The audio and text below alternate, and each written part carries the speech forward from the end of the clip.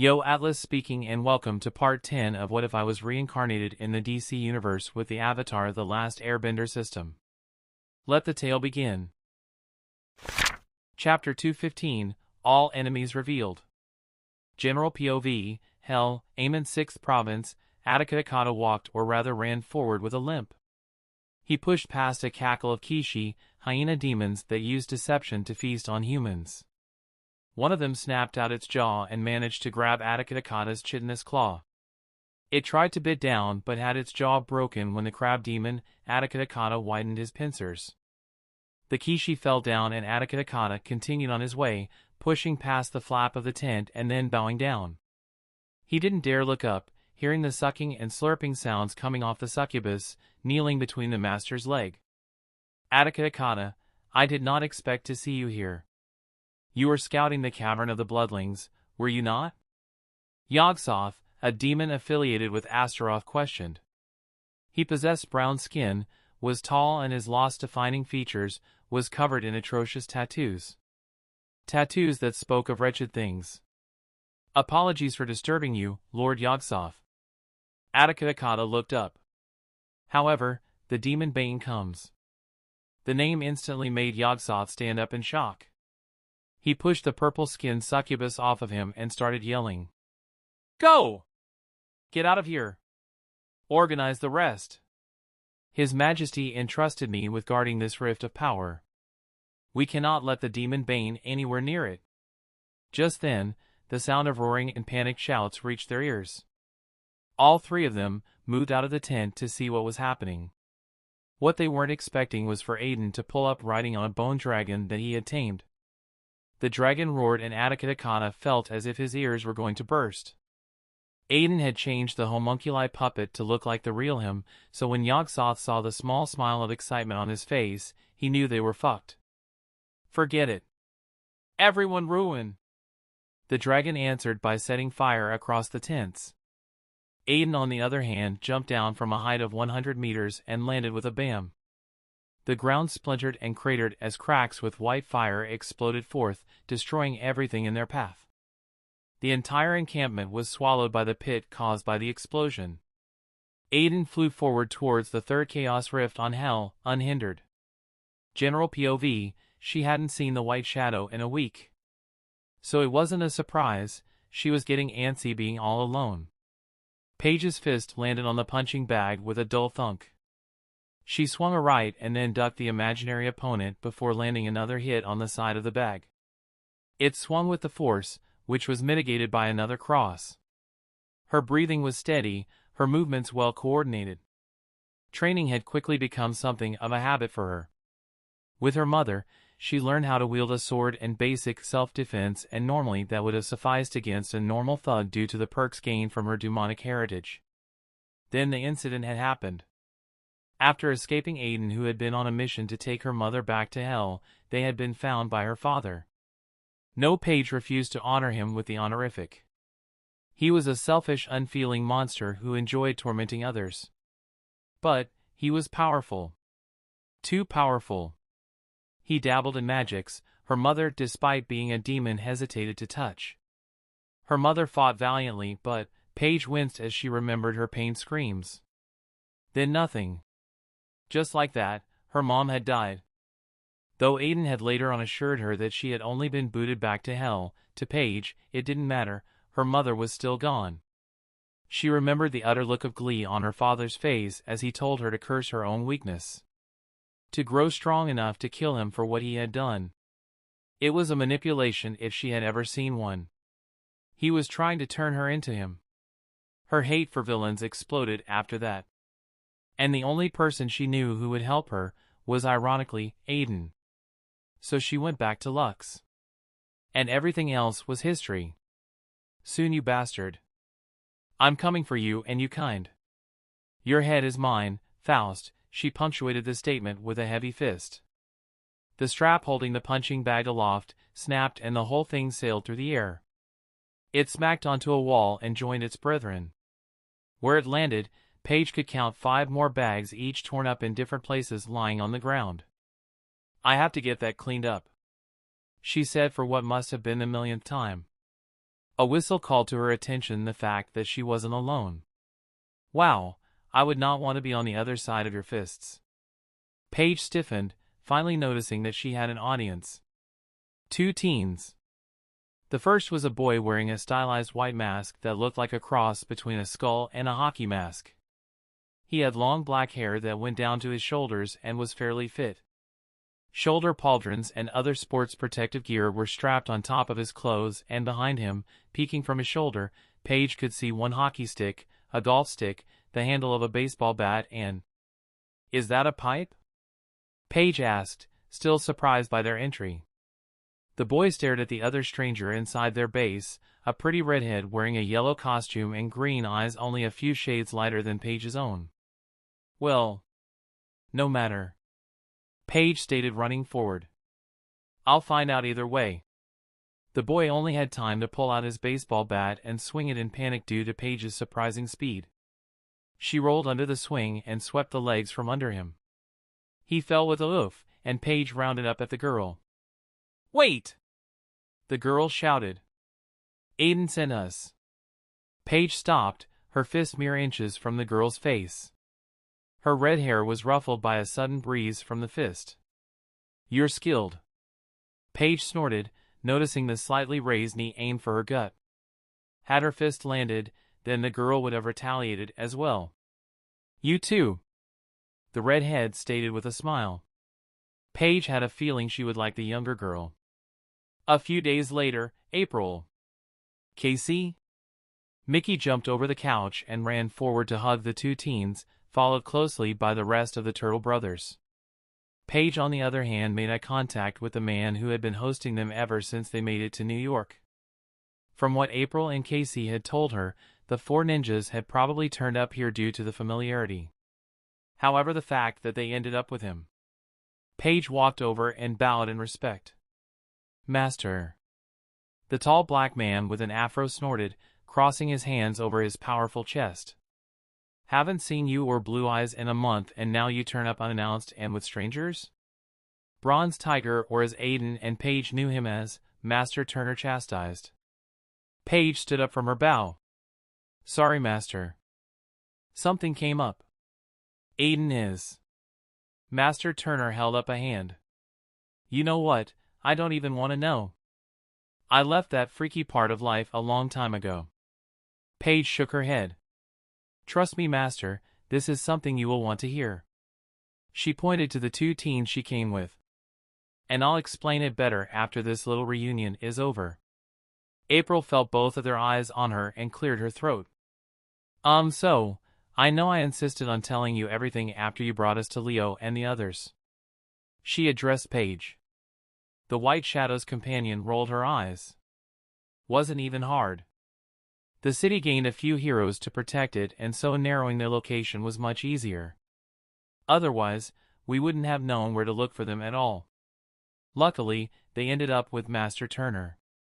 "Wait, you know old dude?" Mikey asked, only to be smacked on the head by Leo. "Be respectful, Mikey." The rest chuckled a little. Paige looked at Bronze Tiger. "Master Turner is not important." He ruthlessly interrupted. "You were saying something."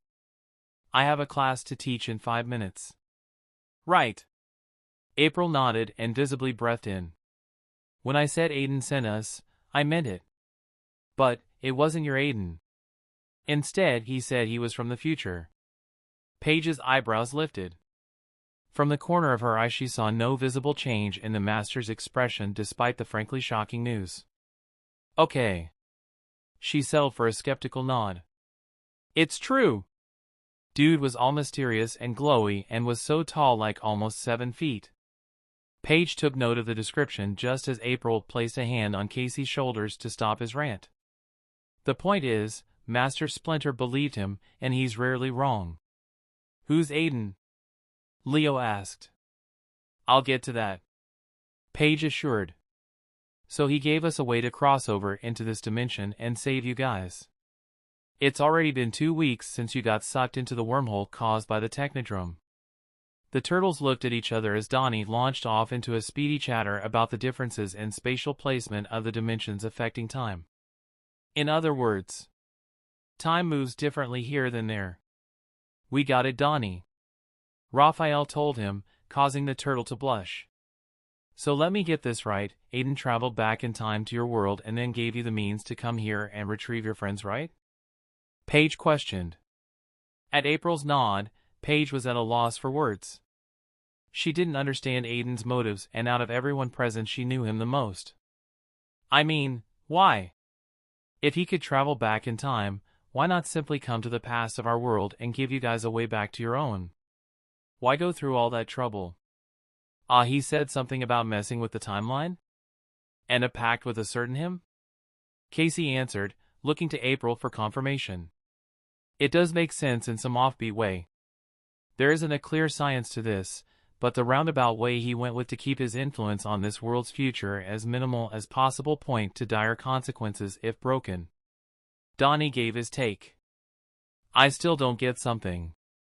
Who is this guy and why does he want to help us? Raph asked. Well, he didn't give a clear answer, but if he didn't intervene and help us come for you guys, it seems like you would have been stuck in this world for a long time. Enough to meet him, enough to become friends, enough for some of you to die. April added with a shiver. Casey placed a hand on her shoulder. That's why you have to come back with us. She held up a piece of red gemstone. There's a powerful one-way spell here. When I crush the gemstone, a portal will open. April seemed desperate and almost ready to beg, and Leo picked up on it. Who dies and was Shredder responsible? Leo's question remained unanswered. You still think he's alive? Raph snorted. We told you what we saw, Leo. That blue-eyed guy. Paige and Bronze Tiger shared a look. It was like nothing could keep him down. Shredder is dead, Leo. For real this time. Leo frowned. This wasn't the first time the Shredder had died. He looked to April, who shook her head. Aiden didn't say anything about the Shredder. Leo, Raph might be right. Casey stepped forward and placed a hand on Leo's shoulder. You have to come back with us, man. Master Splinter is worried. Leo closed his eyes. I see. But something is coming for this world. A crisis bad enough that some of us might lose our lives. He turned to Raphael, Mikey, and Donnie. We have grown up together, trained together, and fought together. You are my brothers, and I love you all, but I can't leave. Not when I know I'll be leaving behind a world in need of me. Raph and the others made eye contact. And we're not leaving you alone, Leo. Amusement park, I want to ride on the huge Ferris wheel, Greenie. Breeze tugged Starfire's clothes and said. Starfire looked down at her and rubbed her hair. We'll get to that in a few, Breeze. Meanwhile, do you mind helping Sai win something on the shooting gallery? Breeze chuckled evilly. Whyeth pleasure. I'm the best at shooting things. Starfire did not have to look her teammates' way to know Artemis had heard that. Oh really? The resident archer asked. Starfire could swear she saw the smirk on Breeze's face expand as she innocently turned around to face Artemis. What?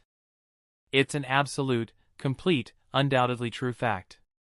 And times like this, Starfire usually wondered how smart the kids actually were. She knew from Aiden that they were only a few months old, but still, the intelligence they showed while still full of childish immaturity and innocence was scary. Breeze showed her tongue to Artemis. Oh, it's on, pipsqueak. Artemis told her, lifting her with a sudden heave and walking over to where Robin, in his civilian identity, was trying to show Sai how to aim. It made her wonder if her baby would also be the same. Incredibly intelligent. Incredibly powerful for sure. Aiden was ridiculously powerful, and Starfire wasn't too bad as well. A smile was on her face as she rubbed her belly. Lately she found herself that more and more each passing day. She usually wondered what Aiden would do if he knew he was going to become a father. But the weight on her shoulder from Kai told her he wouldn't be surprised or deny the child. He was basically already a dad. Corey could imagine the look of joy on his face. Are you thinking about the baby? Kai whispered in that childish voice that Star adored so much. If she had to pick her favorite, it would undoubtedly be Kai. They just got each other. Star rubbed her leg. Are you excited to have another sibling? She asked the young girl. Mh. Kai nodded in excitement. Is it going to be a boy or a girl? That brought Corey up short. She hadn't even thought that far ahead. I don't know. It's a surprise, oh. Kai replied, some of her excitement fading away. Hey, surprises are good. They give you something to be excited about. If you say so, I miss Dad. Kai replied, placing her chin on top of Starfire's head. Star sighed a little. It had already been more than 2 weeks since they all last saw Aiden. 20 days and counting to be specific. Let's join the others. Connor and your brother will be making their way to us after buying snacks. Maybe we can all ride the Ferris wheel together. How's that sound? She offered, trying to distract the sullen girl. And sure enough, Kai perked up. That sounds awesome. Starfire patted her leg, glad to see the excitement was back. Kai was the only one of the kids who knew her mom was carrying their baby sibling, and Starfire was glad she wasn't blurting it out in her excitement. They walked over to the shooting gallery a few meters away. Throngs of people moved out of her way as everyone had a good time. She of course attracted a lot of attention. At 6 feet 4 inches, beautiful, with orange skin, red hair, and green eyes, you ought to have been blind not to notice her, but everyone minded their own business, and with the team still being Black Ops, the wider public didn't know her, so no one really bothered. Hey. A barrier of shimmering white order energy exploded out of the pendant strapped to her neck. The barrier spread out to cover her and Kai in a bubble shield. It held against the sudden fist aimed at her chest. All that was followed by a shockwave rippling out into the crowd, causing everyone to be thrown away. Starfire blinked, her eyes establishing contact with her would-be assassin. She could see where his fist had been aimed, and given the force that blasted out from the contact, it was a killing blow. Someone had just tried to kill her. TCH, die! The assailant, a dark-skinned young man who didn't look older than 17, dressed in black apparel, a symbol that distinctly reminded her of the one Superion had on his costume laid on his chest. He had cornrows, was levitating, and, oh, his eyes just went red. Kryptonian. Starfire's first instinct was to shield Kai from the heat beams, but something crazy happened. Purple fire washed over her and coalesced above her head into a huge flame construct. A dragon. Nobody hurts my family. Kai screamed in fury. The Kryptonian started flying back, releasing his heat beams in the process.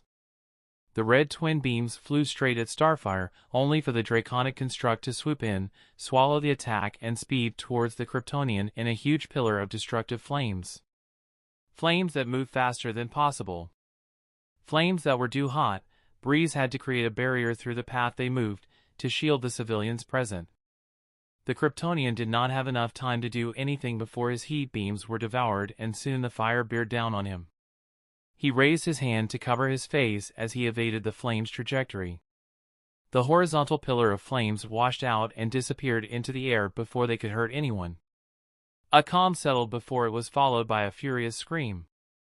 The Kryptonian landed unsteadily on the ground, his arm was missing and his clothes were burned in places. His eyes blazed with pain and fury. You got lucky this time. Hear this, that child you carry will not see the light of day. One way or the other. None shall stand in the way of the House of Zod. With a sudden tremor, Superion landed in between them with an angry look on his face. His little brother landed next to the rest of his family. Superion's angry look transitioned into confusion before settling down into a stern one. Whoever you are, stand down and come quietly. That's the only warning I'm giving you. Superion. I am Lorzod, son of the greatest Kryptonian general. The elves are responsible for most of my family's suffering. He spat out, hate coloring his tone. You shall pay for their crimes. The Kryptonian stated with a dark sadistic chuckle. I will have immense pleasure killing you. Not today but soon. Then he floated inside a yellow craft. Superion blurred forward to stop him from leaving, however his hand simply passed through the rapidly fading craft. The time sphere was already out of phase with this time. Elsewhere a few hours later, so this was Krypton, or at least a mental projection of the planet that birthed Superman. The sun above was red, casting a scarlet light on everything he could see. His feet scrunched on the grains of sand as he stood above a cliff. Below him was a valley with a river that snaked in winding patterns. The hill opposite him was occupied by a sprawling city. Hovercrafts lazily floated through the sky above the city while larger hover vehicles came to and left the city, moving to other parts of the world. It was a few months since he had walked around, confined to the bed as he had been. But while this couldn't be considered true walking, he welcomed the change. The first of them appeared behind him. The same one who was sustaining this mental projection to allow them all to hold a conversation. Then a few more figures manifested. Krypton, such a beautiful planet. Too bad it's nothing but floating debris in space. Oh, such potential for delicious chaos, lost. A childish voice stated. The voice belonged to a preteen girl sitting on the shoulders of her familiar, a huge gem construct. Where is Mordru? The other figure present, the son of Darkseid, Graven asked with a sniff of disdain. Lord Mordru is currently occupied keeping the Lords of Order blind to our little soiree. Child answered with a small smile. I see. So he sends a child to do his bidding. Does he think so highly of himself that he would be absent despite the fact that I present the will of Darkseid? Such insolence. The next figure present chuckled. Kettle meat pot. Graven rounded to stare at the tall, cresting at 10 feet in his miniature size, being. Watch your mouth, Kronos. You are nothing but a pest. I am still confused about why our host insists on your presence. You watch yours, new god. Kronos spat out. Your dog of a father can speak to me like that, but you're just a pup. Insult me again and you die.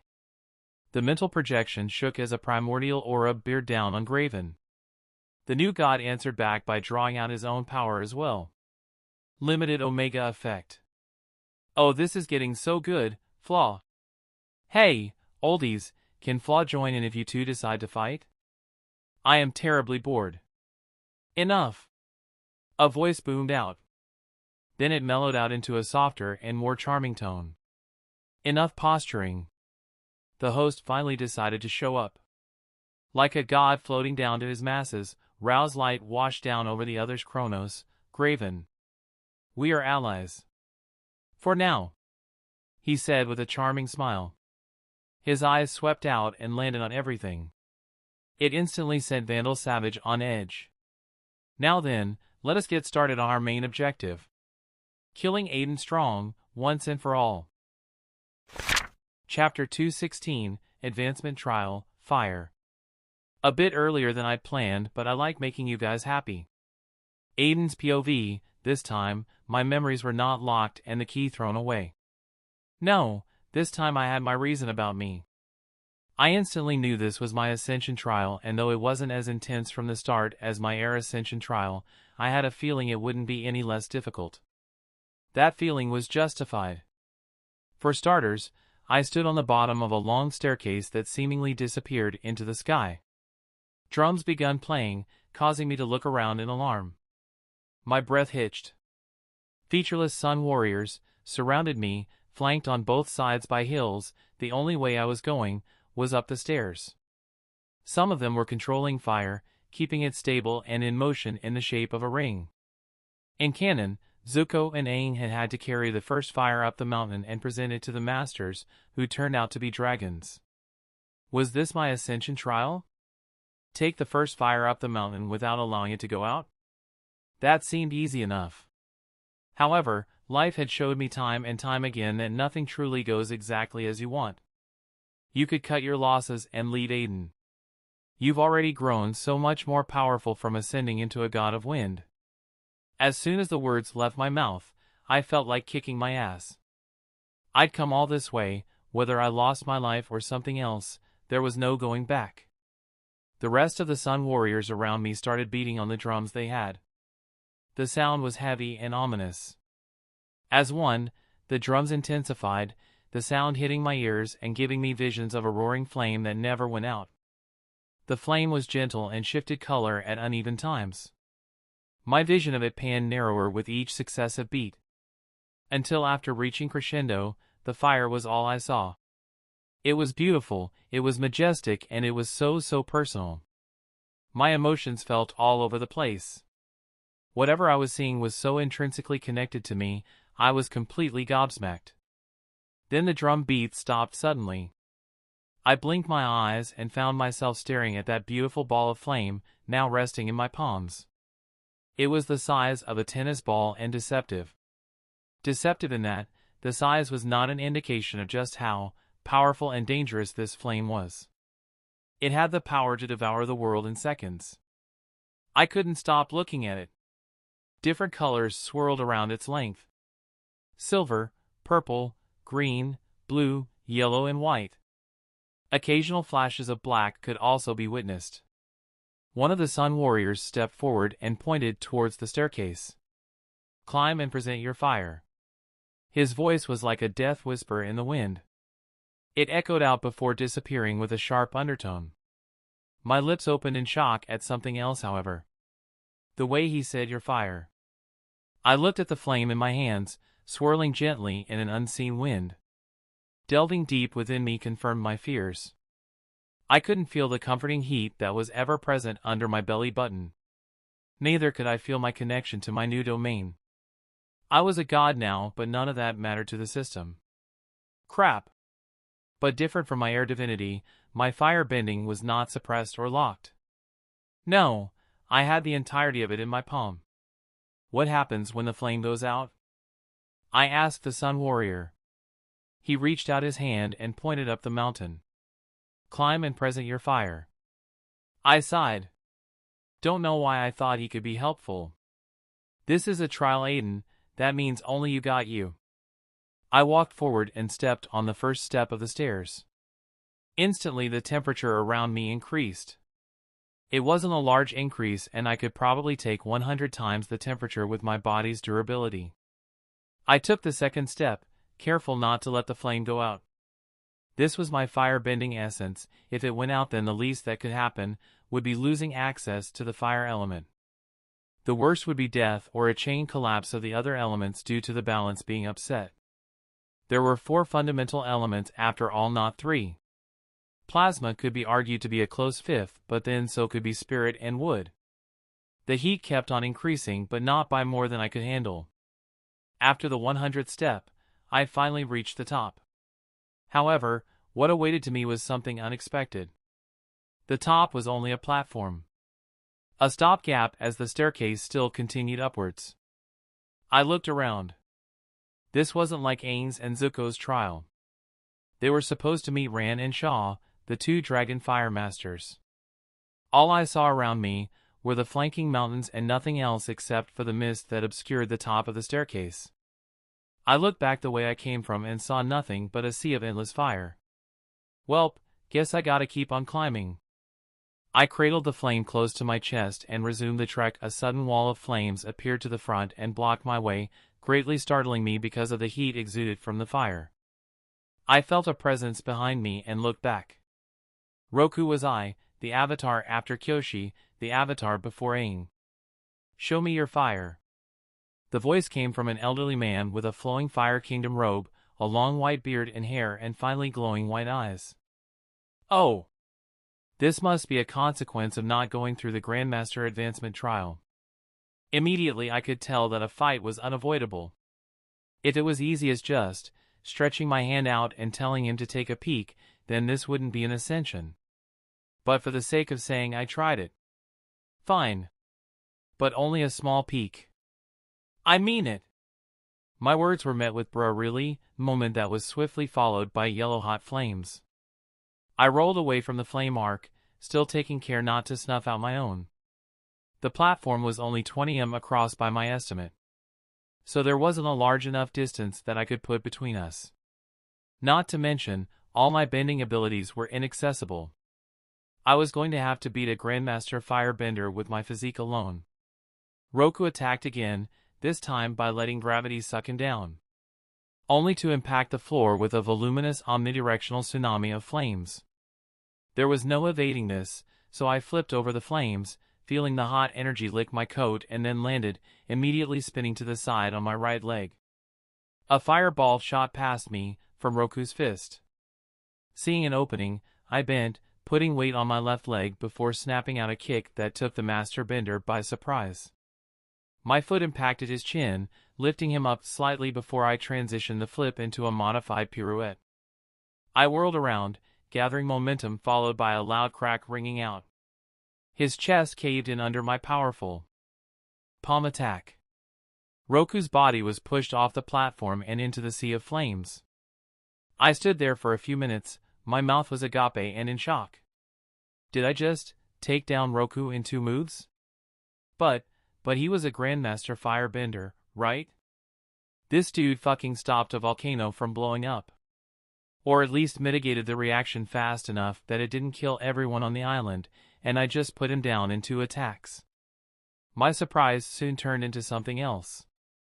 Elation. This was the proof that I had grown stronger. I tightened my palm into a fist. Everything I'd done was not for naught. This was the result. And I wouldn't stop moving forwards, I thought, looking at the stairs waiting for me. My flame suddenly enlarged in my hands before reducing in size to its earlier state, but with flashes of gold joining the flashes of black.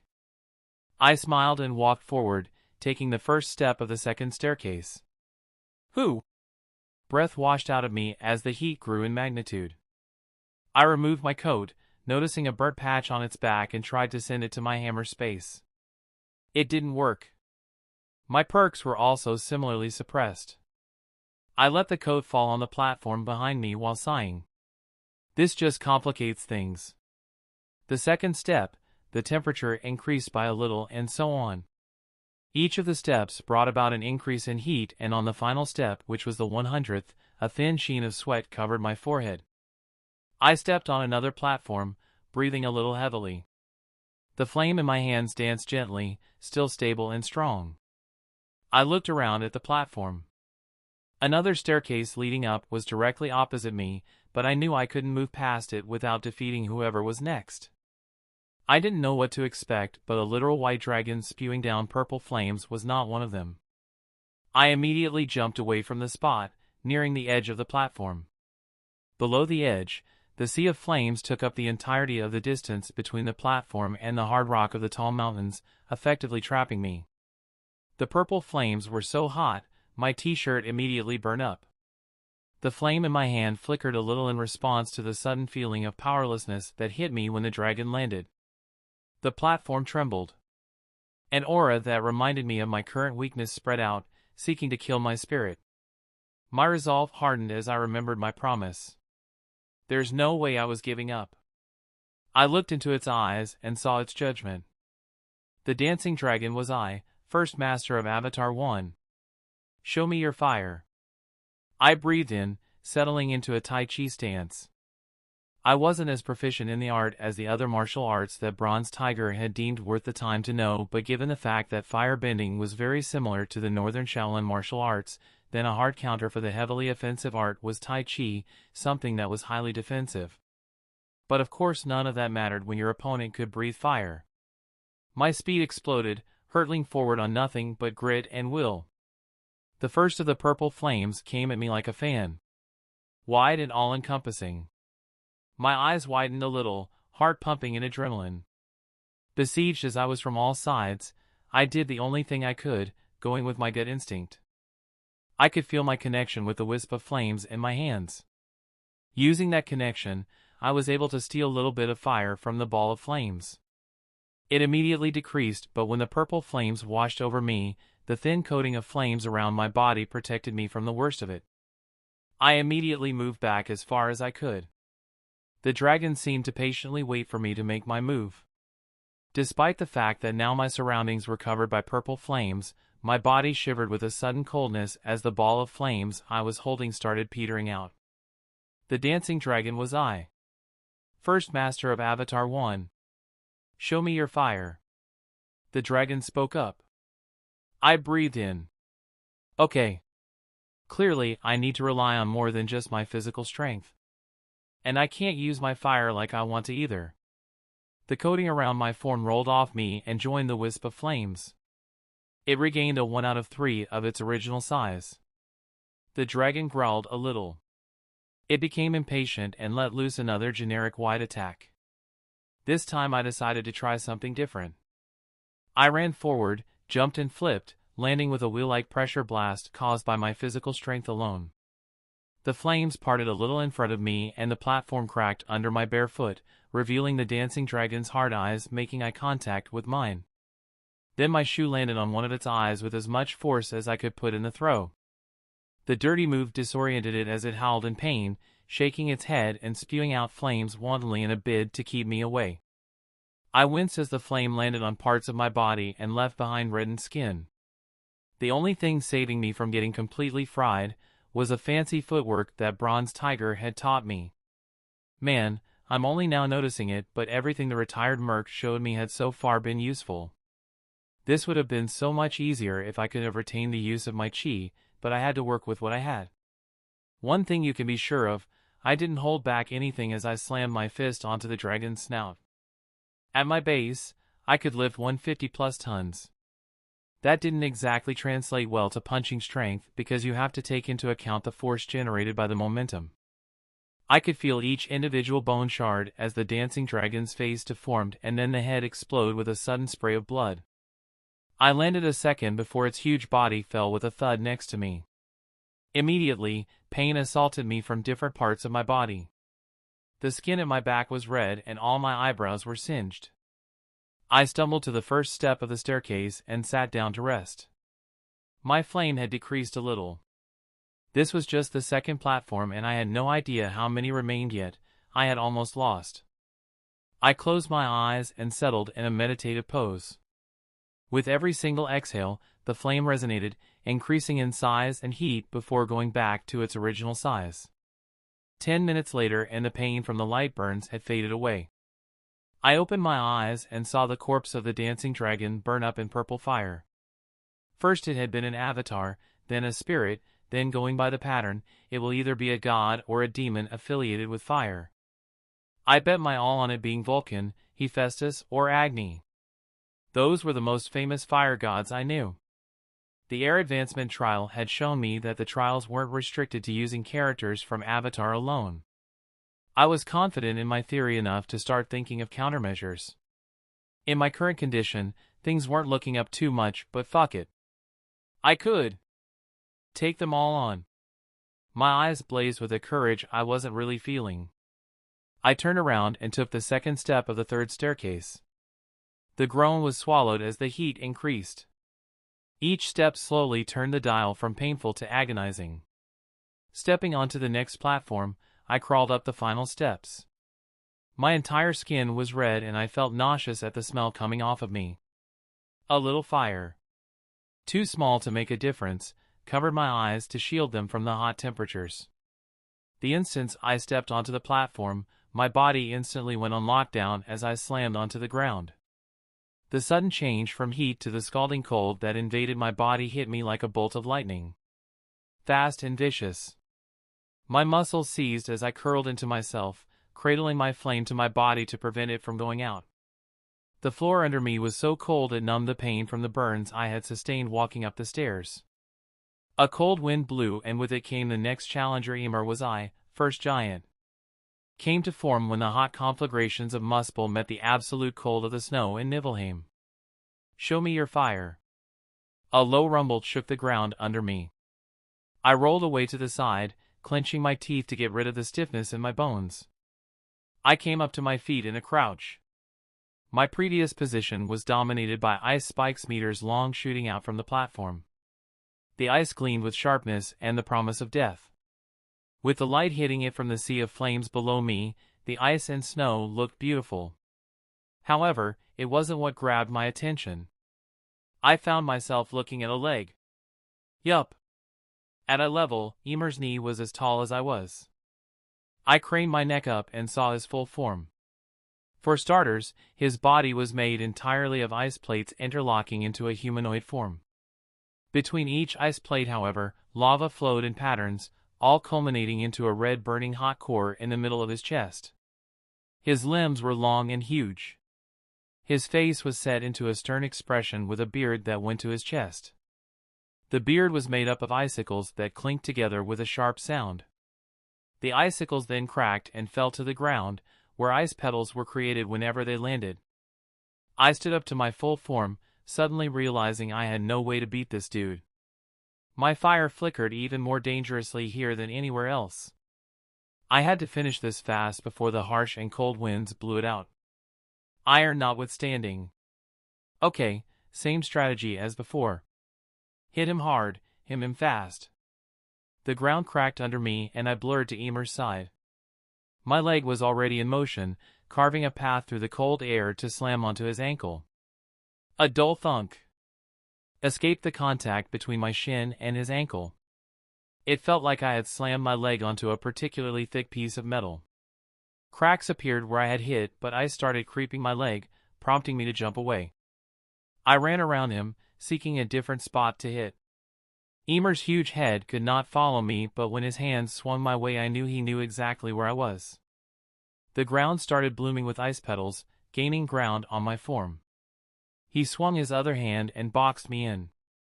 The platform was already not big enough for the both of us, so the action forced me to stay close to his huge giant body.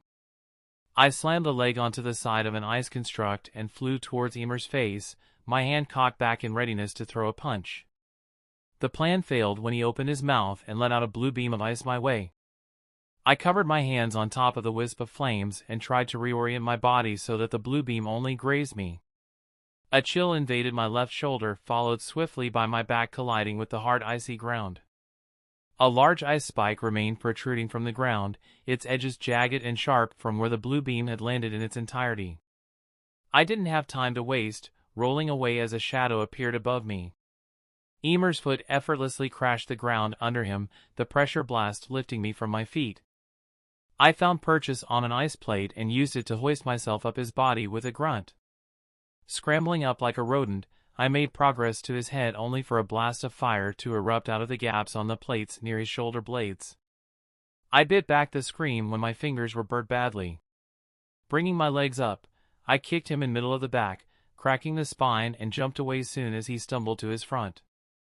I landed near the edge of the platform where some of the snow was melting into water due to the close heat. This time my breaths were coming out harsh and for some reason, my body felt cold and weak. Looking at the wisp of rainbow-colored flames in my palm, I breathed out a sigh of relief. Still burning, though it had lost a little of its light and intensity. Emer's back had cracks running out from the contact of my foot. Right before my eyes, though, the heat blazing through the gaps roared and the cracks disappeared. That caught my attention, but just as I was about to figure out why, he turned around and started running towards me. I tensed, coming up with a risky move. I was at the edge of the platform with nowhere else to go. Come on! You want some, you overgrown snowflake? Well, I'm right here. Emer's second step was sufficient for him to cover the distance between us.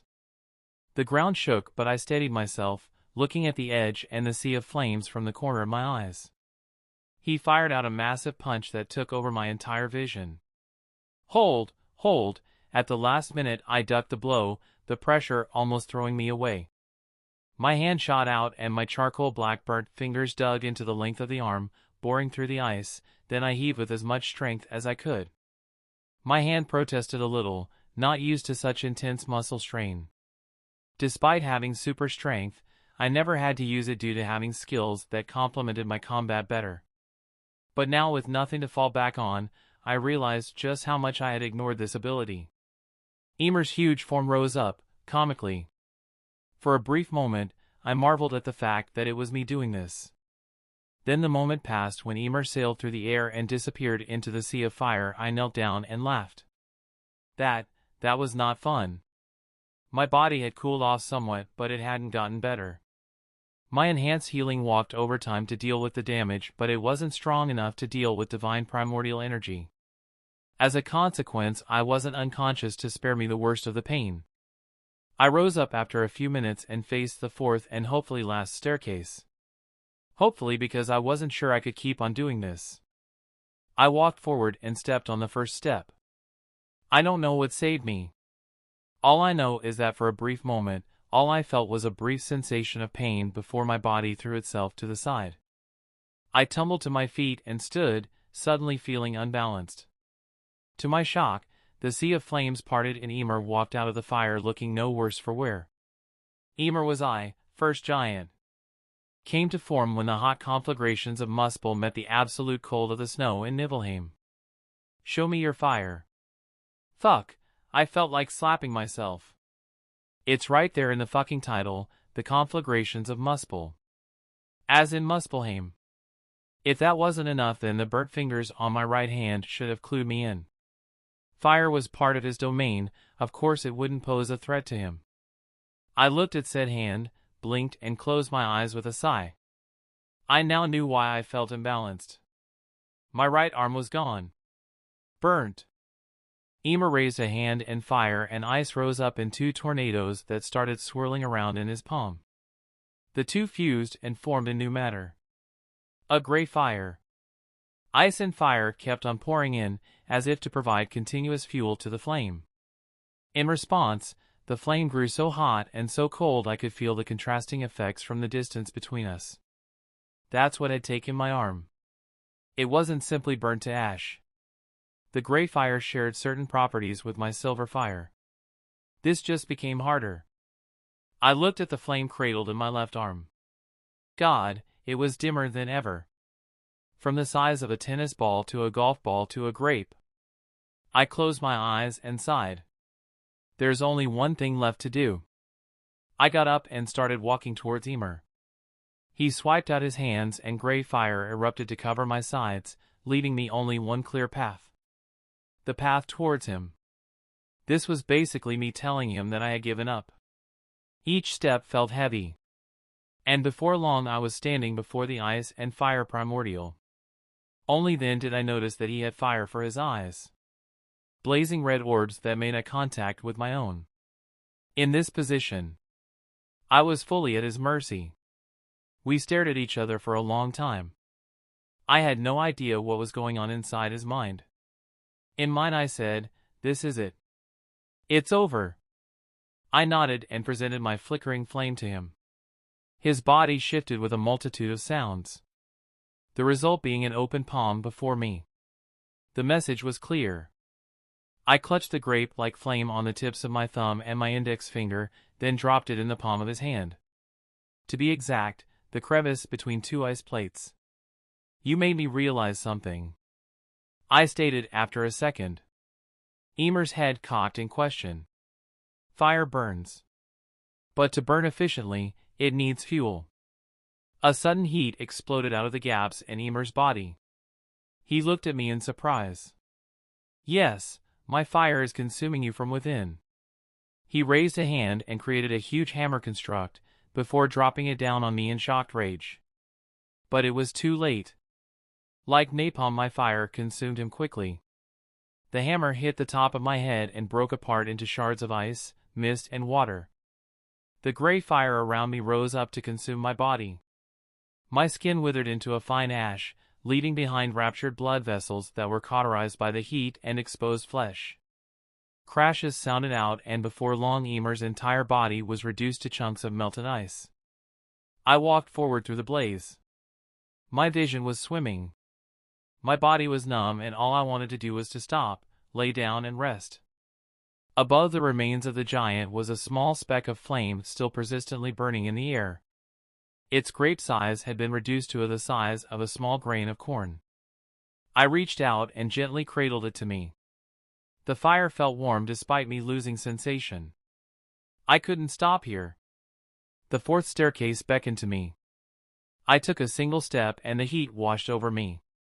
The exposed flesh started burning. The screams of pain ripped out of my throat as I stumbled. My eyelids disappeared and my eyes popped and liquefied when I stepped onto the second step. By the 10th step, I was nothing but a black skeleton walking forward on will. The speck of my inner fire kept on burning though, and that was enough for me. By the 30th step, I lost my body. My bones crumbled into ash, and all that was left of me was a spiritual bubble shield over the flame to keep it burning. I floated upwards agonizingly slow. I had no idea why. It wasn't like I was going to fight anyone at all anyway. Without a body, I was screwed.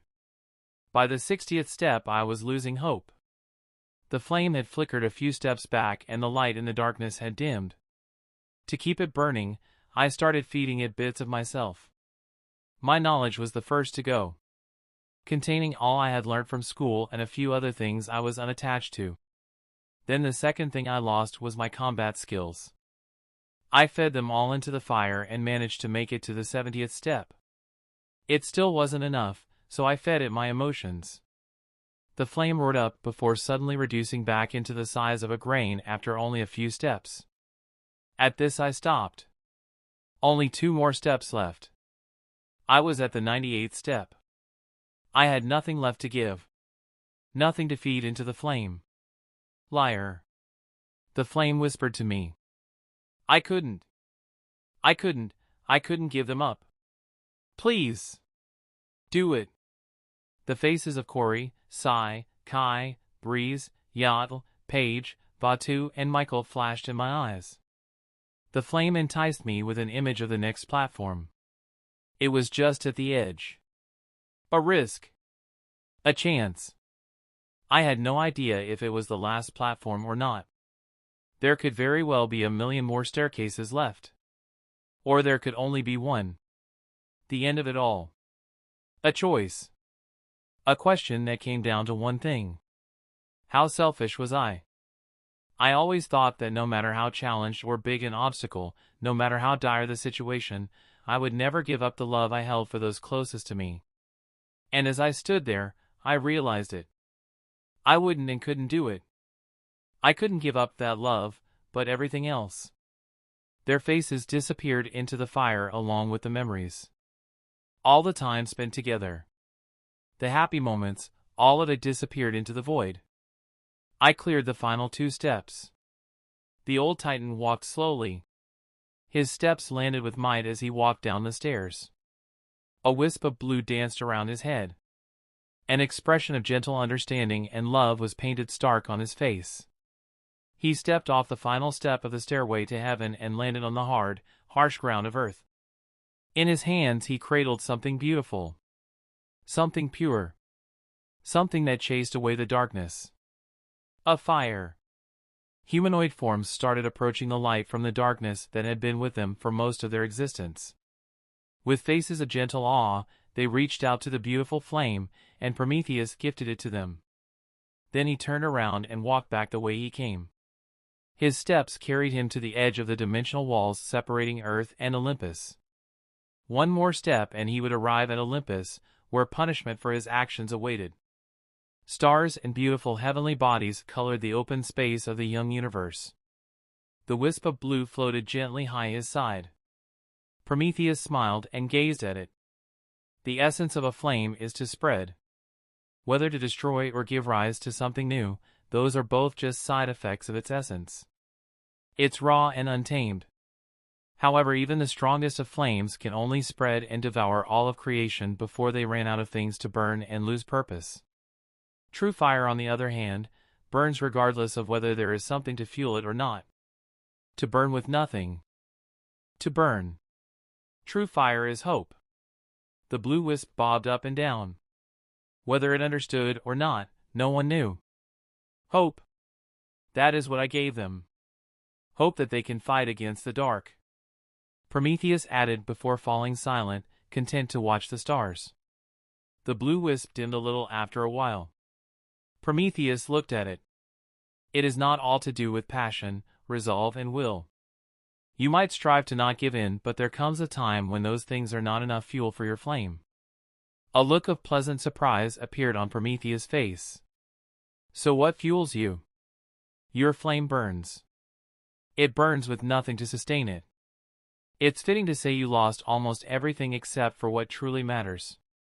The Titan grew thoughtful. If a true flame burns with nothing to sustain itself except hope, then what about a flame that burns sustained by something everlasting? The blue wisp was silent. Prometheus hummed. I know you might be confused, so I'll try to be clearer. Hope by itself is unrefined and stagnant. It relies on an outside force to sublimate and change into something more. Your flame burns sustained by the core of your soul. A great and selfish love. That love sustains your flame.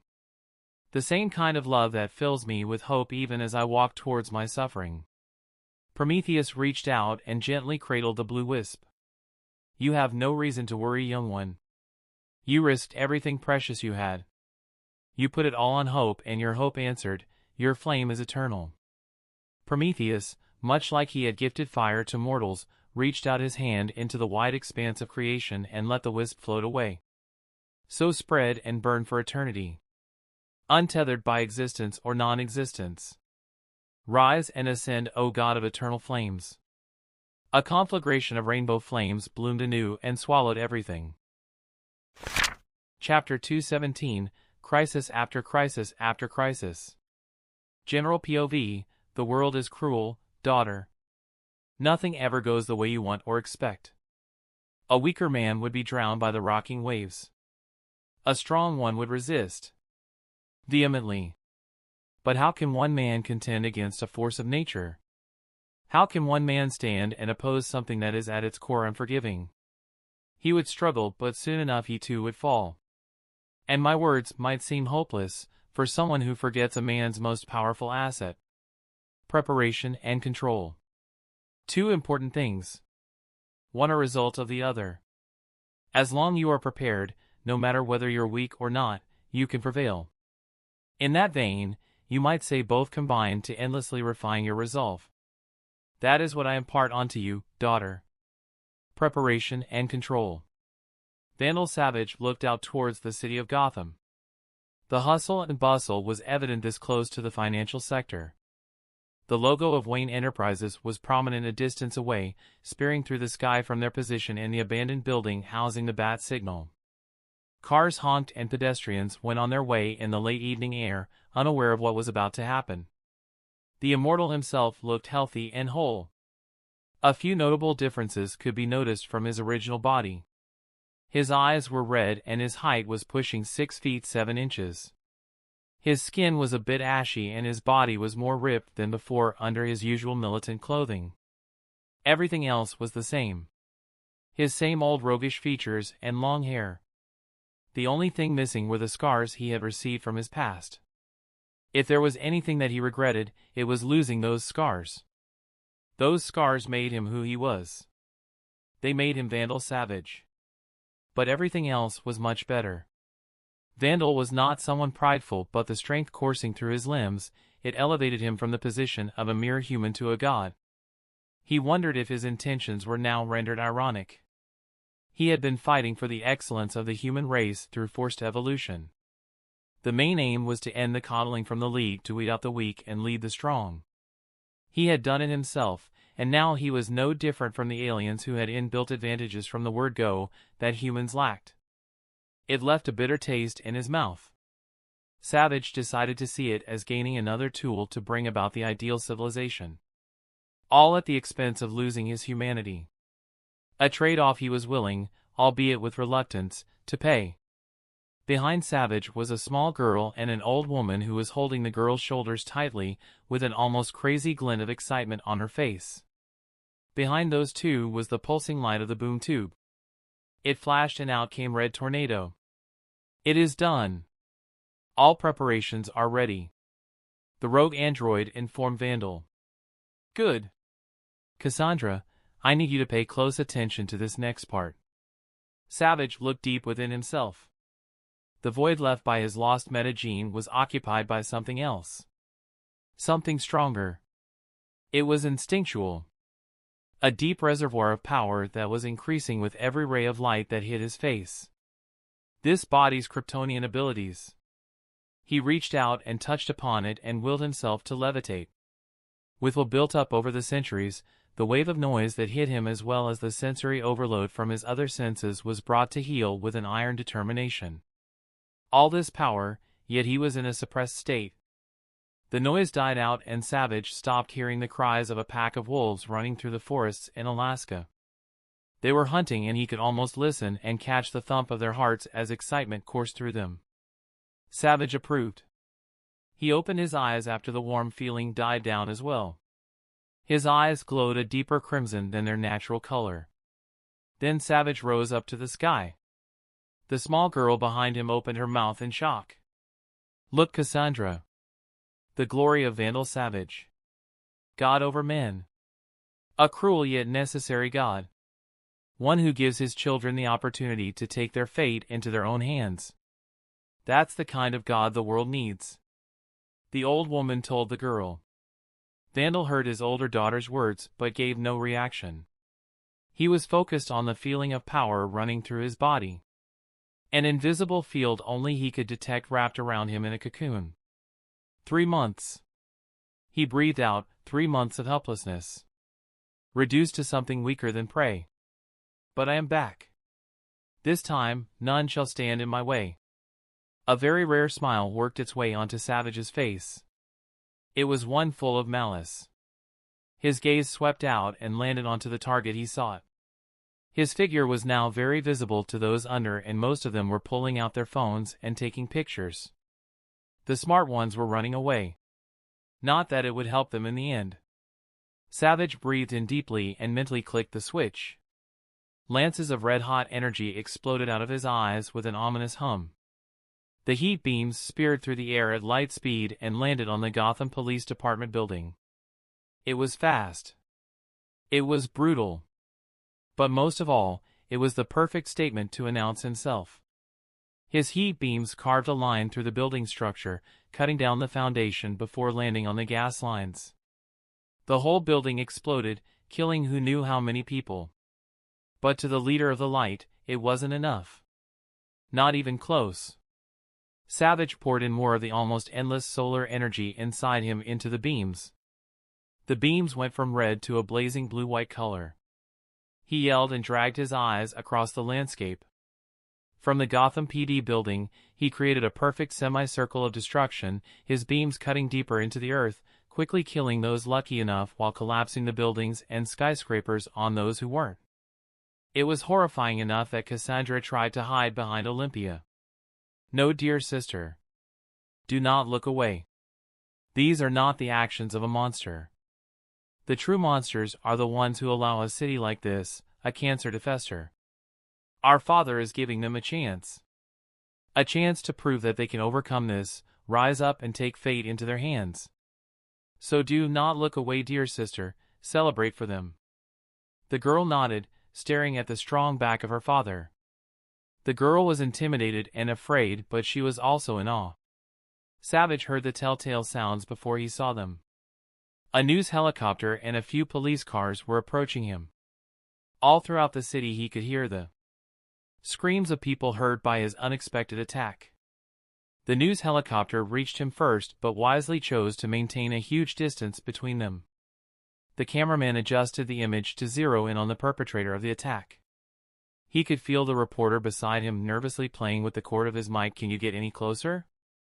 I think I see a couple more figures on the rooftop, the cameraman said, trying to get a better angle of Savage's face. Fuck no.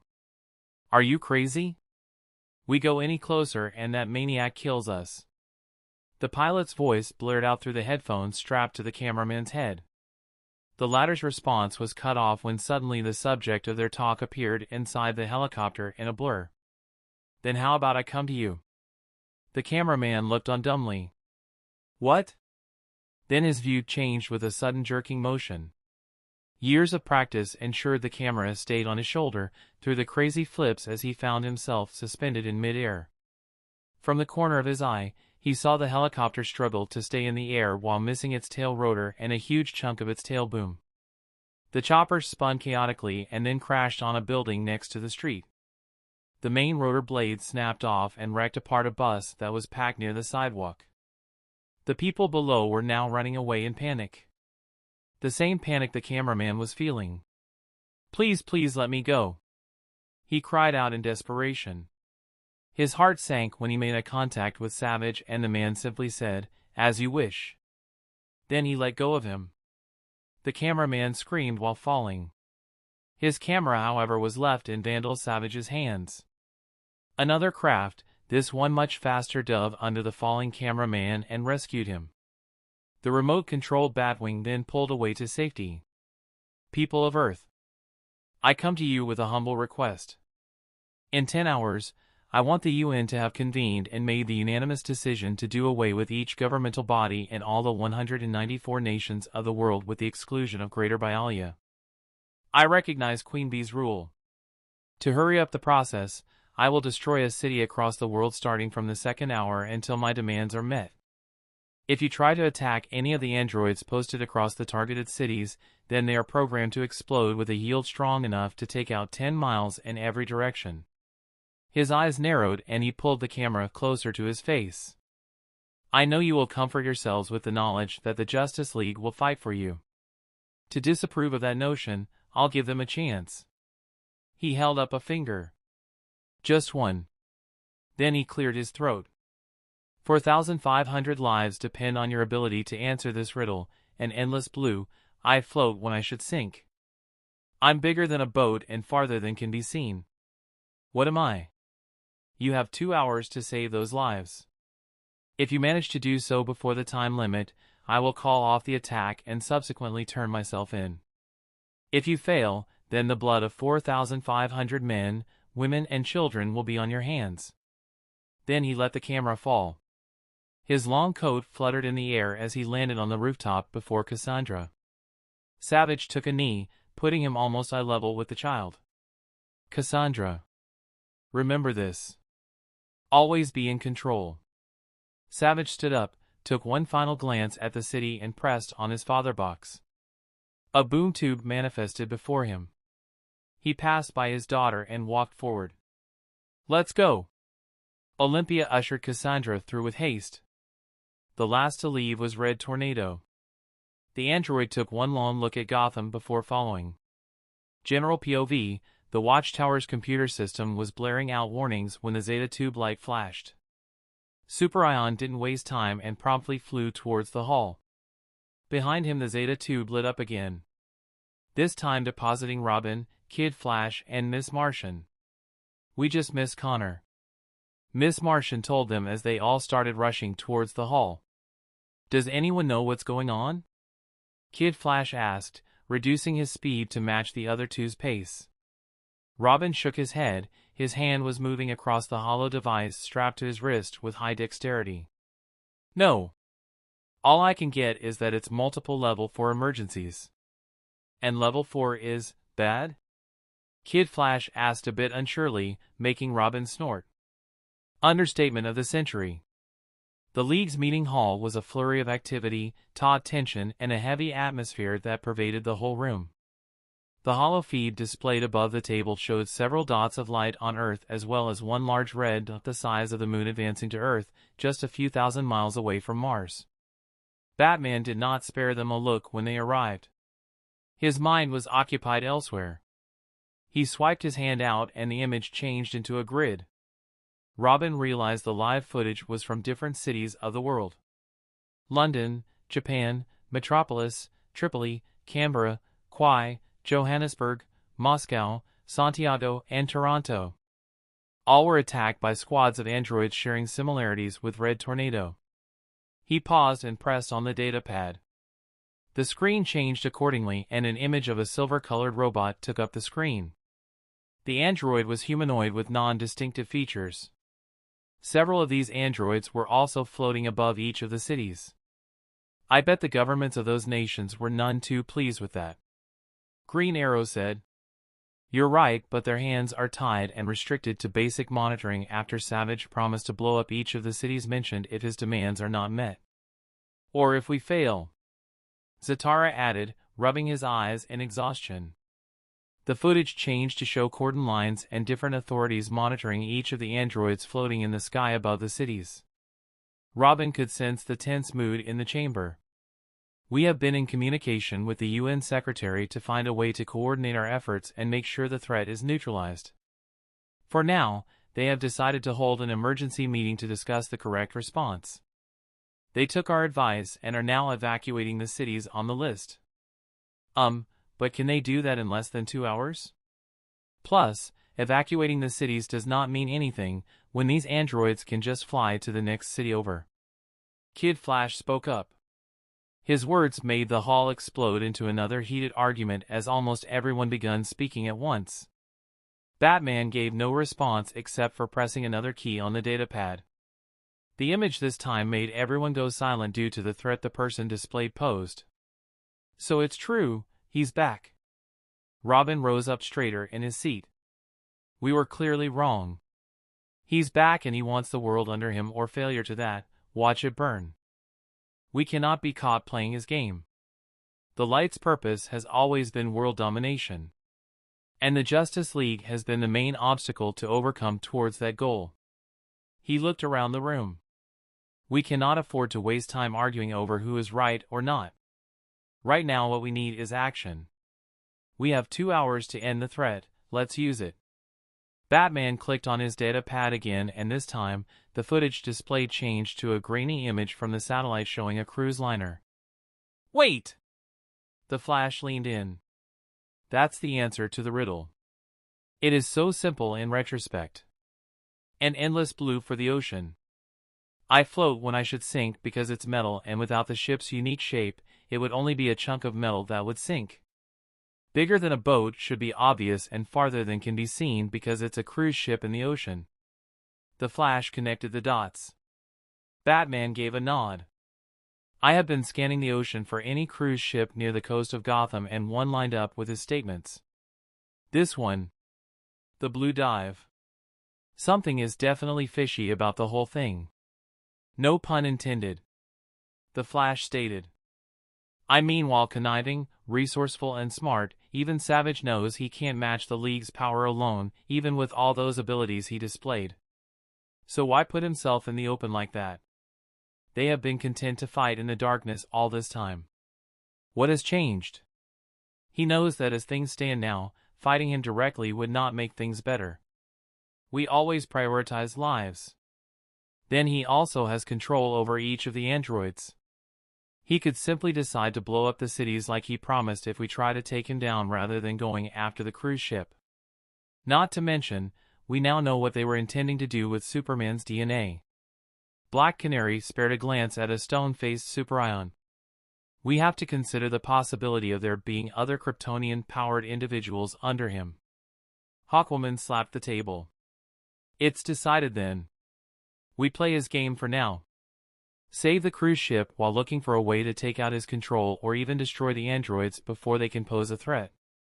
Afterwards we go after Savage. 2 hours is more than enough time. I'll start looking through the League's database on what we have on Morrow and Red Tornado for anything that might help.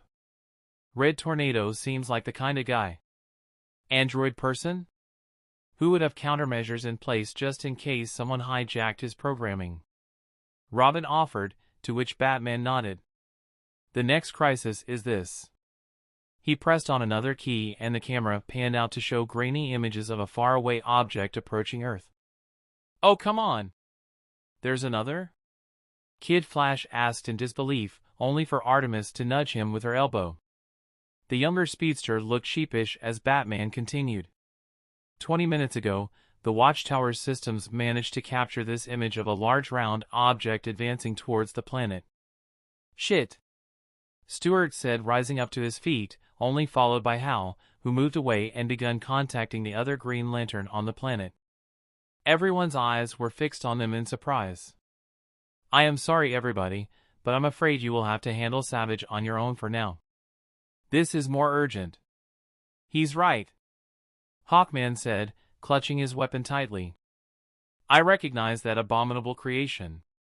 Gardner's on the way. I'll move ahead while you explain to them what we are dealing with. And with that Hal floated up and then disappeared into a streak of green light. Stewart took control of the display using his ring and shared some information with the computer system. A clear image of the round planet-sized craft appeared on the screen along with the face of an alien who looked intimidating. Yikes. Dude looks like he eats Mel breakfast. Robin Joker absent-mindedly. This, Stewart pointed at the alien, is Mongol. And that. He pointed at the alien craft. Is called the War World. An artificial planet outfitted with weapons of mass destruction. It is effectively a mobile planet buster, and let me guess, Mondal is not a happy-go-lucky person who's only here for sightseeing? Stewart shook his head at Artemis' question. If by happy-go-lucky you mean a ruthless galactic warlord even the Lantern Corp is wary to engage in a fight, then you're right. This cannot get any worse. Kid Flash whispered to Miss Martian, who looked uneasy. Are you sure you want to test fate like that, KF? Just as Robin replied, Adam cleared his throat. We can handle the situation on the ground. If you need backup, don't hesitate to call it in. Stewart nodded and left the Watchtower as well. Batman swiped his hand out, and this time an image of Atlantis appeared. This time his voice was curt and strained. The last crisis is on Atlantis. Tensions between the city-states finally reached a breaking point, and Triton has declared war on Poseidonis. The image showed devastation on the outskirts of Poseidonis while the infighting continued. What is going on? I thought Aqualad bringing back the King's Trident should have settled things down. Green Arrow asked, irritated. Heck, we all did. Wonder Woman sighed from her position at the end of the table. We believe the Light to be responsible. With King Orin still injured from his fight with the Enhanced Trench, Triton took advantage of his condition and launched a series of attacks at the city's resource points and placed it under siege. Is he still stubbornly refusing to be healed by Psi? Starfire asked, pitching in an idea that the League had been reluctant to accept. Black Canary's eyes softened. It is worrying, placing such a burden on a child. Orin was not the only against the idea. We took a vote as well. Starfire looked around at the gathered hall. I get that, and the warlords of Akira would find your actions noble and honorable, but also stupid. Black Canary blinked. I know the kids. Psi would want to help. Especially now that things have gotten so out of hand. And Aiden? How would you react to that? Wonder Woman spoke up. Batman couldn't help but notice that she hadn't contributed a lot to the earlier conversation. Her mind seemed occupied by something. To be completely honest, he would not approve. He would rather see the world burn than place any of the kids in that sort of danger. But that is just his overprotective side. Starfire looked around the hall, as if daring any of them to disagree with her. Robin noted how she absent-mindedly rubbed her belly. A jealous pang hit his heart, and he quickly looked away. Now was not the time. Psi, Breeze, Kai, and Vorel are like their father. They are strong, powerful, but above all, proactive. Do you think they will idly stand by and watch as the world burns without doing anything? Heck, they saved me from certain death before I even knew it. Superion frowned, remembering the incident that had happened a few weeks ago. So you're suggesting taking them to the battlefield? Black Canary ground out with narrowed eyes. Starfire shook her head. No. I'm suggesting removing them from one. A brief silence dominated the chamber. I've seen people like Savage before. If he's anything like my sister, this will get worse before it gets better. Her words were cut off when Wonder Woman's shadow lengthened unnaturally. Due to the tense mood in the hall, everyone was up in arms when Atla made his appearance. His form was awash with green fire as he materialized. He spared a glance at the League, his eyes pausing a little on Starfire and widening, before turning to Wonder Woman. It is confirmed. Kronos marches with the armies of Tartarus towards Olympus, he announced to a suddenly conflicted Wonder Woman. His next words, however, were even more shocking.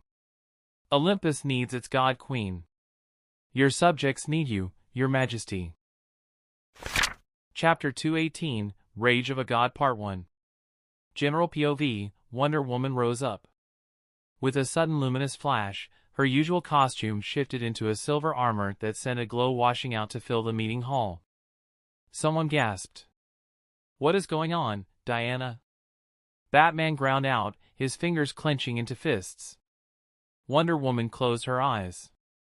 When she opened them, they were cool, indifferent, godly. Something I do not have the luxury to explain now. Something I did not want or expect to happen. She looked at each of her colleagues. Once I'm back, I will tell you everything. But for now, I am needed elsewhere. I don't understand. None of us do. John and Hal just left and you are too? Green Arrow slammed his hands on the table. You are the chairman for Chris Sake. Whatever it is, can't it wait until we are at least done with one thing? Wonder Woman shook her head. I apologize, but I must make haste. If Kronos' armies manage to take Olympus, then Earth will likely be in danger. The gods' influence still stretch over this world more than you know. She sighed, her wings stretching out behind her. It feels like a betrayal, but it is not. We are all fighting the same battle from different fronts. She read the emotions on their faces and felt a vice grip her heart. Some were looking at her with distrust. Go! Batman finally stated, before turning his back on her. Very well. Wonder Woman responded. She then closed her eyes and the symbol of a shield flashed on her glabella. A golden light spread out of her and filled the room, hitting everyone gathered. What did you do? Batman growled out. His exhaustion left him and his body felt energized. Strong. Fast. And he wasn't the only one given the strange expressions of pleasant surprise on the others' faces. I am the god of heroes. What I did was exercise my divinity and enhance you for the coming battle. You are stronger, more durable, faster, and your abilities have grown more powerful as well. It will last for as long as you fight. She turned to Yatl, leading behind a shock room. I am ready. A turquoise fire rose up from Yatl's feet and consumed them both. Through it all, his panther face never left Starfire. Too bad his siblings were not around. He would have loved to see them. Starfire noticed his gaze and the question in his eyes. Does he know? Starfire shook her head with a gentle expression on her face. Yatl understood what she was asking of him. She was asking him to let her be the one to tell Aiden. Yatl was conflicted. His duty was to the master. But he understood, and so he gave a curt nod in response. Then they disappeared. Elsewhere, you guys ready? Darkin asked in from underneath her cloak. The voice sent chills across Mikey's spine. It was totally different from the way she spoke in her civilian identity. Yeah. Leo answered for all of them. Is this the crisis you were talking about? Raph asked April. Let me think. Rogue androids who have hijacked cities across the world and a powerful villain who is after world domination. Yeah, I think it checks out. Raph snorted at her answer. Darkin saw her master motion towards him with his head. She turned to the turtles arming themselves. Give me a second, guys. She fiddled with the knives strapped to her hips while walking forward. Aiden was still missing. Are you sure you want to do this? Master Ben asked her. Paige took a second to mull over the question. To be honest, she would rather be training her skills to get better than being part of the do-gooders. But there might not be a world left if she chose to stay out of the fight. So she gave him a single nod. She hoped it was a confident one. All right. The master nodded. If you need anything, do not hesitate to say. That won't be necessary, master. Paige shook her head. You've already done more than enough. Bronze Tiger narrowed his eyes before nodding as well. Take care of yourself. Paige smiled, her green eyes twinkling. Always. She turned to the TMNT team. Okay guys, hold on to your horses. This might get bumpy. Darkness started pouring off of her hands. She wasn't used to using this ability that much. Especially with this many people, but she understood the urgency. So where are you taking us? Donnie asked. Well, who better to save the world with than the experts? The darkness billowed out and swallowed them. A second later they appeared before the Justice League headquarters in Washington, D.C. Elsewhere, the Batwing cut through the air at its highest speeds. Batman was on the cockpit and behind him were the Flash and Green Arrow. I still think this is a bad idea. We're most likely walking, well, flying into a trap. Green Arrow grumbled while checking his arrows. We don't have a choice. The Flash said, eating a Snickers bar. How can you even eat at a time like this, Barry? The Archer asked the Speedster. The Flash shrugged. Gotta keep my energy up if it does actually turn into a trap, or else I won't be able to save your collective as. Don't litter. Batman interrupted him. Where's the hospitality, Batsy? I thought I was flying first class. The Flash joked. Green Arrow snorted. Focus.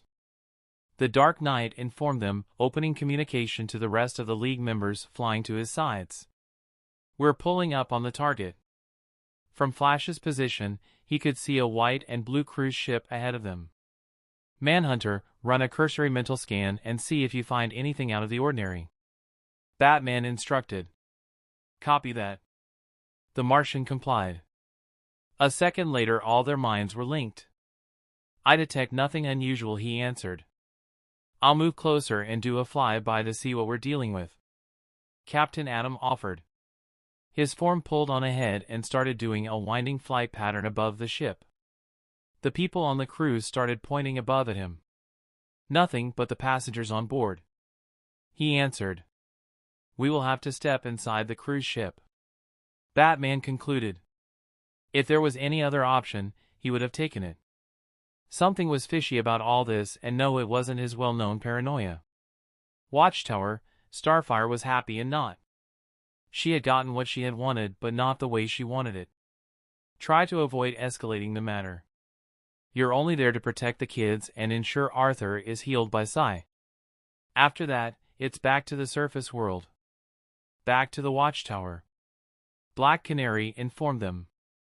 The meeting room of the hub was just a game room outfitted with couches, a big screen, and a ping-pong table at the corner of the wide area.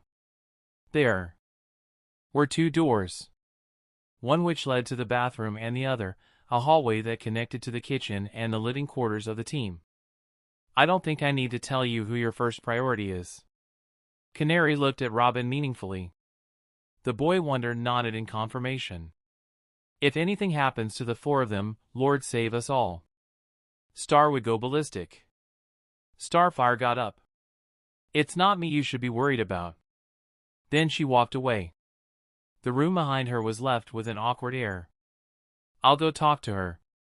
Black Canary got up and followed after Starfire. She found her at her favorite spot, which was almost everyone's favorite spot as well. The Earth lazily floated in mid-space in front of them. Hey! How are you holding up? Canary asked, tentatively. Starfire opened her mouth to retort, then closed it when she saw the concern on Black Canary's face. You're basically asking me to willingly put the kids in danger without me being there to protect them.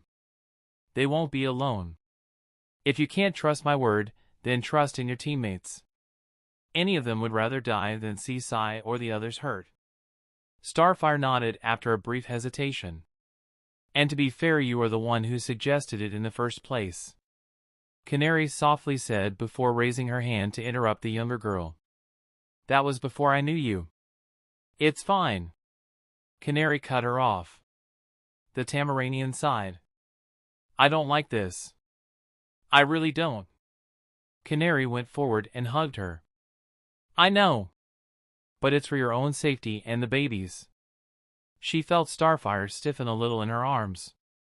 Touchy subject? The older woman tentatively inquired. No. Not exactly. It's more like everyone has been walking on eggshells around me for it. It's refreshing to have someone at the very least acknowledge it. Canary chuckled. Well, let me be the first to say, I think you're handling it like a pro. Thanks. Starfire pulled away. I guess I needed that. Recognized Superion 17. The Watchtower announced through the systems. Let's go. That must be Connor with the... Canary started. Kids. Starfire hijacked her statement. The walk back to the meeting hall was calm and comfortable than it had ever been between them before. Stars! Greenie! Mom! Mom! The kids mobbed her from all sides. Superion stood on the side watching the whole thing with a small smile on his face. Hope they were well behaved? Starfire managed to state when she detached herself from the mass hug. Ma and Pa loved them to death. They even tried to help out in the farm, but of course Pa was insistent they don't. Did you guys have fun? Yeah, there was a tractor that went to. Sai said excitedly. And we made a scarecrow. Vorel pitched in. I made mine fly greeny. Breeze told her with pride, coloring her tone. That's all well, and the alarm begun blaring out in an ominous tone.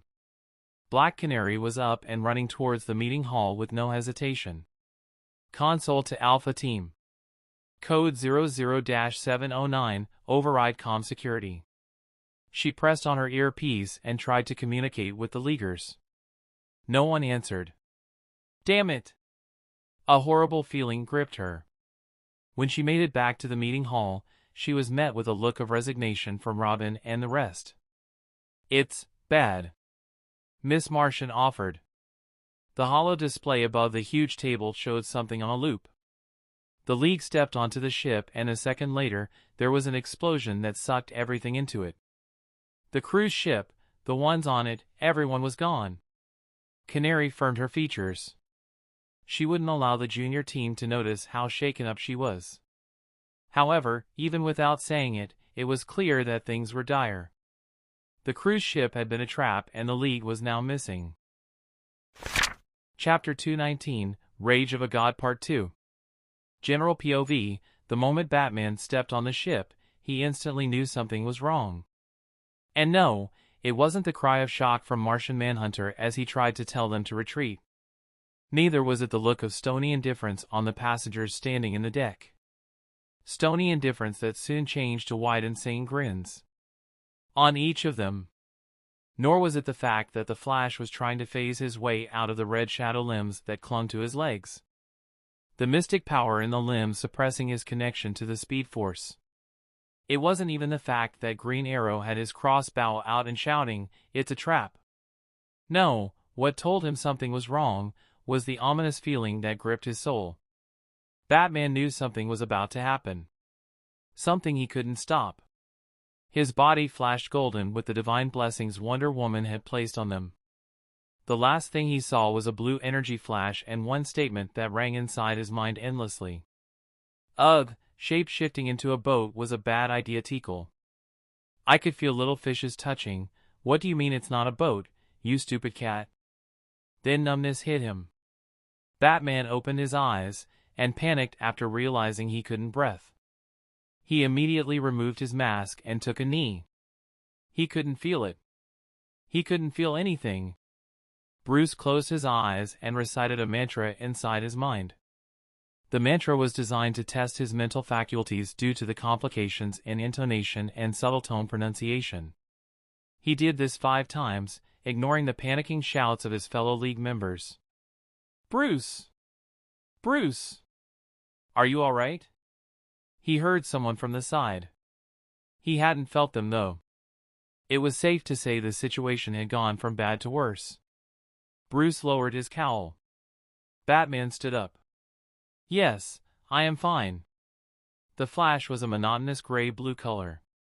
Only the shape of his costume and features let Batman know who he was addressing. He looked back at the others and found that they had all calmed down and shared the same gray and blue coloring. It was a trap. Batman stated the obvious. Does anyone know where we are? He followed up with a second question. Another dimension, obviously. Zatara stated, levitating. Troplet suit too. There was a flash that died out without anything happening. I cannot breach past the layers of space. Mach. Batman hummed. It's fine. Perhaps we. Wait, what's that? Something flashed across the landmasses floating above them. I saw it too. Hawkman seconded the flash. Everyone stood ready. The rock to the side was smashed apart as something barreled down towards them. Look out! Captain Atom called out when it was too late. The creature, for that is what it was, hit the ground and cracked it apart. Stones and the League members were sent flying away by the shockwaves caused. I believe I now know where we might be. Martian Manhunter transmitted through their mental link, adding solemnly, the Phantom Zone. Elsewhere, you're wrong, Miss Canary. I don't believe we should exercise discretion. Savage sees this as a game. He will most definitely announce to the world that the League failed. We should get ahead on that and let the world know it was a trap. That will make Savage lose his credibility and expose just what kind of monster he is. The UN Secretary insisted. Black Canary stood in front of a screen. The screen was partitioned into grids with the UN Secretary, the President, the General and the League liaison. You can't approach this as you would politics. Vandal Savage is a ruthless man, he won't care that you might tarnish his reputation. In fact, I think that would only make things easier for him. He wouldn't have to pretend to be fair anymore. We would also like to avoid mass panic. Robin added from Canary's side. I turned to him. How far we've fallen, having to rely on children to do our job for us. Robin ground his teeth and kept silent. I assure you, General, young, Robin and the others might be, but their skill is unquestionable. They are fully capable of. Excuse me, young lady, but you don't expect us to place all our bets on this harebrained idea, right? The General interrupted her before turning to the President. Mr. President, I am just waiting for your approval and I'll have my men sort this mess out. The President looked at Canary thoughtfully. A few minutes later, Canary and Robin joined the rest of the team in the meeting hall. So what did they say? We have an hour and 5 minutes left on the clock and they decide to tell us to stay put. Robin raged, smashing his fist onto the wall. Cracks appeared on it. So? The League is not answerable to them, right? Artemis asked. Well, technically they are under UN stipulated guidelines. Kid Flash responded. But do you think they will focus on us when the world is going to shit? Artemis countered. Meanwhile, Canary had pulled up a few files onto the display screen. Robin, I remember you saying that you were going to go through the League database to try and see if you could find something Red Tornado might have left behind, right? The boy wonder perked up. Yes, but I didn't find anything except Morrow's old abandoned labs. What if you checked his room? The young detective widened his eyes. That could actually work. He promptly ran off. Where are the others? Black Canary asked. The bio ship. We were actually waiting for you and Superion. You for the verdict and Superion because... Kid Flash frowned. Actually, he didn't say where he was going. Maybe he decided to do the smart thing and escape the planet. The speedster shrugged, only to have an elbow driven into his ribs. Ow ow, it was a dumb joke. He threw Artemis a dirty look. Recognized Superion 17. Warning, intruders alert. Override. They are guests. April, Darkin, Raphael, Donatello, Michelangelo, Leonardo and Casey. Superion declared. Recognized April. The computer rattled off the new designations as a few figures appeared from the Zeta tube behind Superion. Team meet the Teenage Mutant Ninja Turtles. The Kryptonian hero proceeded to introduce each of them before finally landing on Darkin, the reason why everyone was silent. You can't be serious. She's a villain. Artemis already had her crossbow strung. She wants to help. Superion said that while looking at Black Canary.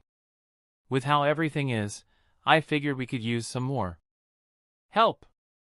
Black Canary sighed and nodded after a few seconds. I hope you know what you're doing, Superion. Elsewhere, the whole realm shivered. Shockwaves of power rippled out as a clawed hand speared through the dimensional walls separating Olympus from other realms in the sphere of the gods. Darkness bled out, followed closely by a huge hulking figure. He wore a helm that hid most of his features except for his ash-like hair and black as night granite features. He was both intimidating and awe-inspiring. Hold! Wonder Woman said, standing at the forefront of Olympus gathered armies, minor gods of combat, war and strength flanked the sides of the more powerful of the major gods. The distance between the two armies was close to a mile in the Grand Plains outside mainland Olympus. Kronos landed from the rift in mid-air, using his hand to spear into the bottom of the rift and drag it down in a zip-like fashion, widening it and allowing the first of his armies through. The first to step out blazed with a wild fire. Hyperion. His brothers came from behind him, and instantly, there was a shift in the Olympus forces. No one told them they were fighting titans. "What is the meaning of this, Hades?" Zeus hissed at his brother. The three brothers were separate from the main army. Wonder Woman had given them only one order, to thin out as many of them as they could before the main attack happened. He made a deal with her. This battle was supposed to happen. Zeus. Something decreed it so. "And so we fight," Hades argued, his voice sounding like death. "It's time," Poseidon stated, his form growing larger and larger as he accessed his godly state.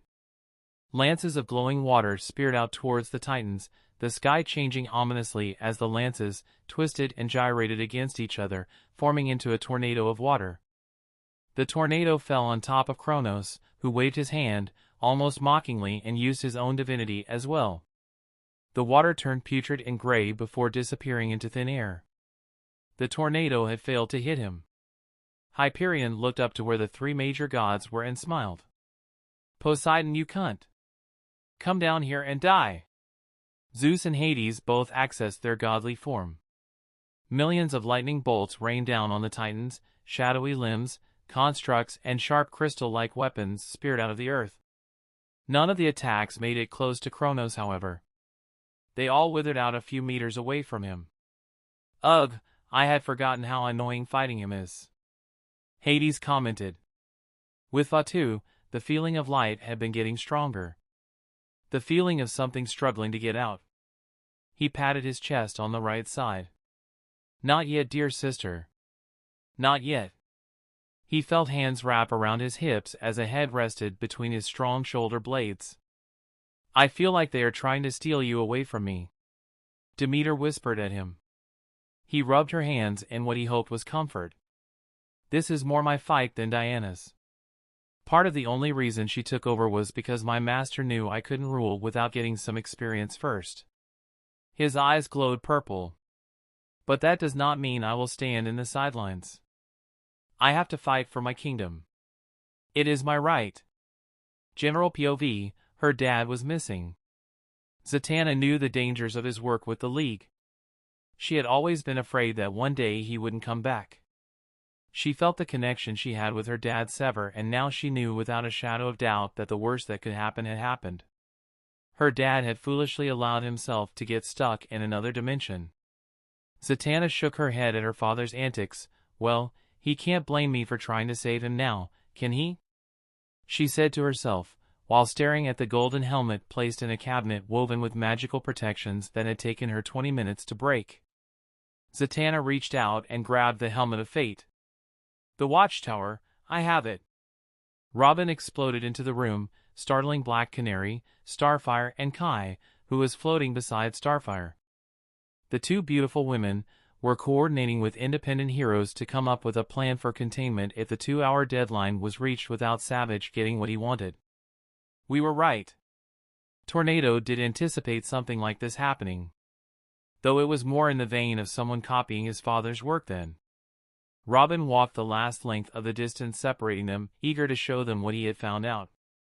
Then, without warning or preamble, a red portal manifested, spitting out a few notable figures.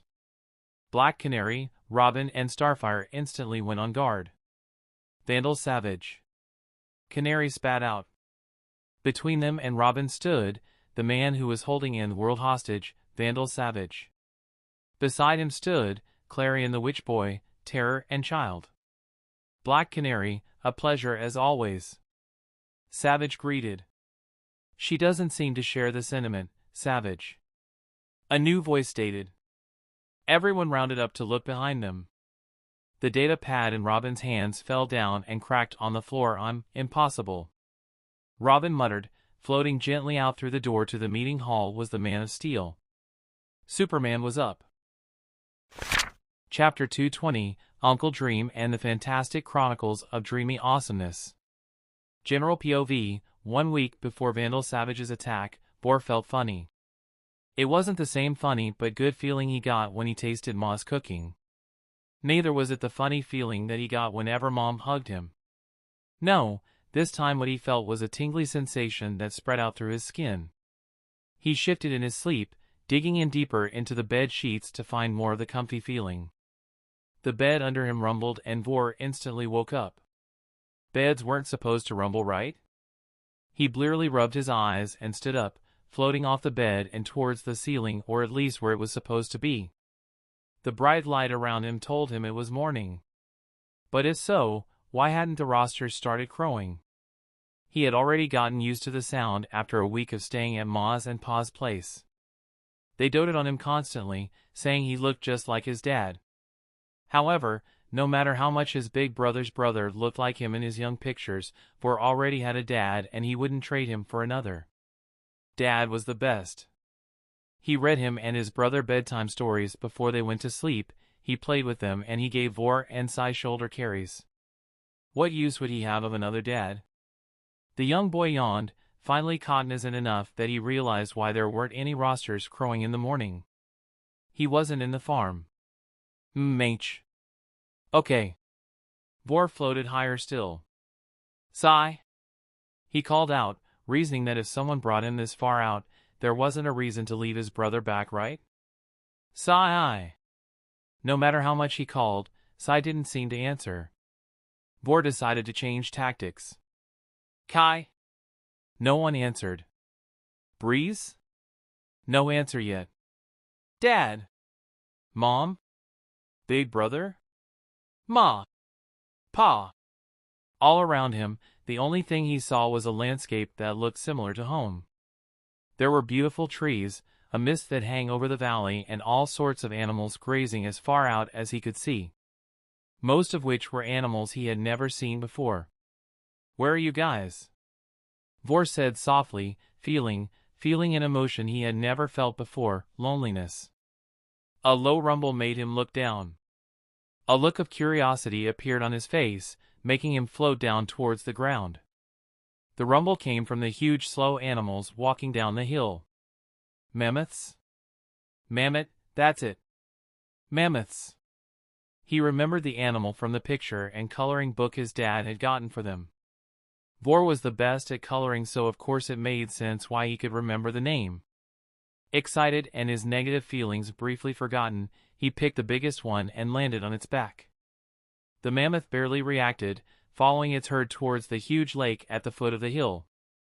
Vor sat cross-legged on top of the thick fluffy hide like his dad usually did. He ran his hands through the soft hair and marveled at the touch. That was what the tingling sensation had been. He had been sleeping on the mammoth. Wow! Charge! Onwards to victory! Mighty stead! He ordered, hoping to sound like the general from a movie he had watched with Mom and Dad. The mammoth under him softly rumbled and continued with its pace. No matter how much the young boy tried to make it charge like a warhouse, the mammoth remained steadfast in its trek. After a short time, Vor eventually got bored, so he laid on the mammoth's warm and comfy back and drifted off to sleep.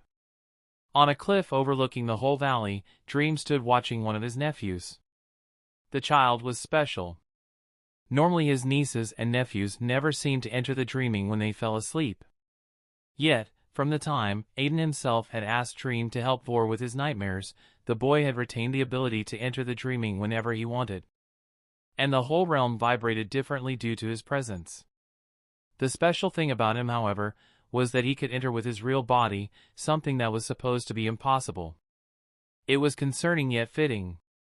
Only a child of his sibling could cause such a thing.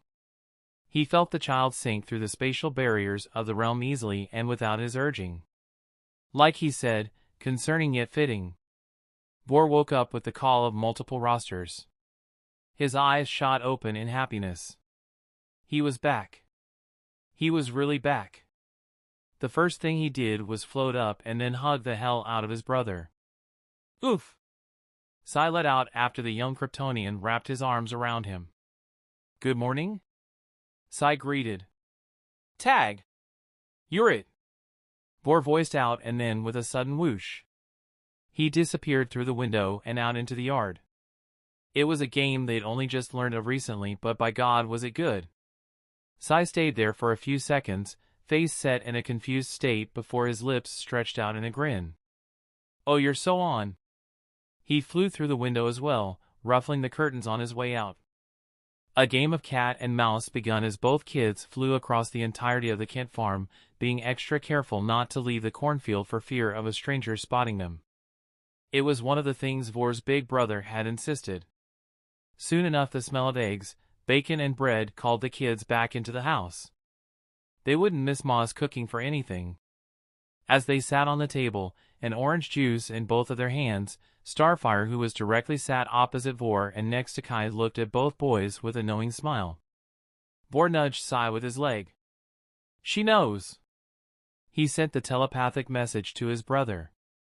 No, she doesn't. Trust me, Vor. Sai argued back. No what? Someone else joined the conversation. Breeze acted as if she wasn't paying them any mind, busily cutting her bacon strips into tiny pieces. Nothing. No girls invited. Sai shot back. Yeah, no girls allowed. Vor agreed with his brother. Sai was the coolest ever. That's mean. Breeze frowned and petulantly crossed her hands on her chest. The adults noticed it. Breeze, is everything okay, dear? How is your bacon? Ma asked in a sweet voice. A slow smile spread across Breeze's face. Vor thought it looked evil. Fine. You can come. Sai sent through their link before Breeze could out them. It's good, Ma. Breeze's smile turned sweet as she went back to eating, her hair set in pigtails swinging to the sides cheerfully. I'm coming too, Kai told her two brothers. Vor's eyes widened. She knew too? You were leaves dropping, Sai accused, making his twin sister snort and correct him with pride. It's eavesdropping, and yes, I was. Someone needs to keep you guys out of trouble, and as your big sis. Debatable. Sai cut in.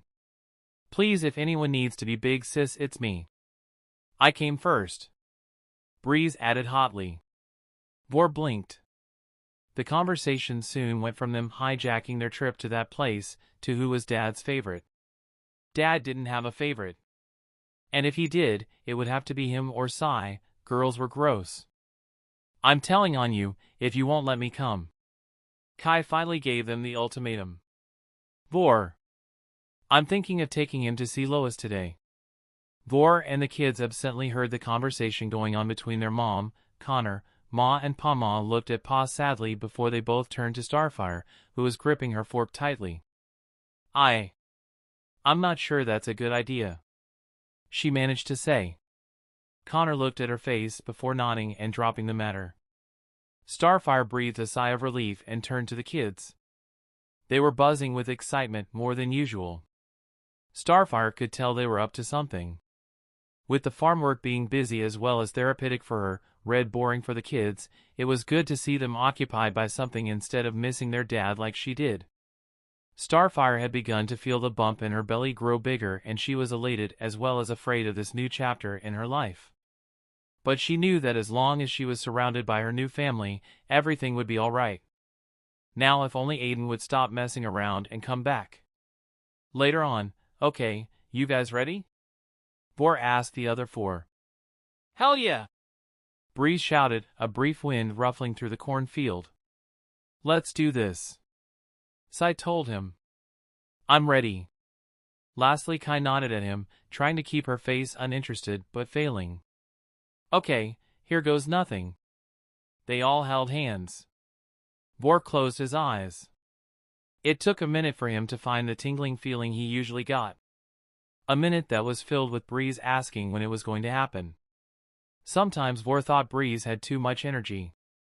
It was like she couldn't just stand around and do nothing, neither could he in fact. A hush reprimand from Kai shut her up. Vor's face lit up as the tingling feeling grew stronger. There was a pop and he opened his eyes. Wow! It worked! Boar jumped up in happiness. He had done it. Hooey, look at those birds. Above them a group of purple flamingos passed over their heads, briefly hiding the sun from their view. Each of the flamingos was bigger than Pa and Ma's house. Where are we? Kai asked in wonder as she saw bear cubs playing with each other while their mother slept underneath a tree. The dreaming. A new voice sounded out from behind them. Breeze yelped and sent out wind blades towards the figure. The kids all went into various states of readiness. Their dad had always taught them to be wary of strangers. Who are you? Kai asked, her red eyes glowing with power. She was ready to defend her brothers and sister. The figure floating next to them in midair merely smiled and held out the hand he had behind him towards them. A tasty aroma spread out.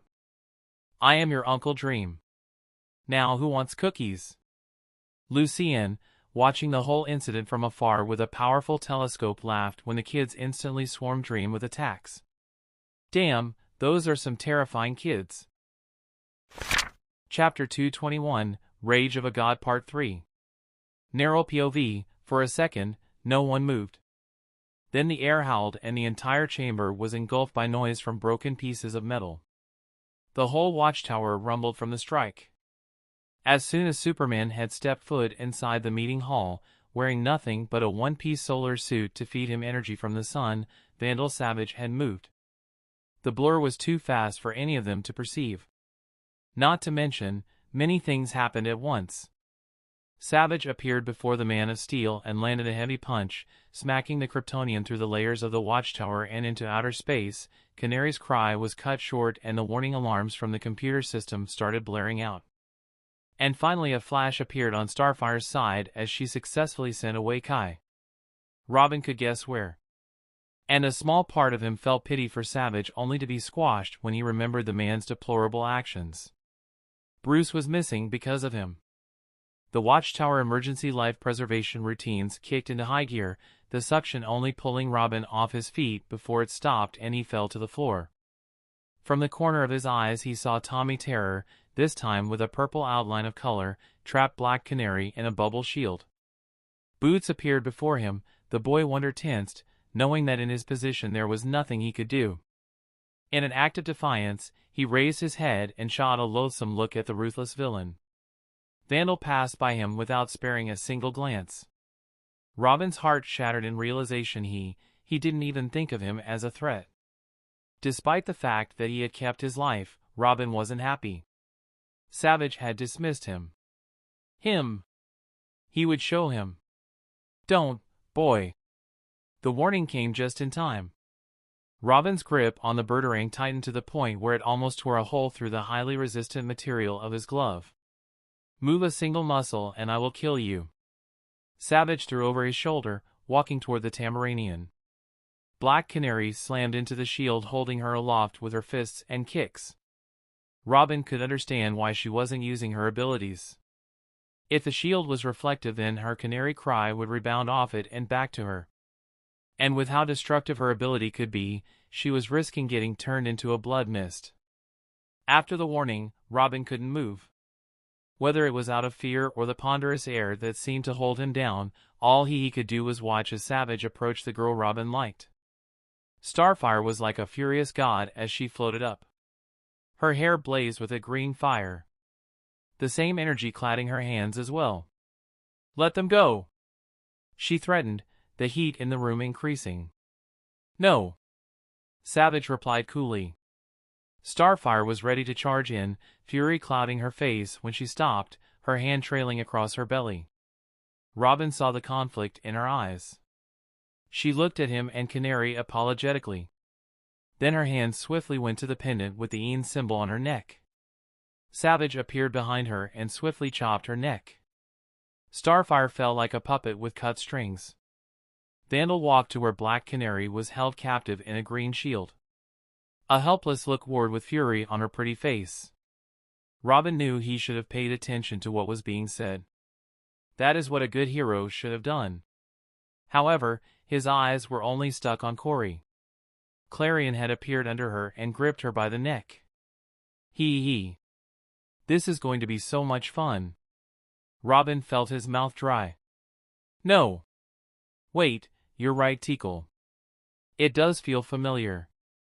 The Chaos Lord reached out and plucked the pendant off of Starfire's tan neck. And he held it up, his face changing, becoming sharper with red eyes rounding up the look. Such potent order energy. He let the pendant fall to the floor. Somehow, as if sensing his gaze, Clarion turned to look at Robin. Don't worry. I'll take bad care of her.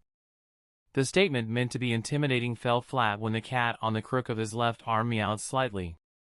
Good care? Clarion asked incredulously. But that makes no sense. How can it be good care when we're going to use her for the ritual? She is going to die, Tickle. Robin's heart grew colder the more Clarion talked.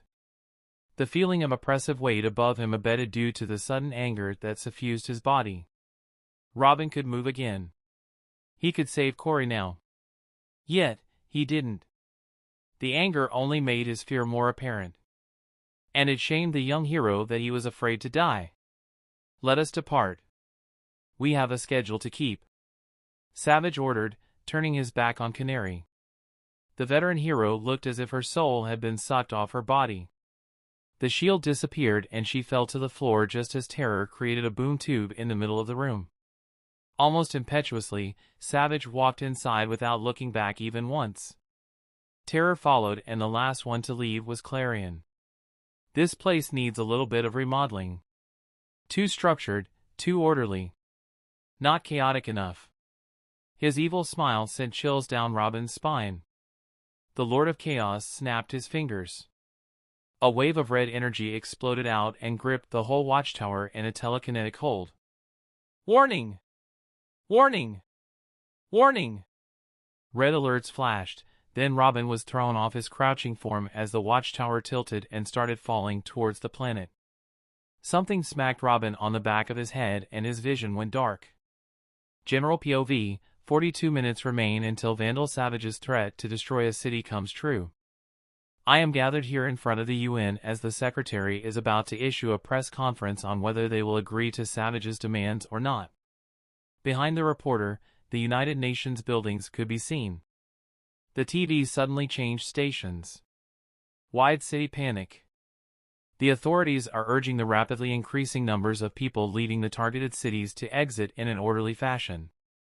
The camera shot was captured from above, showing traffic jams as throngs of people tried to run away. The camera swung wide, changing the visual to one that showed a silver android hovering above the Daily Planet with a police cordon under the now empty building. The screen changed again. Riots have begun across downtown Canberra owing to the recent threats of destruction issued by the supervillain known as Vandal Savage. An Aussie newscaster narrated grimly. The villain is suspected to. The screen was switched off. I can't stay here and do nothing, Uncle. Billy turned to his guardian. Have to try and help.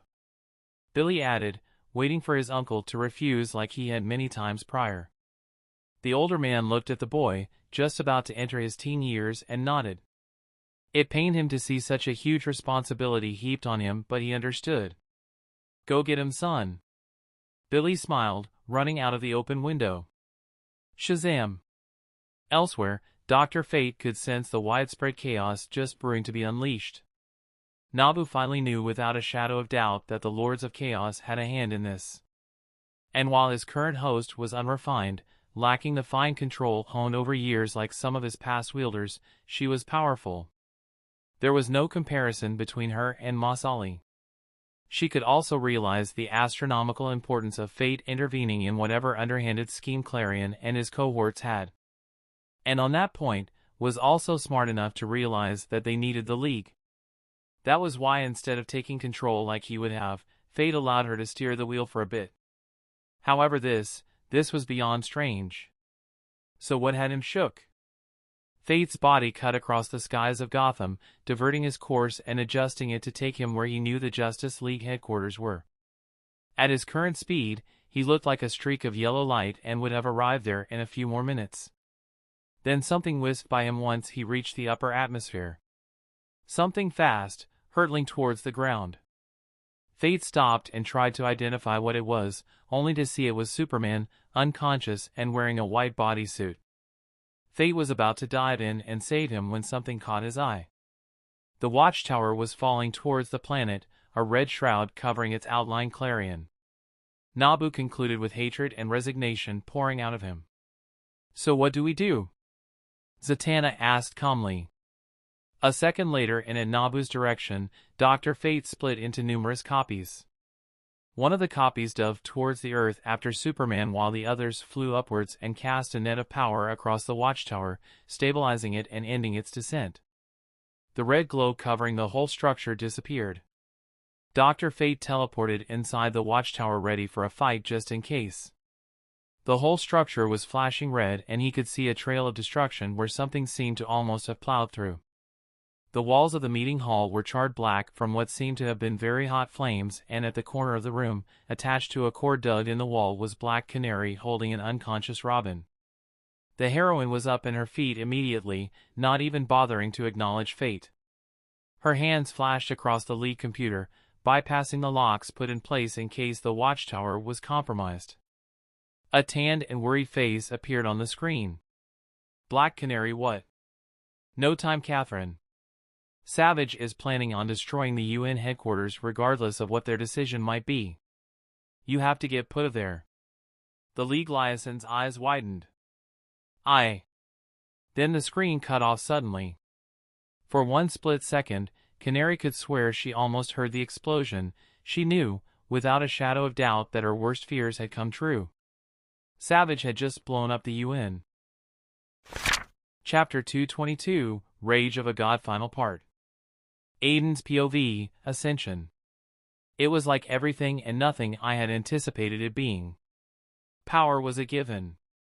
After all, gods were principalities. They held shallow control over powerful concepts. But what I hadn't known was just how true that statement rang. I could feel my realm shake in response to a smidgen of my power. The mortal realm struggled to house me. It struggled because I was not a mortal anymore. Perhaps I should explain, or maybe I shouldn't. Gods were a mystery package after all. Maybe explaining it steals the meaning away. All I knew was that nothing was ever going to be the same. I ran my fingers over the luscious hair of my sleeping daughter. My presence seemed to ease her tense expression as she spiritualized. A comfortable state of rest where Kai dematerialized in my eyes and joined the fire realm. Simultaneously connected to, while being the aspect of destruction. I could now understand what exactly my spirits were. My gaze could spear past the layers of anonymity, that which even they had no knowledge of, and see. But it wasn't the time. My anger was palpable and the volcanoes erupted next to me as Kai shared that same anger. Someone had dared to lay hands on what was mine. "Sleep, my daughter. I give you my promise as the god of flames and air, they shall all suffer." Blazing lightning strikes splintered the sky. General POV, the world was shocked. The threat that had seemed skeptical due to the faith everyone possessed in the Justice League was now a grim reality. Geneva was in flames. The Palais des Nations was nothing but a smoldering ruin full of smoke and cries from the people injured due to the proximity of the attack. Authorities were pulling up, ambulances and the Red Cross marshalling up to help those in need. The scene captured by the cameras showed a man standing above the wrecked symbol of the League of Nations.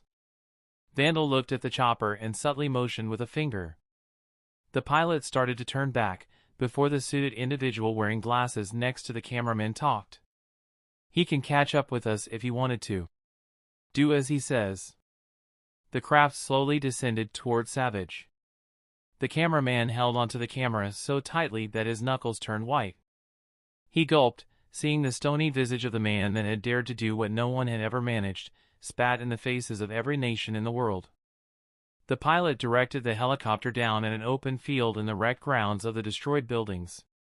The cameraman was the first to step out, his camera managing to capture the descending form of Savage. He felt the presence of the man wearing the suit next to him. He looked like one of those Secret Service types from America, the cameraman reasoned. Someone senior from the news station had allowed him to accompany them. The suited man walked forward once Savage landed. "Mr. Vandal, I represent an elite group of like-minded individuals. Raisin strip on your left hand to make it less obvious, an experimental bomb inside your belly and a fast-acting cyanide pill inside your mouth to avoid capture," Vandal stated. Too fast for the camera to capture, Savage had the man held up by the neck. "You thought you could kill me?" He reached his fingers inside the man's mouth and plucked out a tooth. The cameraman could see the wide eyes of the suited man. Eyes that were full of shock and then pain when Vandal speared his hand through the man's belly and pulled something out. The cameraman was so shocked that he went ramrod stiff. The steady positioning of the camera managed to capture everything. The man's gurgling painful hurls of blood and the sound of flesh being torn through. The pilot freaked out and started the helicopter, seeking to get away from the madman. The cameraman asked why he hadn't done the smart thing and followed. Savage looked at the bomb that was small enough to fit in his palm. He squeezed it and the cameraman's ears popped from the sharp noise caused by the explosion of the bomb. Tongues of a bright white flame escaped through Savage's fingers before something compressed it into a bead the Immortal held between his fingers. The cameraman swayed in his feet at how close he had come to death, but then felt a force grip him, holding him steady to keep filming. Not bad. Enough power to destroy 10 city blocks. Savage commented, looking at the camera. "If this was your plan, then you disappoint me." He ascended. "And furthermore, you prove my point." Every eye in the world was glued to the T.V watching the transmission. "I am an inevitability. And I tire of games." The UN were not going to announce their surrender. They were going to slander my name despite the fair way I have conducted this change in leadership. He shook his head. The Justice League failed in their only chance to secure my captivity. It was a matter of whose will was stronger, and I won out. For those of you who foolishly still insist on fighting, remember this: Vandal Savage, has existed before any of your ancestors knew how to forge or take care of themselves. Back when the beasts of fantasy walked the land. I became their protector. I became their light. Humanity is mine to rule by right. 30 minutes remain. With that, a boom tube appeared behind him and he disappeared into it, leaving behind 2 words, tick-tock. Elsewhere, the Watchtower was now reoriented back in its position. Dr. Fate used all the power he could to repair the damages that couldn't wait for any of the lanterns to work on. Black Canary was standing in front of the display screen when a copy of Dr. Fate returned with Superman in tow. The Man of Steel rubbed his jaw, feeling the dislocated part fix itself. The first thing Black Canary did was launch herself at Clark and hug him. Then she stepped back, a smile on her face. "Good to have you back." Superman grinned as well. "It's good to be back." Then he turned his attention to the meeting hall. "Now, what is going on? And how come Savage is powerful enough to send me flying down to Earth?" Black Canary then told him everything that had transpired. A short version, of course. Time was of the essence. When she was done, Superman had a stern look on his face. "What do you need me to do?" Canary wasn't the one who answered. "Well," Robin groaned, getting up from a seat where Canary had placed him to rest after he hit his head. "We can start by making sure Savage loses control of those androids." "You're up," Canary commented happily. "Good. The team is about to arrive in the coordinates you gave them. If you're right, we can shut down the control hub by transmitting the program from there." She turned to Superman. He found a series of unique key codes that can theoretically shut off Red Tornado's processing core from one of Morrow's hidden abandoned labs. "That seems a little too convenient," Superman stated, flying closer to the holo display. Satellite feed showed Superion and a few figures Superman did not know, scouting out a building in Vancouver. "We need to get the League back," Superman said. "You said you lost comms with them once they arrived on scene? Your teammates are likely in another dimension. I cannot feel Zatara's magical presence anywhere on Earth." A double-voiced entity made itself known. Flying in, Dr. Fate exuded power. Subtly and almost as if she'd imagined it, Canary saw Superman stiffen. Another dimension? Oh Rao, that complicates things. Robin and I can handle the situation here. The two of you, on the other hand, need to find a way to get them back. Canary addressed Superman and Dr. Fate. I might be able to find a way to trace their energy in the Fortress of Solitude. The Man of Steel mused. With a division of duties, Superman swiftly changed into his costume and made his way back to the meeting hall. Are you read? Why the words caught on his throat, however, as the short figure of Dr. Fate started hovering in the room ominously. He comes. The double voice that left the helmet sounded afraid and nervous. He comes. Who? Black Canary, Superman and Robin looked around in alarm. Superman activated his supervision and used it to scan the room. Apart from Canary, Fate, Robin and a glorious figure covered in the first ray of light the world had ever seen, the wild tongues of fire essence and soft wind breezes swirling green and yellow around him, there wasn't anyone else in the meeting hall. His gaze passed over his eyes and beautiful face. Beautiful, not handsome. One of his eyes was green and the other red. His black hair gently swayed behind him, shining with scattered stars while he walked forward. Two symbols flashed on his glabella whenever he shifted his stance. His feet never seemed to touch the ground. His presence was so overwhelming, none of them seemed to even sense it. He had on a green and golden robe that resembled one worn by ancient Chinese royalty. Silken garbs that emphasized his majesty. Clearly nothing else was in the meeting hall apart from them. I apologize. I must have been mistaken. Dr. Fate told them, floating back down to the floor. Inside the white expanse that was Nabu's personal space, Zatanna frowned. Dr. Fate did not make such errors in judgment, and for a second, she felt something. Something familiar yet alien. I am surprised you managed to catch a glimpse of it. Even if it was for just a single split second. Bravo, human minds are not made to comprehend a god's true form. What?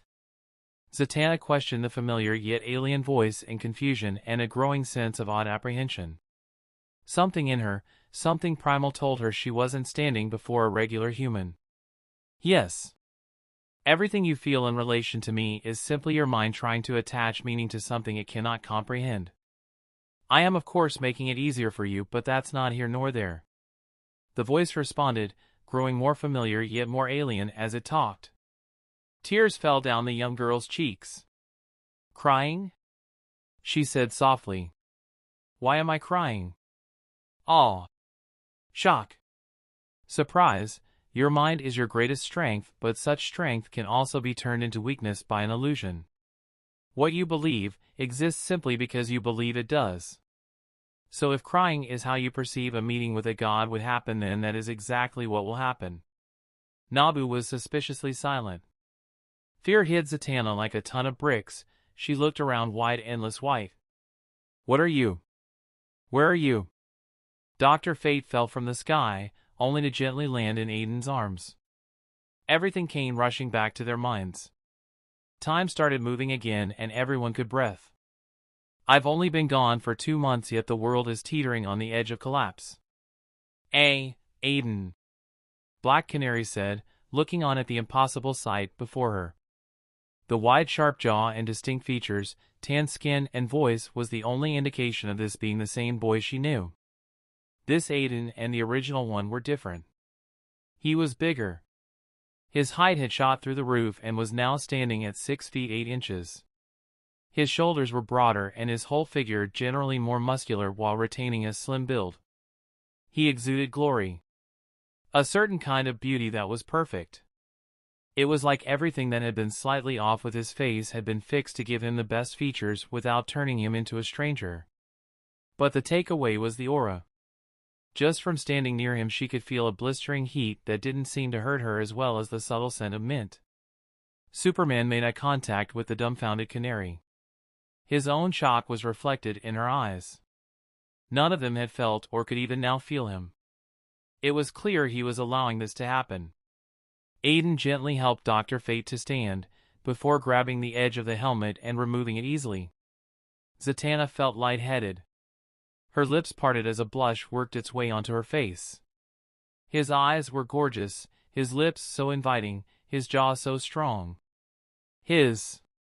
Hey Zatanna? The figure greeted her. She nodded, too shocked to say anything. In fact, all of them were simply too stunned to react.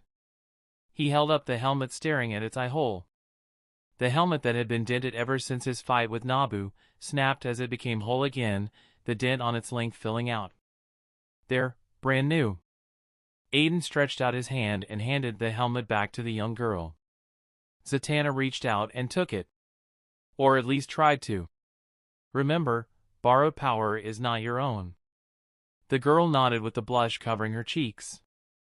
Then Aiden turned to the others. Canary, Robin, Superman. No response. Right. Stand back. He simply ordered after seeing that they were still tongue-tied. Fortunately, they heeded his request and gave Aiden an open space. Aiden knelt and picked up the pendant he gifted to Starfire as protection. He closed his eyes and breathed out before standing and clasping Starfire's half to his own, making the pendant whole again. Then he raised a hand up.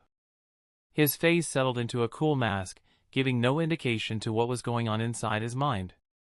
He dragged his finger down the air, like ripping a canvas with a sharp thin blade. Reality unzipped. A spatial rift caused by his new control over the subskill. It was stable and looked like a single one-dimensional line, from an angle.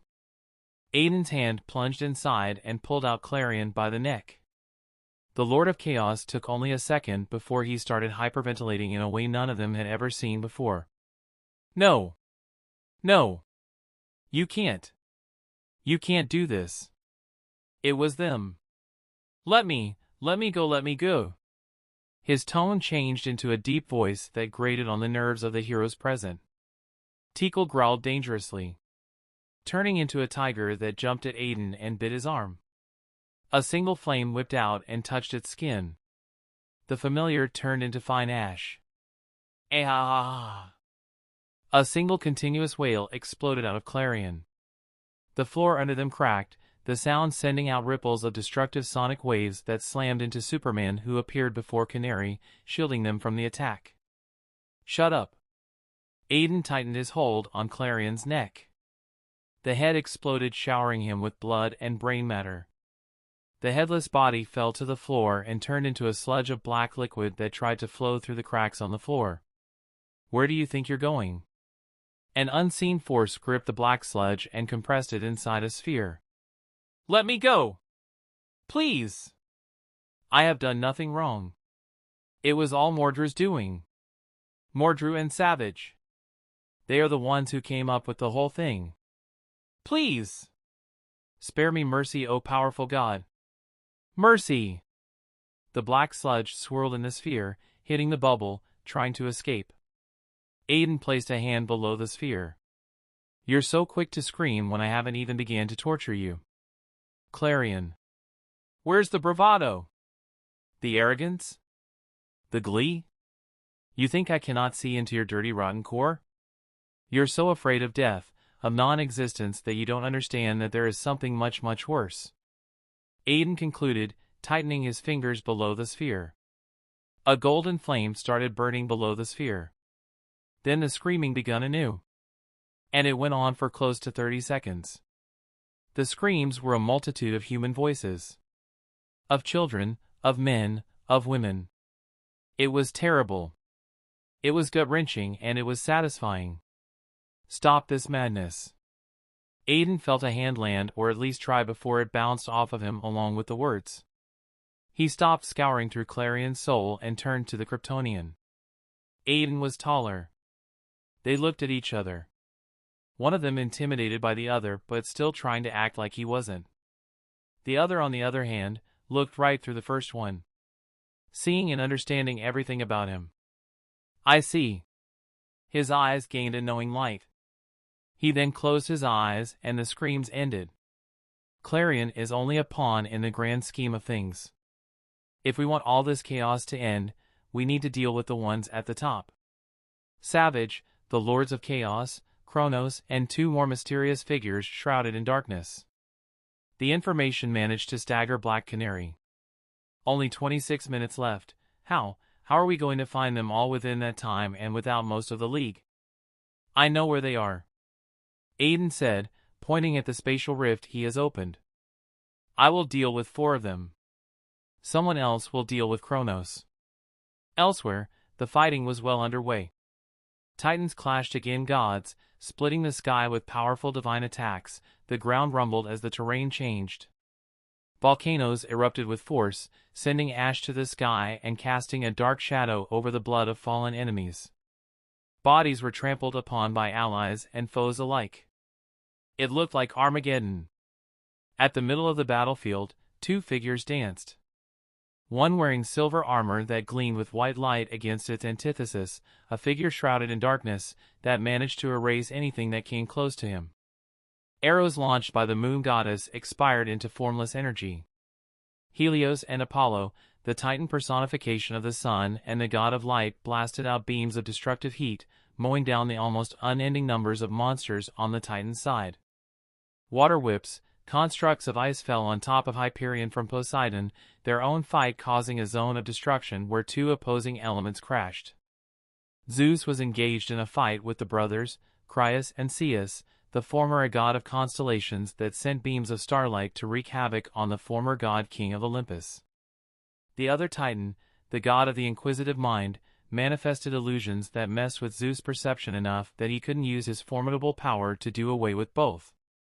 Similar to his brother Poseidon's fight, gods and Titans alike avoided their fighting zone owing to the disastrous effects of Zeus' divine attacks. The last of the 3 principal gods, Hades, was dealing with his own altercation against not 1 but 2 of the Titan's strongest, Lepidus the god of pain and mortality as well as Pallas the Titan god of destruction.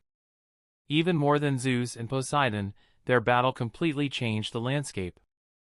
The strikes sent out from the clash of Hades' divine weapon against Pallas' destructive claws was incredible. Lepidus covered his brother by often sending pain beams Hades' way, distracting him enough that the god of the underworld could not administer a powerful enough attack to destroy Pallas once and for all. However, all those battles were nothing compared to the 2 gods of war facing off against each other. Atla the Heavy Fist, as the gods called him now. His strikes were like hammers against the broad-shouldered barbaric of a man that was Perseus the Titan god of war. They fought with a fervor to hurt each other. No weapons, just fists and kicks that collapsed mountains under them as they laughed. It lacked grace, or rather it was unrefined grace that came about from the instinctual way they fought. Give up, granddaughter. I have a force of millions while you gods have grown fat and lazy off of sitting on your thrones all day. I can give you purpose. Kronos swiped out a hand and sent forth an arc of yellow energy. Wonder Woman ducked under it and brought her sword swinging down with power. The weapon dug into the gauntlet on Kronos' left arm but failed to penetrate. I have a purpose. Keeping the world safe from monsters like you. She answered, pulling the weapon down. Kronos' right hand snaked out in a fist that Diana blocked with a sudden white shield deployed from the armor. Disappointing, he stated and jumped after her. I guess it's high time I stopped watching and joined in on the fight. A melodious voice declared. The words were heard on every corner of the battlefield. In unison they all looked above them. Olympus itself vibrated in happiness. The ash-covered clouds were burned away by purple smoky flames, revealing him. Ha ha ha, nice of you to join us, brother. Just make sure not to interrupt in my fight. Yatl directed to the sky. No worries, Yatl. I am just here to get rid of the trash. One particular trash, that is. Vatu answered, looking down at Kronos. Another pest that I will crush underneath my feet. Kronos raged, his form increasing in size as the fight's happening stopped. Vatu snickered. Dude, are you blind? I got a fucking light show going on over here. My aura is off the charts. I got bitches creaming their undies when I smile, and my manliness makes Hyperion look like a prepubescent boy whose voice is just breaking. Da fuck, who you calling a pest? You know what, motherfucker? Die. And with that, the world was overturned while the air screamed. Vatu's wings sprang out behind him and a projection of a mighty dark angelic figure made itself known at his back. Blackish-purple arrows, spears and lances rained down. Kronos couldn't believe it. The lances did not touch any of the gods. They instead landed on the titans and monsters, taking good care not to injure Perseus after Atla had claimed him as his foe to fight. Is this the power of that man's creations? Artemis shuddered as she questioned herself. Her worldview had been drastically changed ever since he had arrived in their lives. Aiden's POV, now I understood everything. And my hot anger changed to a chilling cold rage. Not even the least bit appeased. It was sharper now. Deadlier. A scheme to kill me. Normally that wouldn't make me this furious. But the second plan they had left my mind buzzing with hate and righteous fury. Right then and there, while holding Clarion suspended in the air through curving space, I decided that none of them were going to live. No endless torture in the Hololands, no soul contracts. I just wanted them gone. Equity appeared in my hands. I held it loosely while clamping a mental gag on Clarion to silence his begging. Then I turned to Superman. Sometimes being a paragon of justice means doing what it says. Dealing out true justice. And then I plunged Equity's edge into the sphere. The whole ball exploded as Clarion changed into a formless cloud creature that tried to escape getting devoured by my sword. I could feel the chaos get funneled inside. I could feel that side of me croon in pleasure. Superman and the rest were frozen, not knowing what to do. Which suited me fine because before long, Clarion was no more while I on the other hand had increased the potency of the chaos energy I could use greatly in exchange for losing myself into it. Or at least that was the case before I ascended.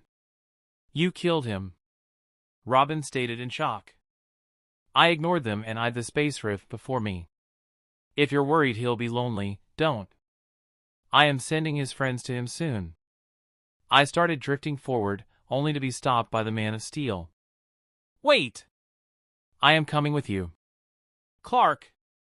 You can't be serious. The world needs you now. Black Canary interjected. Superman's gaze didn't leave my back. I could feel him staring at me intently. He's going after Savage. Savage needs to answer for his crimes, not die for them. I smiled. Suit yourself. I stepped through. The second I appeared on the other side, I instantly felt like I was forcing myself into a stranger's home. A stranger who was content to watch me without saying anything. Though who knew if that sentiment would hold true when I started breaking things. And break things I would, seeing as the ones I wanted to break were here, waiting for me. I spread out my divine sense and felt it all, two planets that had been embroiled in a fight between good and evil for eons. Two planets that were opposites. Contrasts just as night is different from day or a woman is different from a man. And I also felt her. My gaze speared past the army standing in front of me, a force numbering in, more were pouring out of holes in the dystopian city set up, so countless is the correct word I'm looking for. And I was in the less desirable one. A huge planet measuring millions and millions of square kilometers, Earth would have seemed like your local town deep in the middle of nowhere in comparison. Back to my earlier point, I could see her, trapped in a mystical purple circle as wisps of an even darker red were positioned directly onto the points of the star symbol constructed inside the circle. At one point of the star, was a young blonde schoolgirl standing on her familiar, a giant crystal man thing. The mystic circle itself was sustained by a black sun some 10 meters above the whole mechanism. The black sun, funnily enough, was made up of concentrated chaos energy. My chaos energy. Were the black sun to explode, the whole solar system would be gone due to the amount of energy packed inside. I could feel it resist my control, likely the judicious efforts of all the Lords of Chaos. Star was unconscious. My hands went to the pendant I had strapped around my neck. They had captured her because of who she carried, my child. My heart seized and constricted in pain. I had let this happen. Failed to protect her. But the presents be thanked, it wasn't too late. They were going to pay. For everything. I couldn't get to her just yet, but I could at least stall the energy. Using whatever control O could wrestle from child, I rendered the black sun inert for a few minutes. Just enough time to get rid of the rubble. But it wasn't going to be as easy as I'd thought. Being here confirmed a scary theory I'd had. The very air sang with his will. A whisper that reached my ear. Darkseid is. A god is stronger in his domain. So, who came up with this stupid idea? I asked the gathered force seeking my head. An unavoidable conflict due to nature. Your nature, to be precise. Savage spoke up, standing as the head of the forces before me. We waste time with words. My furies stand waiting for my orders. Ready to take his head. An old woman dressed in funny clothes said. Actually, all of them were dressed in funny clothes. My enemies were separated into 5 specific groups. At the head was Savage, the old woman who I suspected was Granny Goodness, a thin man with short blades sitting on a huge dog, a bloodthirsty new god, Calabac, can't forget the muscle-headed son of Darkseid, and behind Granny Goodness were 3 girls. One of whom I knew very well. I narrowed my eyes. Are you going to say anything? I asked my companion. That's your cousin. The man of steel shrugged from behind me, all of his actions laid bare to my divine sense. I nodded. I see. That had become my default response. The last 4 groups was the huge army of parademons hovering behind them and in the air, then apocalyptian soldiers riding on massive dogs, and the last but not quite final group was of course Child and the Lords of Chaos. I do not underestimate. Savage stated. So I hope this army is more than enough to satisfy you. Call it a show of respect before you die. Calabac started walking forward. All of us against 2. I'm frankly so insulted, I will just end this farce of a fight in one move. For all his faults, the son of Darkseid could actually back up his claims. He stepped forward and ran forward with the force of a bulldozer. Then he jumped, coming down at me with a huge axe held above his head. The axe ominously glowed red, seeming to heat up as he went for my head. The axe head slammed onto my finger and ruptured into small shards. My fist came swinging for his chest, but Calabac died before it even landed. Space depressed before him, turning his whole body into mist faster than he could see. Oh! I hadn't actually meant for that to happen. Forget my earlier words, dude was a weakling. It's not all of you versus the 2 of us. It's all of you versus me. I declared, levitating to the sky. Superman's heat beams slammed onto my back and curved around me, decimating a fraction of the millions of parademons hovering in the air waiting for the signal to attack. The skyscraper toppling down was apparently signal enough. The swarm rose up, covering the dark red skies due to their sheer number. How did you know? Clark asked, floating up to the sky as well to face me with a wide unhinged smile. You mean, how I knew that you were not Clark and that you have secretly been plotting to kill me so as to seize control of my dimension, use its connection to the source to corrupt the entire universe and place yourself at the head of all creation? His face changed. Or maybe you mean, how you have been lying to everyone that you are Ra, the Kryptonian sun god. Knowing fully well that that would be the fastest route to power you can take due to their immense ability under the yellow sun, and the untapped resource of having a dozen of them trapped in the Phantom Zone. Zealous fanatics who can do anything as long as they can justify it was done according to the will of Ra. Is that what you mean? Or maybe you mean, how I know that you are just a dark spirit. I don't know how or why you came about. You might have arrived in this world by piggybacking through Iroha's interdimensional path to this world, laid in wait through spiritualization, knowing the nature of spirits was lost to me at that time, and then escaped through my boom tube or possessed Superman and started planning on how to oust me? I wonder how your allies would react to knowing that you are a fake. The fake Superman. Fake Ra's eyes widened. Shut up. Shut up. With a blur, he closed the distance between us and threw a punch that would have devastated the entire West Coast had it landed. All his momentum bled away under my power. I smiled, tapping my head.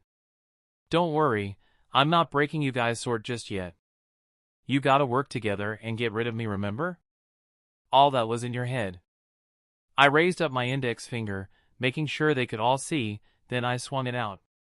Space splintered and cracked, blood rained up, down to the sides, within and out when the simple motion destroyed every parademon in the city. And because Apocalypse was one huge megacity, with one simple move, I killed off all of Darkseid's bioengineered soldiers. Silence. You would think that my action would put them off. Scare them to the point where they begun to doubt if fighting me was good for their health. Instead, Savage smiled. As if he was expecting this to happen. Then it was on. Kara pulled in first, fists held in front of her to collide against me. I waved a hand and the dark spirit that had taken advantage of all of them pushed through the air to smack heavily on her. Both of them bounced off one another and opened up the way for another attack. For the glory of Darkseid. A huge woman, towering over most of everyone around, was already in the air, sword poised to attack me. I blurred to her, colliding with her body at maximum velocity, felling a skyscraper, not once pausing or slowing down until we hit the ground at high speeds. I felt her ribs break underneath my knees. A growl forced me to refocus on the rest. The dog squad seemed intent on running me down. The head dog was missing its rider, and a second later I knew why. Something bounced off my eternal spatial force field. The stoic face of the would-be assassin changed when I grabbed his face in my palm. A golden fire sprouted out from the contact and the man was reduced to ashes. That gave them pause. He just reduced Kanto to ashes. One of the female Furies stated. I looked at her sharply from the long distance between us and she stumbled back. The dog squad had arrived closer to me by then. I could feel their wet slobber smell and fur. Raising my foot, I brought it down on the city floor with the smallest force I could muster. I didn't want to destroy the planet just yet. The ground cratered and caved in. The whole dog legion started falling towards the dark and gloomy bottom that turned into another fire pit while I levitated away to provide a better target for them. Well? I asked Savage, curious to see what gave him such confidence in getting rid of me. Mob him. Savage gave the order, and as one, I was besieged by characters that would have each been at the very least B-list villains. Their power enough to destroy the Earth. On our second clash, Fake Rao moved in with a yell, his strikes landing heavily on my force field and failing to penetrate through. He was subtly changing as well, his true being showing through the attacks. The force was reflected back at him, throwing his body away and clearing the space to allow for a breath attack to freeze me. The cold air phased through me as I turned my whole zone into immateria. A state of being and non-being.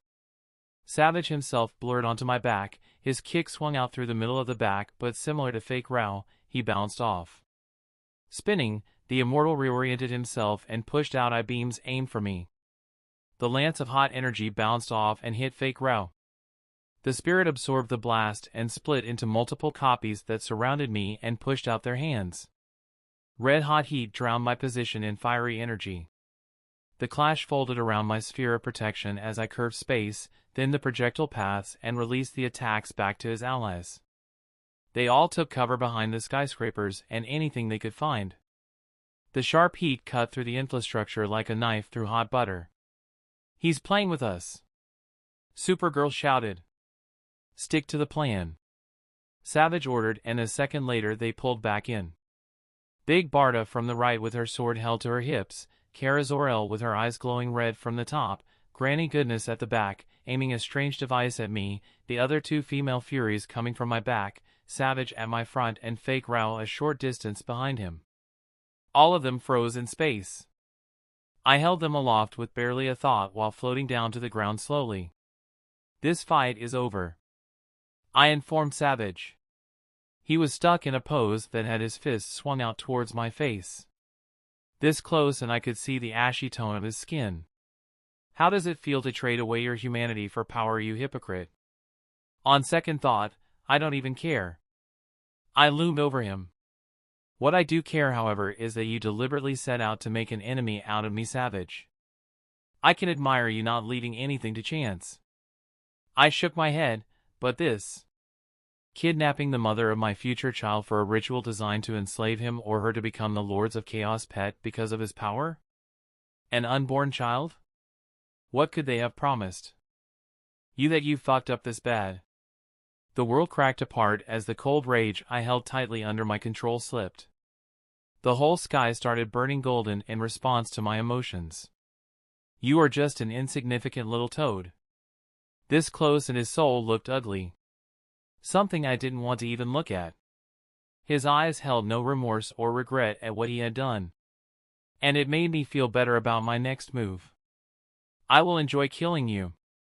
Then I walked away, disregarding him. Space started constricting around them slowly. A pressure that built up continuously at a snail's pace. In that zone I also added a stipulation, a law of space.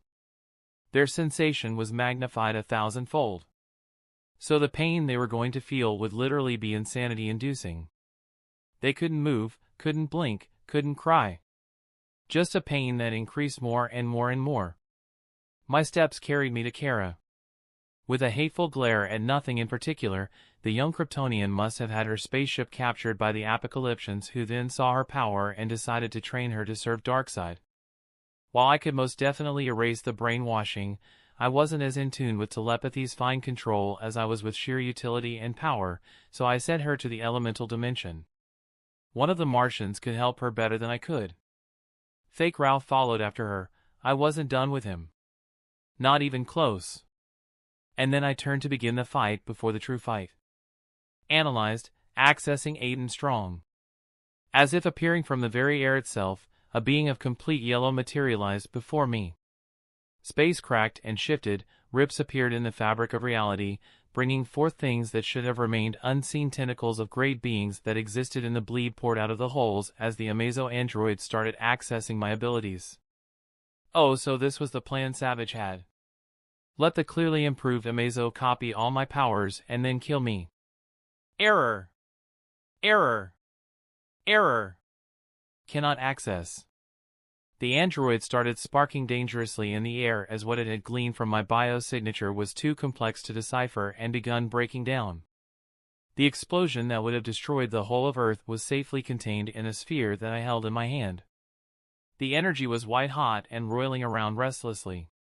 Space fractured around, too fragile to survive contact with the powerful energy. I sent the ball to my hammer space and turned to face my real foe. I could sense him waiting for me. He was eager for this just as I was. Darkseid possessed an innate link to one of the cosmos' only exclusive energies, the Omega Effect, and on top of that, he had pissed me off. To him, I presented a curious thing to study in his machinations to acquire the anti-life equation, and I was also responsible for ending his army and general. It was a given we were going to clash. And at the end of it all, there wouldn't be an apocalypse left. Chapter 223, Part of an Equation Part 1. General POV, Luther had his arms stapled together, watching the news coverage on the destruction of the UN headquarters. Estimated casualties so far number in the hundreds, with 578 people badly injured, 30,007 with minor injuries, and an undefined number tagged as missing. The tragedy has made national news across the globe, following the threats of Vandal Savage to continue his terrorist actions if the nations of the world do not swear fealty. Luther's eyes narrowed as the anchor continued to narrate. One particular thing grabbed his attention and brought a smile to his face. Among the deceased is the UN Secretary, Giovanni Asahani. He rose to his feet, portal. He stated, and a second later a boom tube appeared before him. Luther walked through and came out on the other side. His new surroundings turned out to be a Cadmus facility. Luther, just the man I wanted to see.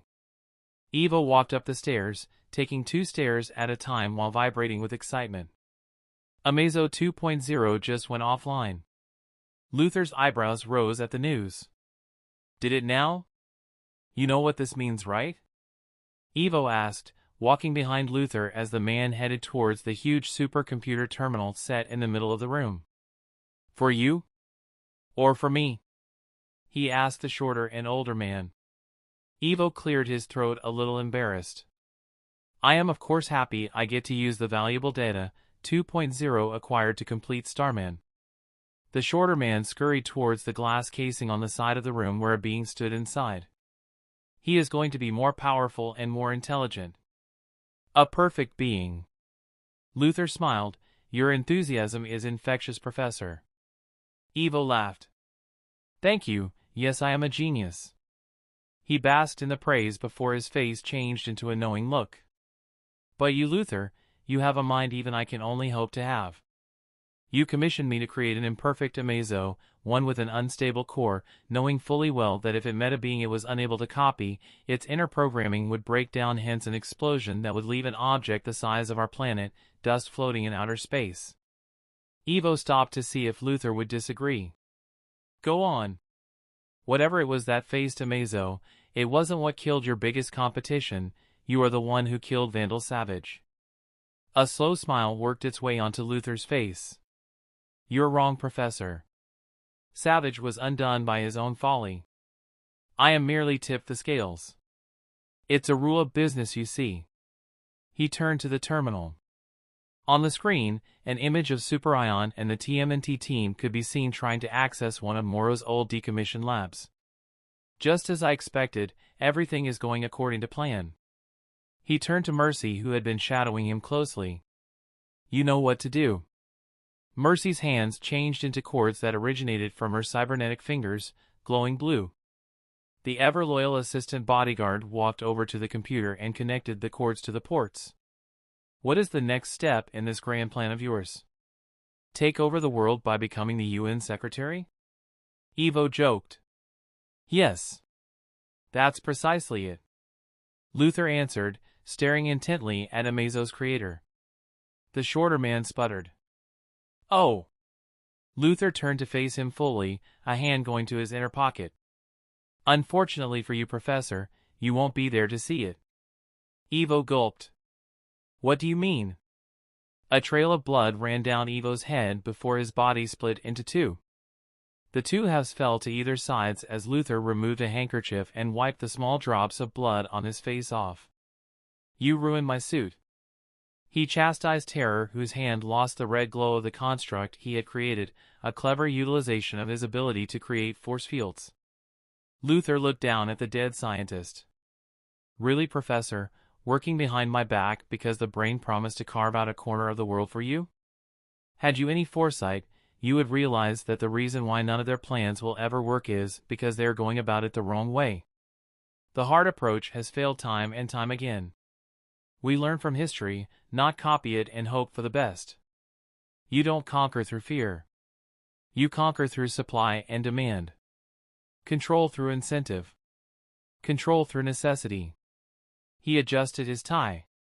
Portal me to Metropolis and clean this shit up. Luther was mad. Due to Evo's stupidity, he had just lost a valuable resource. Good thing Evo had left something valuable behind. He eyed the Starman, the combined efforts between Evo and Moro. Elsewhere, 14 minutes remaining till the destruction of one city. Breaking into the target, the team quickly, under the direction of Superion, found a secret elevator that took them to the underground section of the abandoned lab. It was one of the few labs the Justice Society hadn't gotten to after taking down Moro. Years later, and the lab was left abandoned, and only now was it seeing light for the first time. The access codes to open this section were easy enough. Robin had gotten them from Red Tornado's room, the android having had them saved in his memory banks as a precaution. If he ever got badly injured and Moro wasn't around, Red Tornado could access the lab to repair himself. A layer of dust covered everything. The machines and appliances in the room were archaic by modern-day standards, given by what Donnie and April said. Hey big guy, mind helping me with this? Donnie motioned to Superion. The Kryptonian floated over, something that Mikey was still going on about. The fact that a real-life superhero was with them and flying no less, reached out for the white cloth placed over a huge object and pulled it away. April whistled. That is impressive. I agree. Donnie nodded while running his hand along the structure of the huge computer. Donnie, time. Leo reminded his brother. Oh right. Donnie turned it on and began fiddling with his own device to interface with the huge supercomputer. Oh, and Mikey, don't touch anything. The sooner we're done here, the sooner we can save the... An explosion of lava shot out from the ground, throwing April, Casey, and Raphael away roughly. Casey had the good sense to wrap his body around April, and when they landed on a disassembled machine, both of them were relatively unharmed. What in the helo? Mikey trailed while looking at the 8-foot monstrous creature that rose up from the floor. The air grew colder as a layer of mist covered the room, only to be replaced by a blistering heat that melted the ice into puddles of water and steam. Made up of a collection of red metal jumbled together with loose wires and cords transmitting power from its core, the android that emerged looked disturbing. For starters, it had 7 limbs. 2 hands more than was normal, placed on different parts of its body, and one of its legs looking bigger than the other. A half-wing emerged from its spine made up of ice and lava. Finally, it had 2 faces on top of being huge. Intruder alert! Intruder alert! Terminate! A thin electronic voice emerged from its mouth. Oh, that's not good, Mikey commented, swinging his nunchucks in preparation. Donnie, you handle priming the program, while we keep Frankenstein monsters sibling off your back, Leo ordered, his katana unsheathing with a sharp sound. About that, Donnie begun. I can't get through its layers of security. The passcodes don't seem to be working. The bad news stalled everyone. What?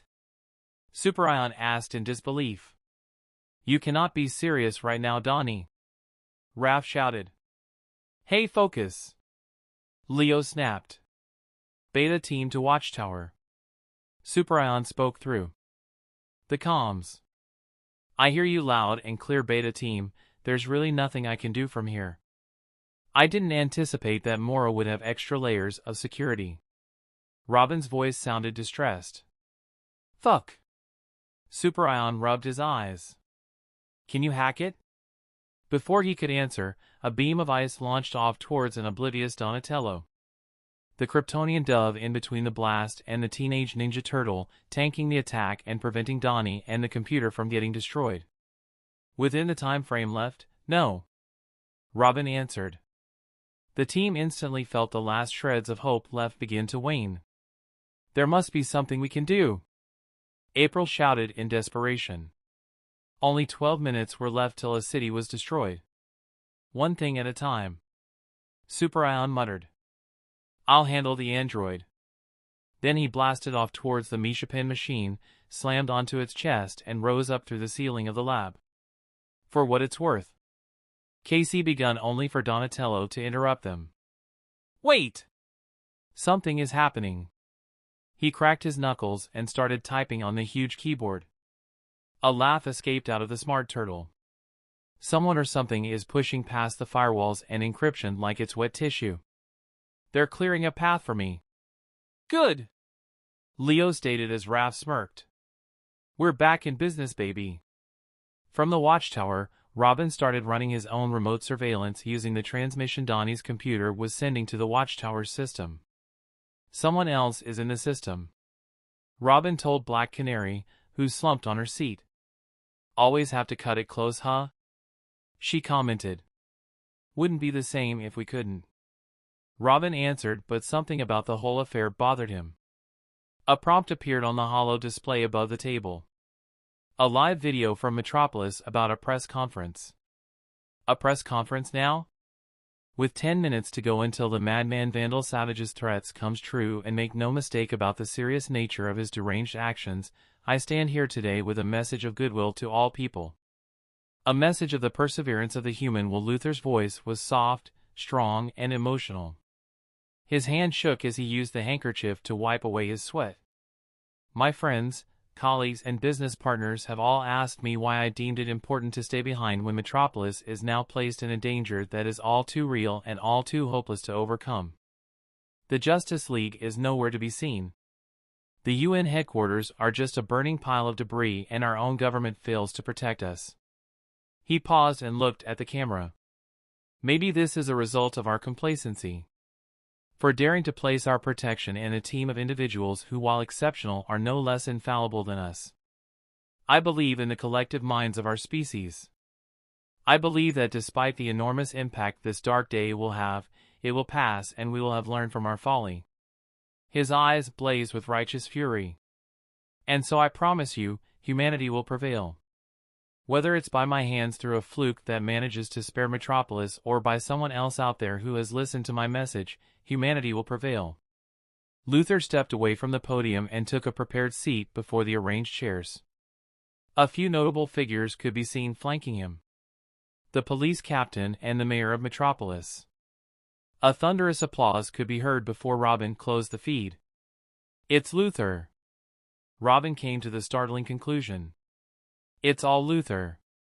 And he has just destroyed the League's credibility. The Justice League is no more." Black Canary whispered.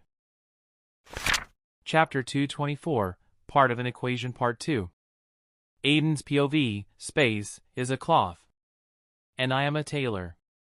Making small adjustments guaranteed me the correct result I was after. However, big adjustments and I would have to contend with destabilizing the foundation of reality.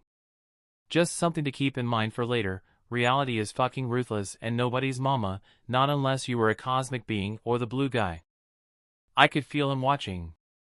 My enemies were all frozen within a constricting hold that pressed down on them with the full gravitational force of the sun's core. It was omnidirectional and slow as fuck, guaranteeing they would feel every bone in their body start to snap. Semantics. Basically, the pain would be immeasurable and it would be doubly so for Vandal Savage. It was easy to see now. My computational skills had shot through the roof and I was still in my base form. The dude had Lobo's regeneration.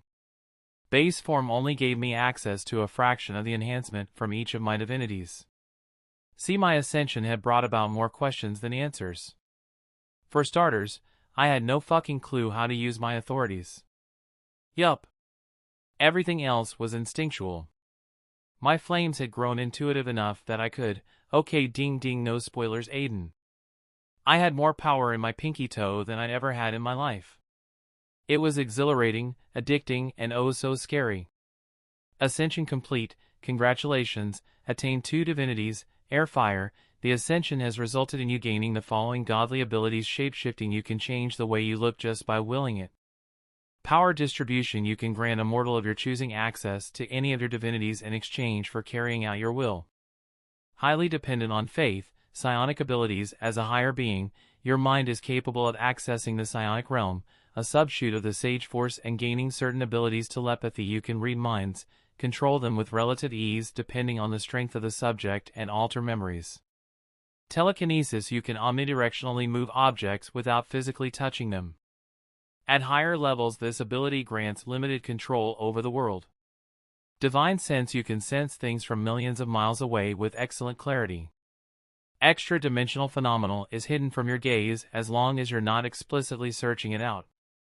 This includes hidden realms and beings. Superhuman strength, for each divinity you possess, your strength is magnified from its base by a permanent multiplication of 10 when you are in your normal form. Current enhancement at 20 times. Able to lift 3,000 tons with relative ease. Superhuman speed, for each divinity you possess, your speed is magnified by a permanent multiplication of 10 when you're in your normal form. Current enhancement at 20 times. Able to move at Mach 20. Superhuman endurance, for each divinity you possess, your endurance is highly increased. Cannot quantify stamina. Able to fight at full power for months without tiring. Immortality, your longevity far surpasses a lower life form. With the added benefit of being the anthropomorphic representation of %% equals %. Dying is kinda hard. Be careful of god-slaying artifacts and beings on your level or above it though. Regeneration, your enhanced healing has evolved by a few ranks. You now possess high-speed regeneration. Able to regrow a hand in minutes. Losing a head will put you out of commission for eternity. Evolving this ability will see it reach its final level. Elementalization, this ability allows you to exclusively access one of your elemental divinities for added power and select invulnerability. All physical parameters increase by 100x.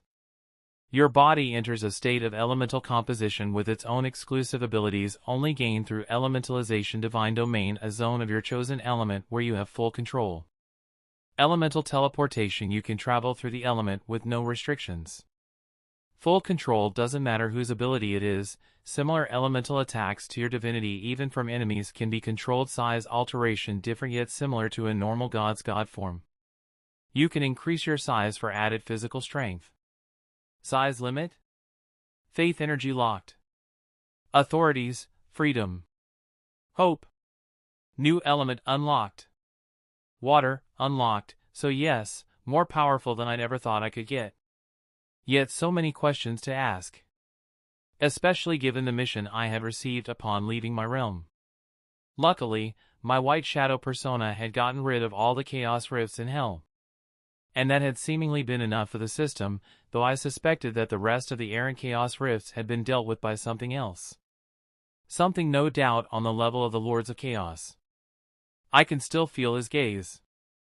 I had elected to check out the rewards for that mission later. For now what caught my attention was the new mission. Mission alert! Rage of a god, they dared lay hands on something that isn't theirs to claim. Someone precious to you. They dared blaspheme against a god. Unleash your fury and watch them burn in the flames of their own arrogance. Mission objectives show Vandal Savage the error of his ways. Save Starfire and your unborn child. Completely decimate their forces. Defeat him. Mission parameters time limit errors, mission difficulty nightmare. Mission rewards faith unlocked. For starters, the mission objectives had been hella vague. Secondly, there was only one reward. Nothing else despite the mission difficulty being nightmare, a level I had never once seen before, despite my tango with the Hell Lords.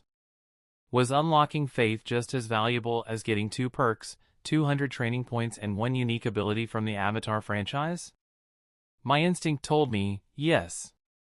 And while the mission difficulty was an indication that this was not going to be a cakewalk, the cold fury inside me assured that it wasn't me I was supposed to worry about.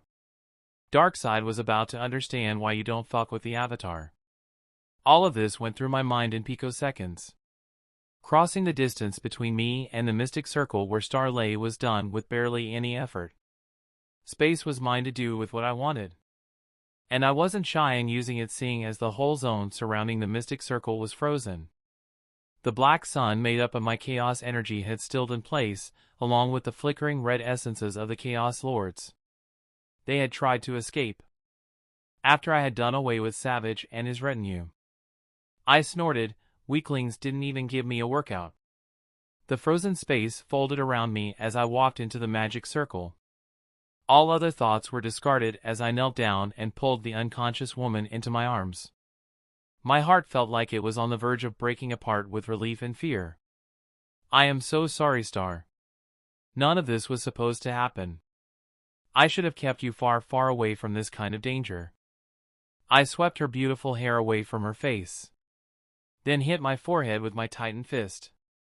So much for being the Avatar. I had fucked up. Immensely. I felt her hand grasp my own and interlock our fingers. Looking up in a bit of surprise, I could tell she was still asleep. Aiden. My name passed through her lips softly. I could feel the love, the care and consideration she held for me. I moved our interlocked hands to her protruding belly. She was close to 4 months old, just missing a few days. My energy joined her own, pulsing in a specific gentle frequency as I rubbed our creation. I barked out a single emotional laugh as another pulse made itself known. Weak, uneven but distinctly sharing properties to both Star and mine. My lips stretched out in a wide smile. Our child. My baby. So eager to join us in this crazy world, huh, kiddo? I wiped the trail of tears and embarrassment. It wasn't like me to get so emotional, goddamn. Another laugh escaped me before I breathed in, out and centered myself. I promise you this, Star. For as long as I live. My gaze sharpened looking around us at the frozen space. The red wisps of flames belonging to the Lords of Chaos almost seemed to flicker in fear. This will never happen again. I declared, rising up, careful not to jostle her too much. Equity appeared in my left arm while I cradled Star gently with a soft breeze that levitated her body before me. I kissed her forehead just as a boom tube swallowed her gently. Star would wake up next to Kai in our soft bed. Now then, time to deal with this problem. They hurt what was mine, may the presents have mercy on their souls, because I wouldn't. I pointed my weapon at the black sun above. Using my increased perception, it was easy to understand the function of the magic circle. A powerful geas designed to bind the soul, mind and body of the target to the caster. A sudden rise of fury slammed into me again. I pushed it down, they were going to suffer. Looking at the six-pointed star, it was clear to see who the caster was. Equity traced the invisible threads of connection to her. As Child was in a physical vessel, she would have more conscious control over the mystic energy needed to combine with my own higher quality chaos energy to place a slave tag on my child. Now you might be wondering why. Why go to all this trouble? Guess I'm about to find out. I unfroze Child. Flaw. Kill him. Kill him, kill him. Her face and voice changed at the last second, sounding panicked and inhuman. The huge crystal familiar wasted no time in jumbling forward at crazy speeds, arm changing into a huge scythe-like weapon. It swung the bladed limb down at me with force strong enough to shatter a full continent. Equity rose up to meet the swing. Flaw lost its arm. A clean cut where the bladed limb detached and slammed onto the floor with a clang. For a second, I thought I could see surprise in its inexpressive face. Then Equity sliced out. Space converged around the blade's edge and then split off into numerous deadly severing strings. Trillions, then quadrillions of superimposed, compressed, and tight slashes. One strike copied across a single zone endlessly. The blade landed once but hit the crystal familiar almost an infinite number of times. Starlight exploded outwards, esoteric matter from the universe as everything within where Flaw had occupied collapsed into jagged spatial rifts no different from billions and billions of miniature black holes. All the size of subatomic particles. I frowned and waved a hand, getting rid of the unnatural phenomenon before I casually destroyed the galaxy. A keening wail sounded out of Child. Her form begun to flicker from the material world. Where do you think you're going? Seeing a middle school kid cough out blood as Equity speared through her solar plexus was disturbing. Her eyes were pools of fear. The hate long gone. What are you? I cocked my head to the side. I've always wanted to say this. The ghost of Christmas future, my mouth split up into a wide smile full of malice. Reversing the mystical circle to serve me was easy enough due to the fact that my energy was the crux of the magic circle. Black lines rained down from the black sun overhead, connecting the red essences of the Chaos Lords to Child, then to Equity before eventually me. And I'm here to say you've been very naughty, Scrooge. I stilled and scrunched up my face in distaste. See what you fucking did. I am so mad, it's messing with my one-liners. She gurgled out more blood. I shook my head. It's about time you were replaced from your unworthy position by someone else. Someone competent. Then I pulled. A multitude of voices spread out across the multiverse from a higher dimension, joined in a chorus. Some asked for pity. Others like Mordru tried to curse me with potent dark magics. None of it took. I was finally living up to the mantle of the Lord of Chaos. Besides, you never say no to a power-up. Chapter 225, part of an equation, final part. General POV, reverberation spread out across the multiverse. An integral part of reality was going through a massive change. An old man walked through the rain. He had an umbrella in his hand that instead of using to shield himself from the droplets of rain, he instead used it as a walking stick. The cobblestone path under him shone from the light of the streetlights reflected on the wet ground. Despite the fact that he was being rained on, no drop landed on his body. He stopped in the middle of the road. The Victorian houses flanking either side denoted to this being a different time. He sighed, tipping his bowler hat at the figure sitting on the bench to his side. The figure was dressed in a full neck and resembled a very familiar comic book artist. "Fancy meeting you here, old friend," the president said to the OEA. The creator of the Marvel multiverse patted the empty space next to him. "Still as reckless as ever." The presence laughed, suddenly sitting on the space next to him. The whole area had changed into a massive white nothingness that stretched out into the infinitude. A split millisecond later, they were inside a tavern floating in the middle of two massive bubbles of every color imaginable, every sound imaginable, every abstract concept that could exist. The distance between the two was incalculable. "So, what is this favor you wanted to ask?" the OA asked. "Someone might." He struggled to find the word, "crop up in your home." The presence finished. "One of your own?" A brief silence dominated. The OAA nodded, taking the presence's silence as an answer. "I see." A tea set was placed on the table they were seated on. The presence smiled genially at the waitress, a red and yellow-colored girl with streaks of multicolored lightning shifting around her form. "Thank you, Sela." "Enjoy," the waitress said and walked away. Immediately after taking a sip of the tea, a glint appeared in the OA's eyes. "Well?" the presence asked. "It is good. A friend of my son's introduced it to me," the presence told him jovially. Aiden's POV, a rush of energy comparable to the massive amounts of divinity I had within me, invaded my core. Explaining divinity is like trying to describe color to a blind person. A shallow explanation would be that I had these wells of energy inside me. One, a green ocean of infinite swirling tornadoes, cosmic storms, and darker than dark holes. The other ocean was pure blazing golden fire. It burnt unceasingly, unrelenting and unforgiving. Even the eye from before wouldn't survive a single touch. The black sun above me was part of my own original power. I could feel it pulsing with the same thump as equity. Equity wanted to be whole again. The chaos from the Chaos Lords, however, was different. It contained an ethereal component that was missing from my own reserves. It had me buzzing with excitement as I immediately guessed what that component was. The scene around me was straight from a cinematic setting. Threads of black energy connected the black sun above to each of the Lords of Chaos, dragging out every ounce of pure chaos they possessed inside them to Child. The energy changed after leaving them to a blood-red color.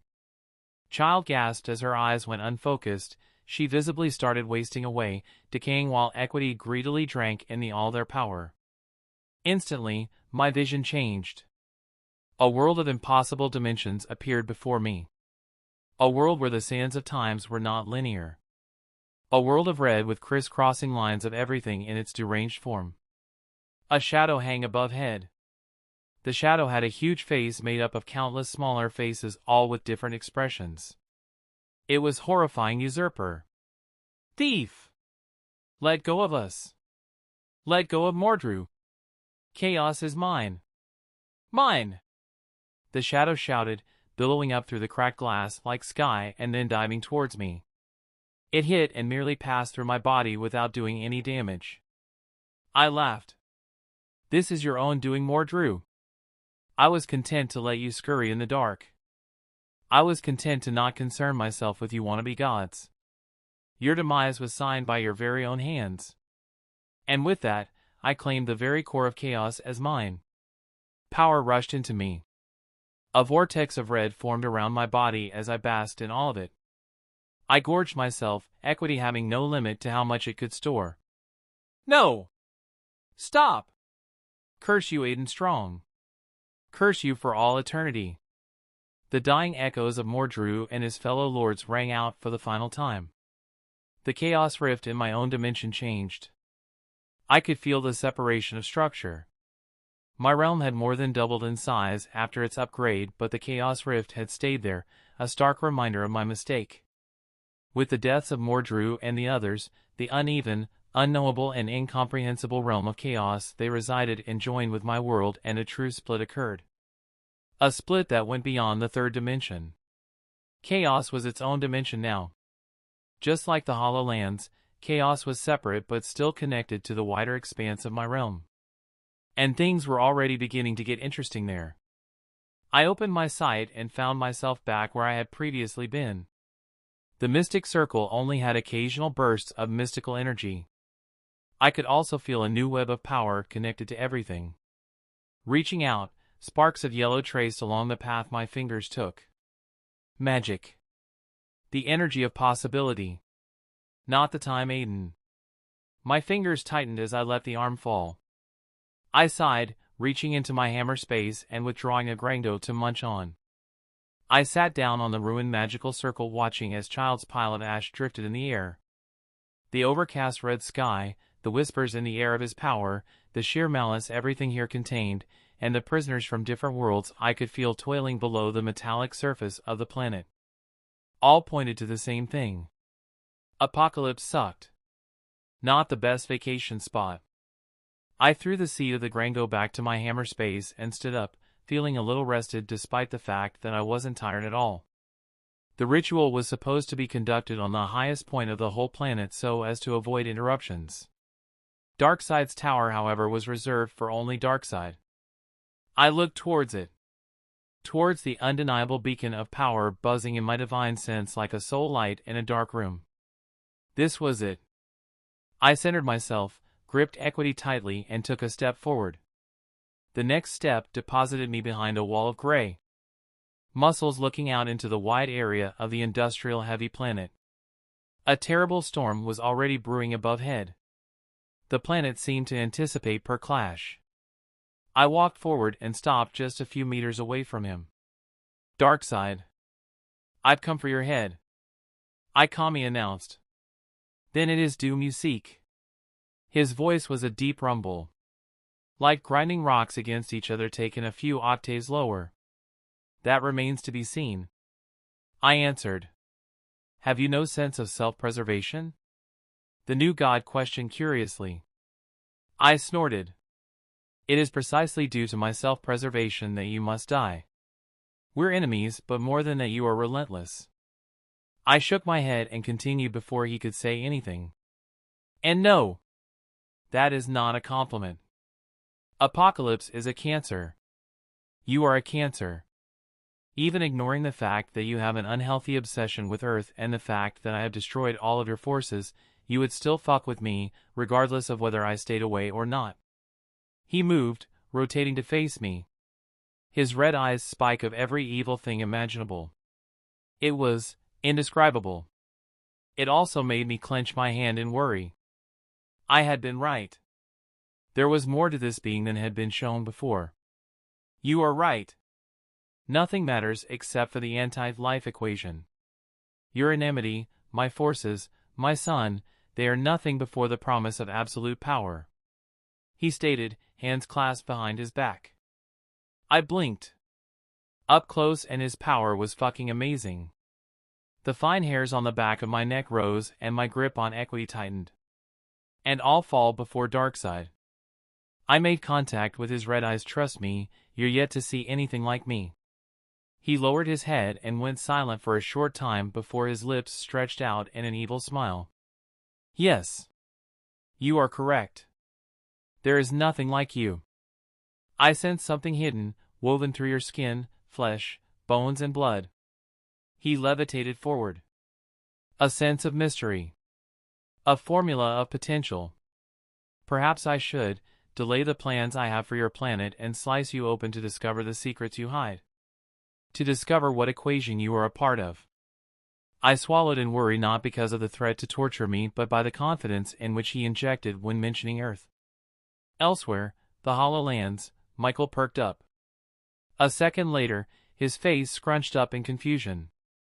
What a weird request. He got up and left. Aiden's POV, equity twirled in my hands. The distance between us was only separated by a handful of feet.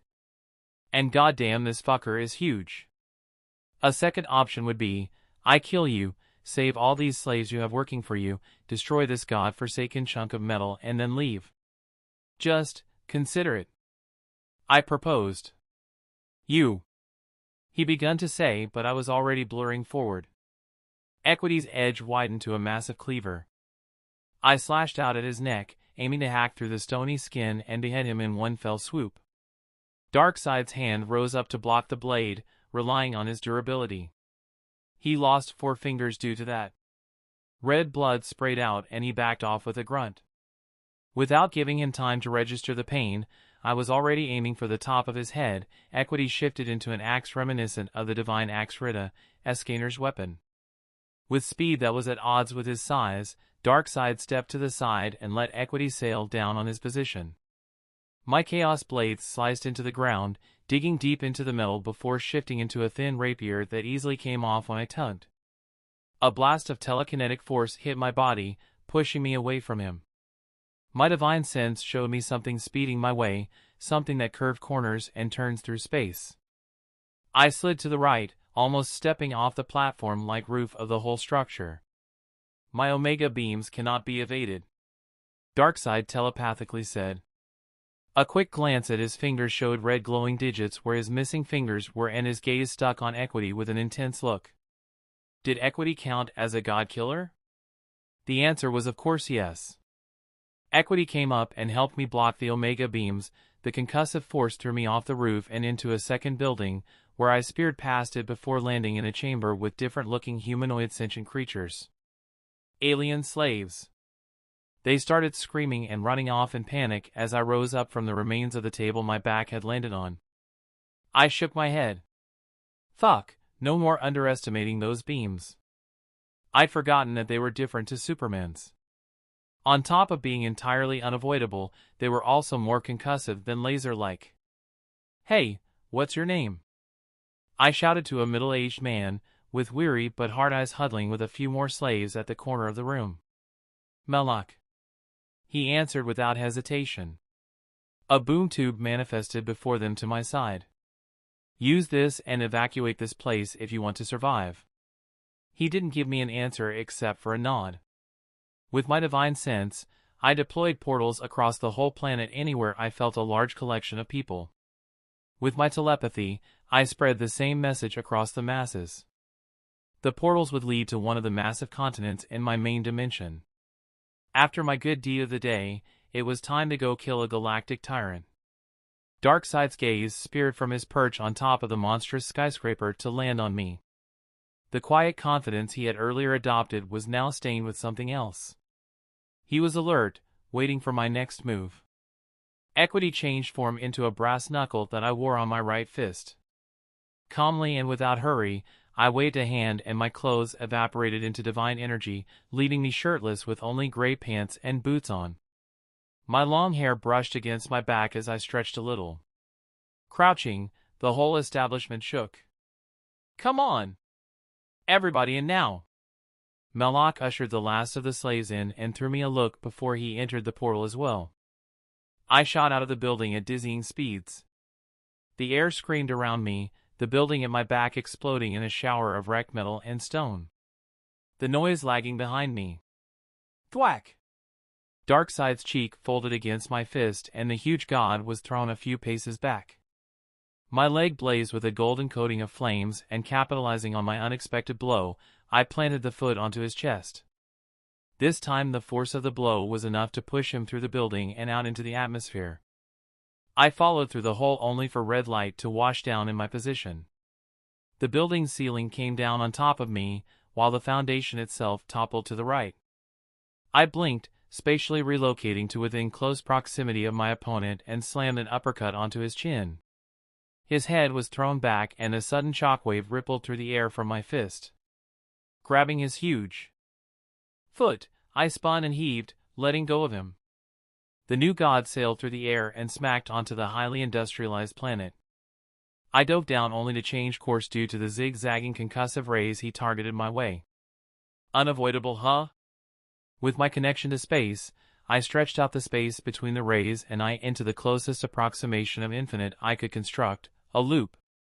The space surrounding me was instantly filled up by red threads that continuously followed billions of trajectories without actually touching me. I blinked from that position, feeling the Omega beams collapse onto the empty pocket before exploding outwards. The wave of shockwaves slammed onto my back, pushing me to the ground faster. While gravity did its thing, my body changed into diamond. Shape-shifting for the win. Legs straight and face downwards, I plowed through the Omega beams, not even bothering to dodge them. My legs slammed onto Darkseid's forearms and pushed him further down onto the ground. He broke past the first layer of the planet and arrived in a white-hot chamber that seemed to be an assembly line. I bounced off of him and raised my hands. With the motion, pieces of metal on top of the assembly line belt, don't know what they are called, rose up. Darkseid flew towards me with a savage look on his face, and to meet him were my telekinetically thrown projectiles. They bounced off of him and embedded onto the chamber, destroying the drones at work and wrecking the place. His huge fist swung towards me, but I flipped over the attack, to land at his back. Before I completely touched the ground, Darkseid was already moving. His backhand smacked onto my forearm with strength greater than anyone had ever hit me with. My bones shook and my muscles felt the sting. I could tank his blows, but that shit was painful. I dug a groove under my feet while jets of golden flames exploded behind my back to slow me down. "Give up, you are no match for me," my adversary said as a matter of fact. I ignored him in favor of something else. What else have I not tested? Oh yeah, speed. The world slowed down. I stepped off the belt and slid to a stop below his huge torso. My hands pulled back and then the first fist landed, then the second and the third. The 10th, Darkseid reacted at the 60th, Omega beams deploying with a sudden vibration and moving towards me from the right then the bottom. I bolted out of the chamber, stepping onto the walls before speeding through the hole we had initially created. I broke through the air, lacking traction and floating in open space for a short period. A sensation of not quite heat was growing apparent behind me. The Omega beams were trying to catch up. Golden streaks of lightning flashed a little under my feet, not too visible. I pulled some more and the streaks increased in number. I flexed my muscles and my speed increased from Mach 20 to almost 100. And it wasn't the fastest I could go. A ray of golden light that turned out to be me stepped onto the ground, my body handling the land before I was off. I passed through buildings with the beams following closely behind while accelerating to catch up with me.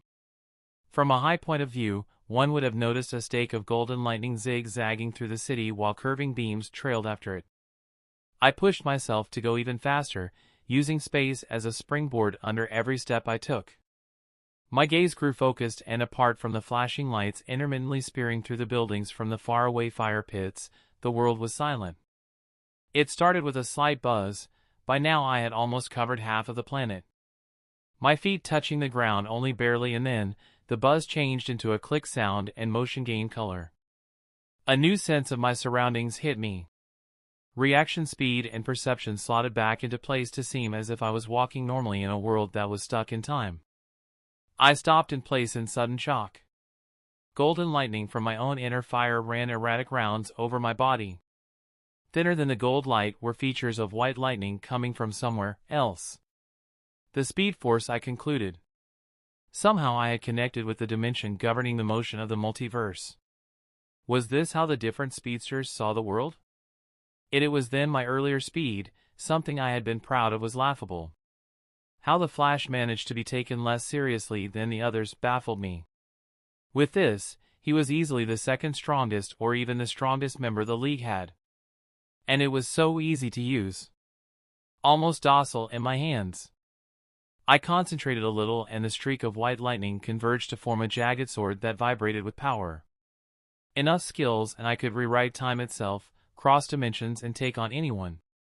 If only it wasn't borrowed power.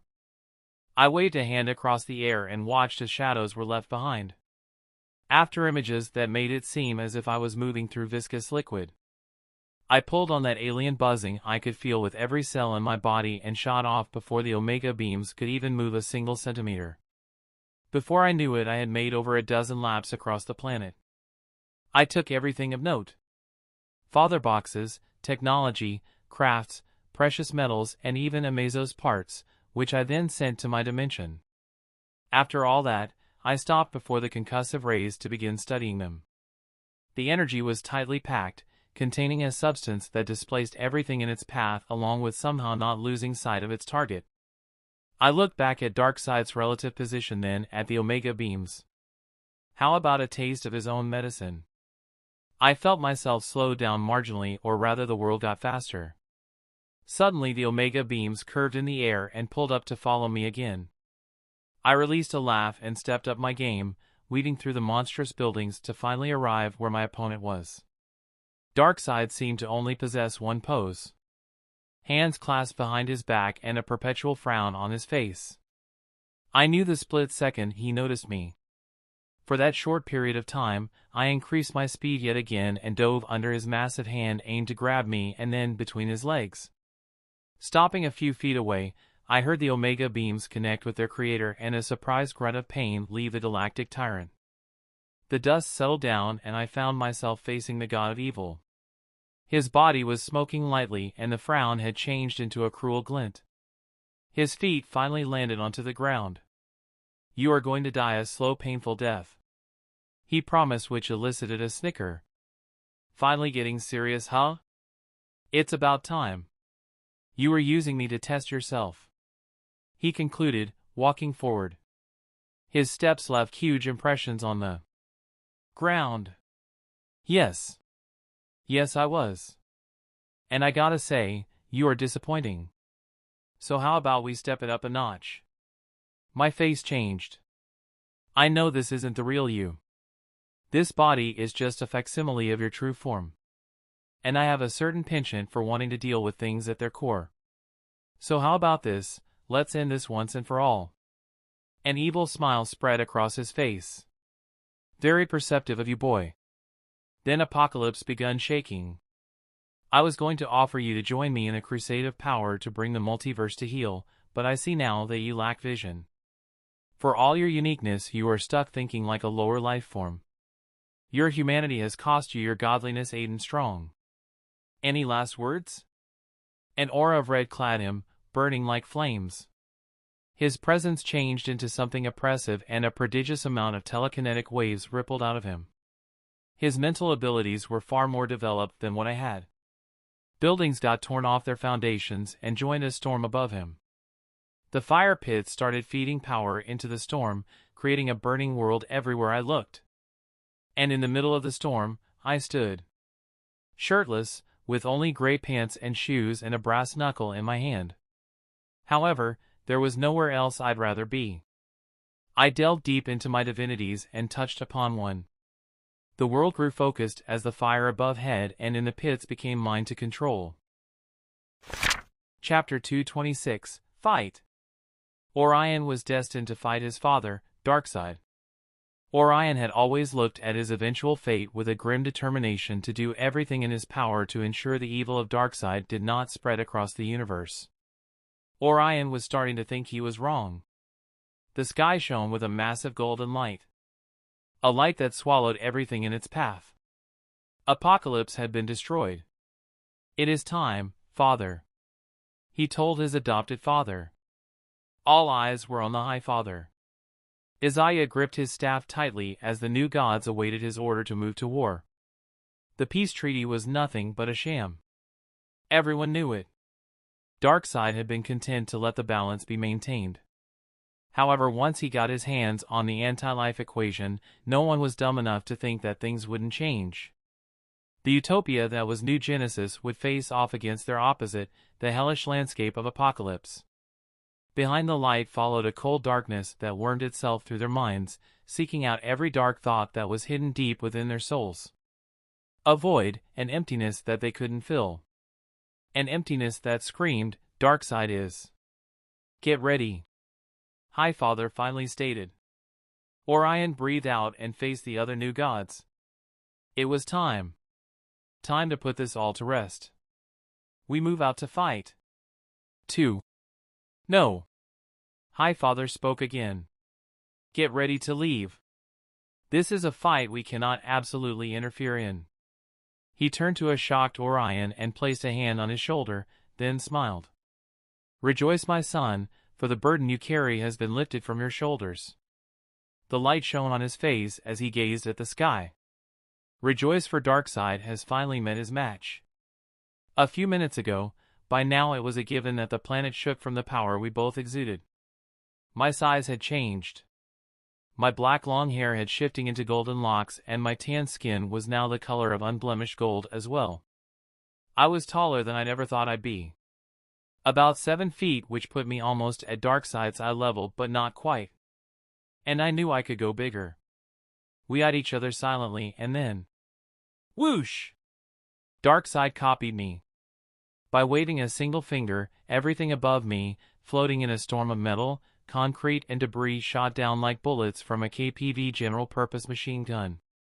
My vision was overtaken by all the projectiles. My feet hovered above the ground as I readied myself. A metal spike landed on my left, missing me by inches. I weaved and dodged lightly by barely moving. My base speed was enhanced to the point that everything seemed to move in slow motion. A huge chunk of a torn building almost 300 meters in diameter beared down on my position. And behind it, I could sense an even bigger piece of the building. I raised a hand and molded my energy. Putting a tiny fraction of power, I let loose the violent energy in one massive explosion.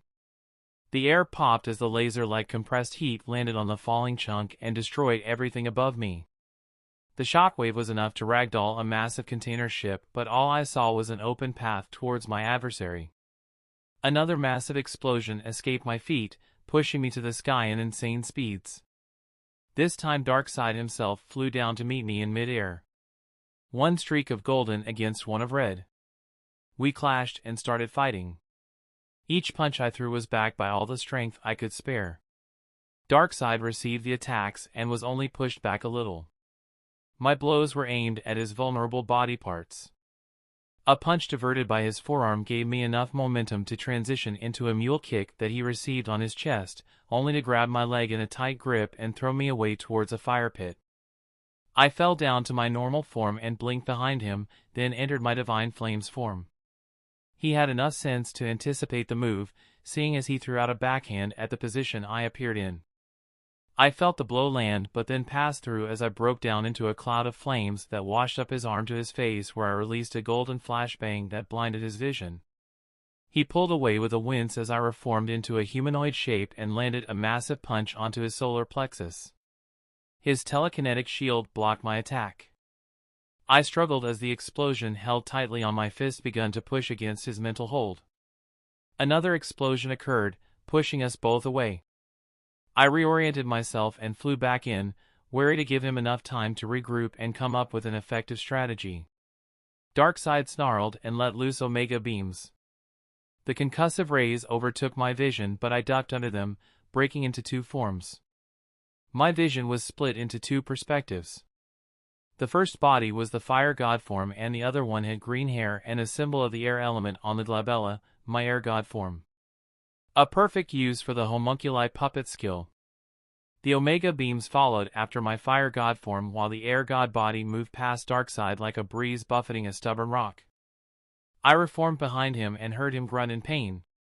Multiple slashes appeared on his body.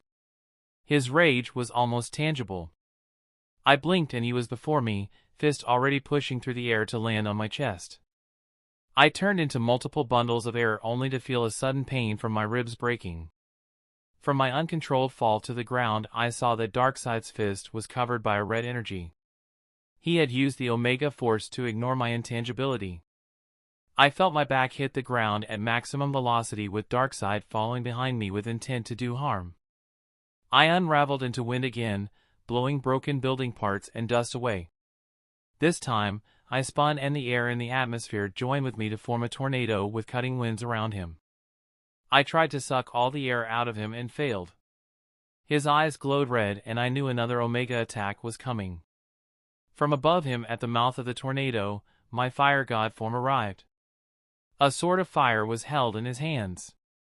I grunted as I held onto the highly compressed flame construct and swung down. The air screamed when the sword passed through Darkseid's red shield and then touched his head. The sword broke apart from a timely intervention by the Omega beams. Still, I managed to land on his head, opened my mouth and let loose destructive golden flames down at his face. The flames washed down to cover him, boiling the ground underneath us and turning it into a dark red magma pool. My air god form spun faster and faster, containing the heat that allowed us to boil the god of evil inside an oven of the fusion of all my flames. The golden-colored flames contained all the best qualities of my flames except the silver flames. The silver flames were special and I still had no idea why. Omega beams flew all around my body, but an application of my space manipulation ensured none of them reached me. Instead, they all added into the hot and violent energy buffeting Darkseid. For the first time ever, I heard his guttural screams of pain. It was a sound that excited a dark part of my soul, and I wanted more of it. Then it happened. A brief incoherence filled with rolling vision and impacts as I flew away. My scenery had changed. A tightness suddenly gripped the chests of both of my forms. I rose up in my fire god form, only now noticing dull but steadily growing more apparent pain in my left arm. I looked at it and blinked. From my shoulder, my left hand was missing. The realization brought with it sudden incapacitating pain that brought me to my knees. A layer of dust rose up from where I knelt. Looking around, I was in a wide crater, or at least the outskirts. In the horizon I couldn't see any buildings that had survived what that attack had been. All I remember was a build-up of the Omega Force, before Scarlet took over my sight. My air god form was trapped under a layer of metal and stones. He wasn't moving. I widened my eyes. I couldn't feel him. No, I could feel, but it felt like I was in a deep sleep. I got up to my feet and stumbled in a walk. This fight was going about exactly how I thought it would. I was getting my ass kicked. I had equity as a trump card, but that was just in case. Something grew bigger from the horizon. Something huge. I only had time to pull on the connection with the Speed Force and roll away before Darkseid could land on me. "You cannot defeat me," the God of Evil said. He seemed almost bigger somehow. His energy was certainly sharper from what I could feel. Fortunately, he hadn't escaped unscathed. His skin visibly smoked, and although it wasn't apparent with his gray skin, he had burns across his face and chest. His upper attire was nothing but strips of clothes that he contemptuously ripped off his form. "Fuck you!" My left hand was healing quickly, but in a high-speed battle like this, quick wasn't fast enough. A golden arm made of fire took its place. I settled into a basic Krav Maga pose. Both of my hands held up face level and the palms open. Darkseid had a lot of physical power going on for him, and clashing with him head-on had shown me that that wasn't the way to go when fighting him. "I'm going to fuck you up," I promised. "So be it." I was ready for the Omega beams this time. By ready, I mean my size shrunk within the flame construct I created in my position. The beams hit the flame construct and dispersed in a blinding flash and bang. I pushed out of the flames with a knee that slammed onto his face with a resounding crack. A spray of blood erupted from his nose, splashing onto my pants. He snarled and swept out a clawed hand at my head. My flame hand billowed in size and received the blow, only pushing me to his left. I completed the rotation and snapped out a kick that doubled in size, landing onto his chin and throwing him away. He dug a groove through the dusty crater, before rolling to a stop. I followed closely behind him, but felt a force slam onto my back. The telekinetic blow smacked me onto the dusty crater, followed by a shadow appearing above.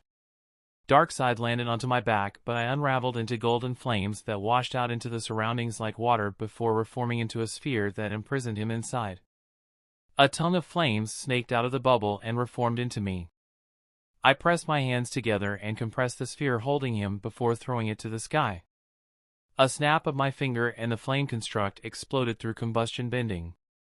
Darkseid was thrown out of the attack, and I blitzed with fast speed towards where I knew his trajectory would take him. I pulled back a hand and let loose a punch using the hand wearing the brass knuckles and my 1,000+ ton strength at his face. The gales produced by the contact cleared away the smoke around the region. He shot off again, and once again, I punched him through the air after catching up with him.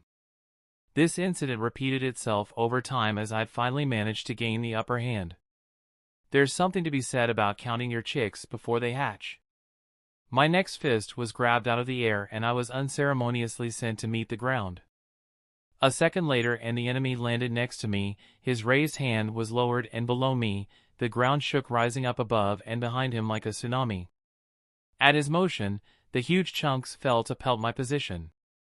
In response, I breathed in and roared. The sky was again awash with light as everything disappeared in the blaze. Serving as a great distraction, I emerged from the remnant flames and once again repeated an attack that was quickly becoming a favorite of mine.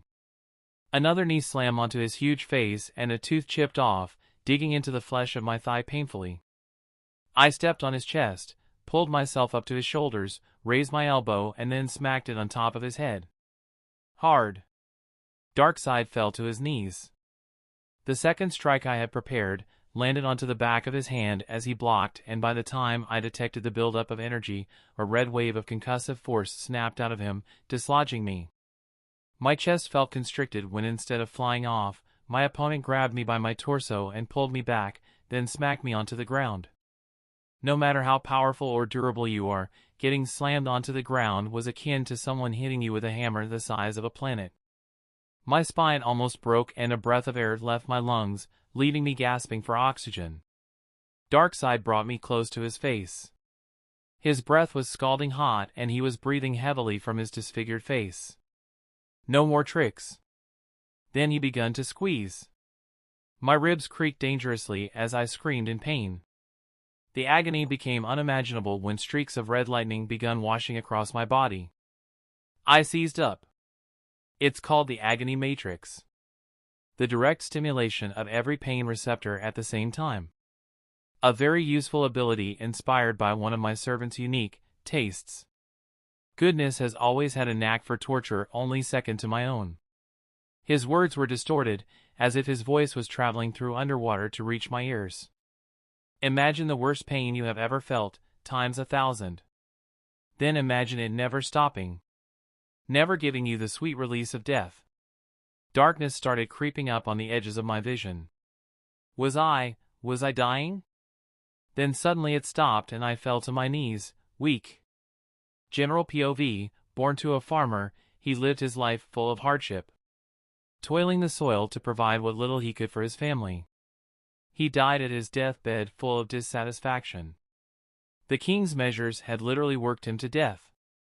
Born as a slave with no name, no home, and no hope, she faced all kinds of misery. Losing the only person she had in her life, her little brother, she decided to escape. Only to be caught, raped and tortured by her cruel master. She died with a lot of regrets. Born as a general in a life of constant battle. He became the last bastion for humanity against the endless horde of demons. Only to be betrayed by his closest friend and made to watch as the city he protected all his life get razed to the ground and the people slaughtered. He screamed his throat raw when his daughter was disemboweled before him. Death was a sweet release. Born as a dog. This time he was taken from his mother, brothers, and sisters. Over his short 5 years of existence, he lost a leg and an eye due to mistreatment. He died with a lot of grievances. Born as an orphan. Born as a rich heir. Born as a mouse. Born as a bandit. Born disabled. Born as a demon. Born as an imp. Born as. Each life was worse than the last and none were similar. No matter how much he tried to change his fate, it always ended the same. Pain, despair, hate, distrust, greed, all the negativity a sentient being could feel, he felt. Then the despair gave way to something unfathomable. Elsewhere, in the deepest parts of space, a region surrounded by asteroids, a dark pocket of swirling energy existed. From far away, it would seem like a generic black hole. Its gravitational force was so strong that the nearest blue giant, a star bigger than Earth's solar system, was being devoured.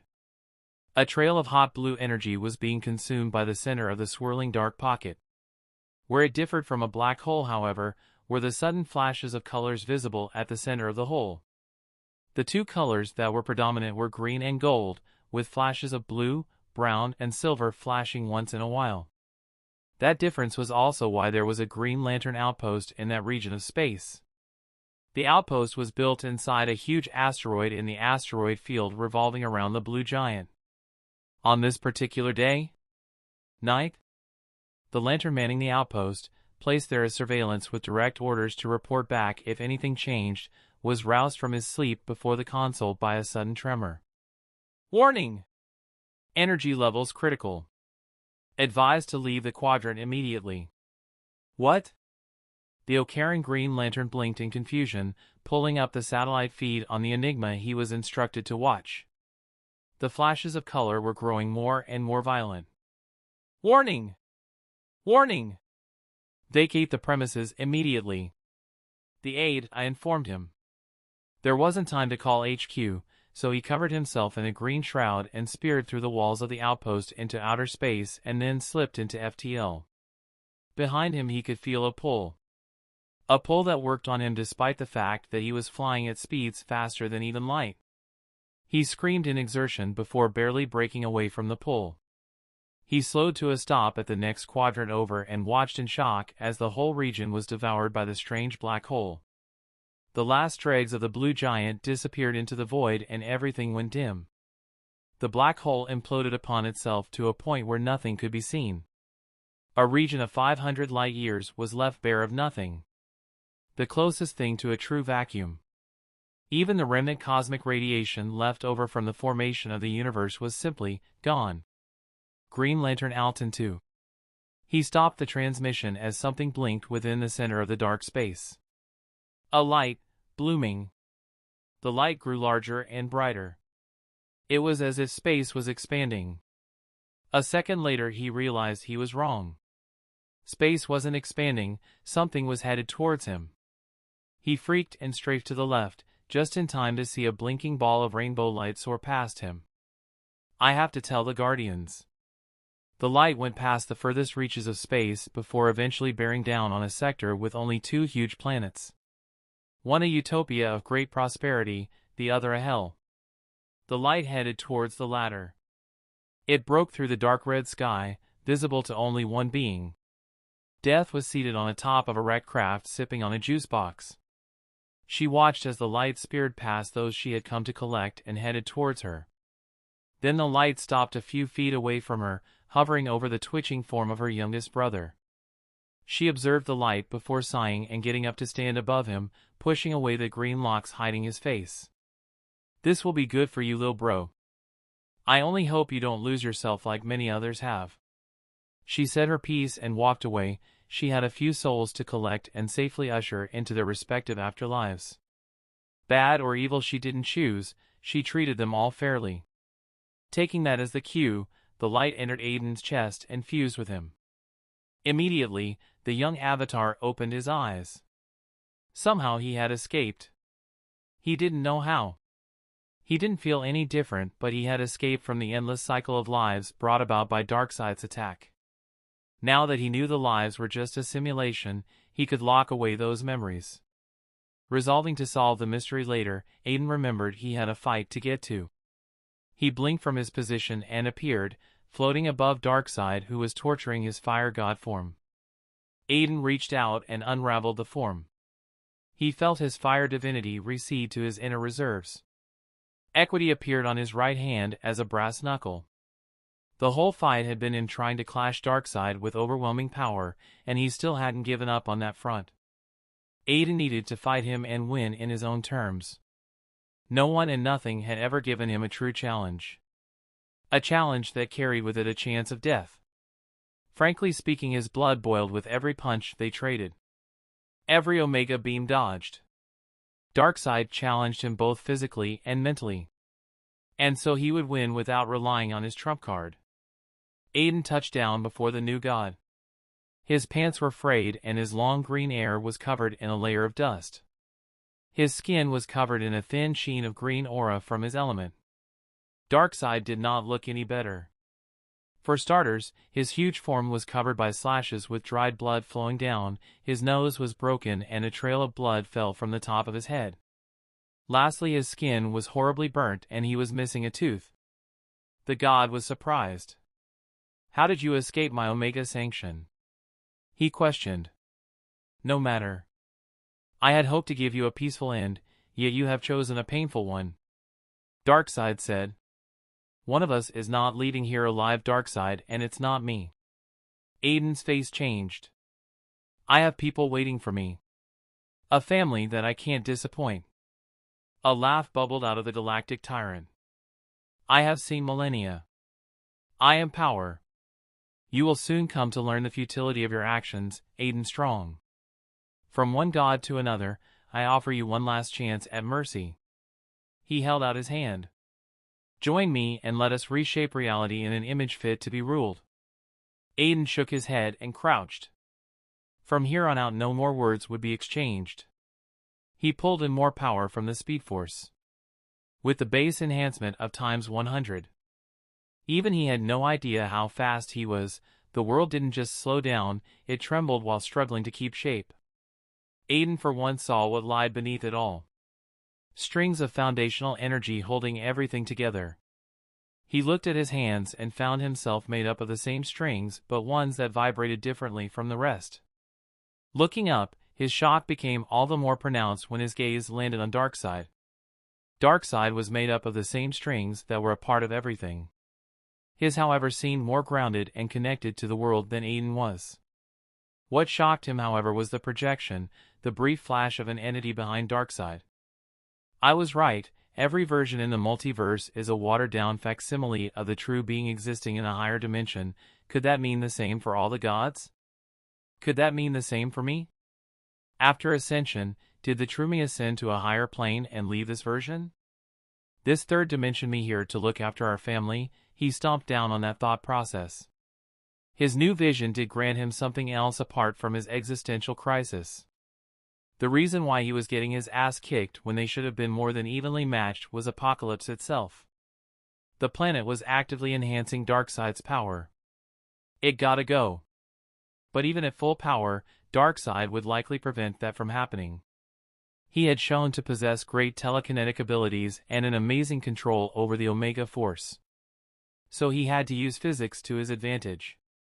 Lightning danced across Aiden's eyes as he shot forward at light speeds. The acceleration was almost instantaneous.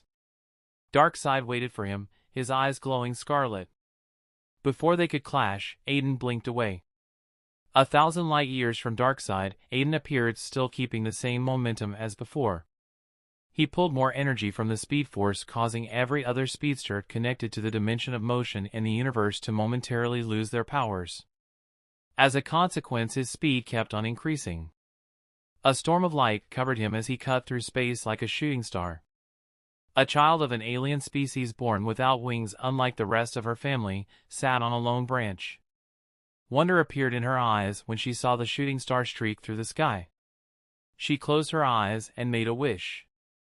A second later, white beautiful wings sprouted from her back, dripping with embers of starlight. She gasped and fell, closing her eyes in fear. However, she found herself floating before her shocked family. Several scenes like these appeared across the planets that laid their eyes on the shooting star. However, only the truly desperate, those who needed help and had pure dispositions, had their wishes granted. Some called it a miracle, and a faith was born. This happened despite the distance from the nearest planet being hundreds of light years away. Somehow the light arrived to the closest planets without caring about physics. It was a miracle. Back to Aiden, he had no idea that he had changed something fundamental without even knowing or trying to. All he was focused on was the faraway planet growing larger by the milliseconds. A full attack while on Apocalypse would be countered by Darkseid using the Omega Force, but a strike from literally light years away? Aiden began spinning, dragging out air from little pockets connected to his dimension. The storm surrounding him now was an energy field of gigantic proportions, spinning like a drill. Darkseid saw the light and his red eyes widened comically. There was no way to. Before he could finish the thought, the light landed. Apocalypse did not tremble or shake, it simply ceased to exist. An explosion of light and energy ripped out and slammed onto the walls of energy erected by Highfather to protect New Genesis from the world-ending event. But he knew that this fight was far from over, because darkness was now truly unleashed, and the only one who could stop it was the young god fearlessly standing in opposition to the god of evil's power. Chapter 227, Where Logic Meets Madness. Aiden's POV, Light. My eyes were closed, yet I could still see the overwhelming rays of the explosion through the eyelids. The fact that I was at the center and was relatively unharmed was shocking. For a few minutes, the light was all there was to the world. Even in my divine sense, No shred of the emptiness of space remained, just rays of super-hot plasma. I breathed out a sigh when I could not detect Darkseid. Finally, I thought, allowing the exhaustion to set in. My body felt mushy and heavy. I was about to open a portal to my dimension and sleep off the last 10 hours, but something suddenly changed. A smudge of darkness appeared inside the light. A persistent oily substance that was different from true darkness. Darkness' nature was to consume light. This darkness was tainted. Like a ravenous predator, it didn't just stop with the light. Every person has those two extremes. Good and bad. This darkness fed on the good side and fed the bad side. The darkness had a name. I am beyond your linear perception of time. Far above your feeble understanding of reality. Darkseid is. Existence itself demands it. The darkness overtook the light, consumed it like a parasite wantonly feeding on the host for power. I grew dim, feeling the dread latch onto the only other thing around. Me. I felt myself sinking. I was a god, but whatever Darkseid was, it wasn't anything I had ever faced before. There was a reason why this particular mission had a nightmare tag. I didn't have any other choice now. I could not allow him to win. Whatever I'd done had let him pull more of his true self into the universe. I didn't want to do this. I looked deep within myself, making a connection with equity, and called out to my chaos side. Something else answered. General POV, the scales of morality suddenly shifted. Good was trampled by bad as evil came out on top. Wars of conquest were won and wars of survival were lost across the wide expanse of the universe. Kindness was turned to cruelty. Greed overtook selflessness. The light of good in the universe started fading. The Endless felt it. Some of the siblings' influence grew too much to almost overshadow the rest. Destruction shielded his eyes from the blinding sun, plunging the axe in his hands on the log next to him. He sat down on a rock looking out into a wide expanse of trees and snorted. Not my problem. He wiped his face, got back up again and continued chopping firewood. Elsewhere, Highfather took a knee, suddenly weakened. Father! Orion held him up. Orion, you did not join the others. Highfather concluded. How could I leave you here, alone during this final crisis? Orion looked up at the dark sky and tightened his fingers into fists. A shimmering shield of white blocked the darkness from consuming New Genesis, held together by the Highfather. However, it was just a matter of time. That was his fight, damn it. But here he was, doing nothing. He sighed and let his hands go slack. Orion held Highfather by the shoulders and led him to his throne. The others? His adopted father asked. Under the protection of Infinity Man. They are in the Lantern Corps headquarters. The two stayed in the empty throne room looking through the open cavities in the palace. The darkness was spreading. Orion, I feel weak. My power, the balance between Uxas and I has shifted tremendously. Highfather stared at his son intensely. Darkseid cannot succeed. I need you to take on my power and add it to your own. Maybe then. Orion's face changed. You cannot be serious, father. Anything Highfather would have said was interrupted when a pressure greater than anything Darkseid could exert made itself known. The same scene as before repeated itself. However, this time, the result was decided before it even happened. Inside the all-consuming darkness rapidly spreading across space, seeking out intelligent life to enslave, a glowing white figure with indistinguishable features grew from a pinprick of light. The darkness tried to drown the light in its deep and massive form, but the light persisted. That persistence grew until with an explosion, all darkness within a zone of the light was expelled. In the fourth dimension, space was dominated by a temporal loop, causing the inhabitants to perceive the present, past, and future simultaneously. A fight had been, and will take place. Linear perception was merely a construct for 3D beings and lower. Two massive figures roiled around each other, non-uniform and lacking a limited physical vessel. The first figure was Order. A bright light of epic proportions that would have overtaken the size of a galaxy, and the second figure was evil. It sought to dim out the good and spread, plunging the whole universe and remaking it into a copy of an universe in the dark multiverse. No words were exchanged. Words were meaningless here. They communicated through thoughts. Tried to manipulate each other through thoughts. And when that failed, taunted each other. Distance was only as long or as short as you wanted it to be. In the 3D physical world, a much tamer but still epic duel of power was taking place. Order looked around. He was like an island in the middle of the storm. Tongues of darkness speared out at him, only for him to break down or remake the laws of physics in a way that denied them purchase in the real world. It got to the point where the light was overtaking the darkness again. I am a necessity. None can deny me. Darkseid was steadily getting pushed back. The scales had changed stupendously. And he knew that every single second, his opponent was gaining more ground. So he decided to make one final impressive attack. The dark rolled away from Order's position, clearing an area of over 1 light-year. Then the darkness gained a reddish tint as Darkseid pulled on the Omega Force. The darkness billowed out in size, gaining more mass and heaviness. Then, at insane speeds, it plunged down at the Order Avatar's position like a tsunami. Order saw it coming, but instead of an overly panicked response, he merely raised a hand. On the palm of the featureless arm, a pure white sword manifested. It vibrated constantly, as if out of sync with the world. Order swung it down. For white arcs, like pillars that held up the sky, shot out of the sword, spreading across 4 directions at the same time. A new sun bloomed in the sky, and anyone with the capability of watching knew that the fight had been decided. Order held something in his hands. A thin being. With grayish skin and malnourished-looking body. The 9-foot thin, squirming oily substance tried to spread across his form but lacked traction. "What are you?" Darkseid asked in fear that he had never felt before. Not ever since he used to be nothing but a lowly farmer.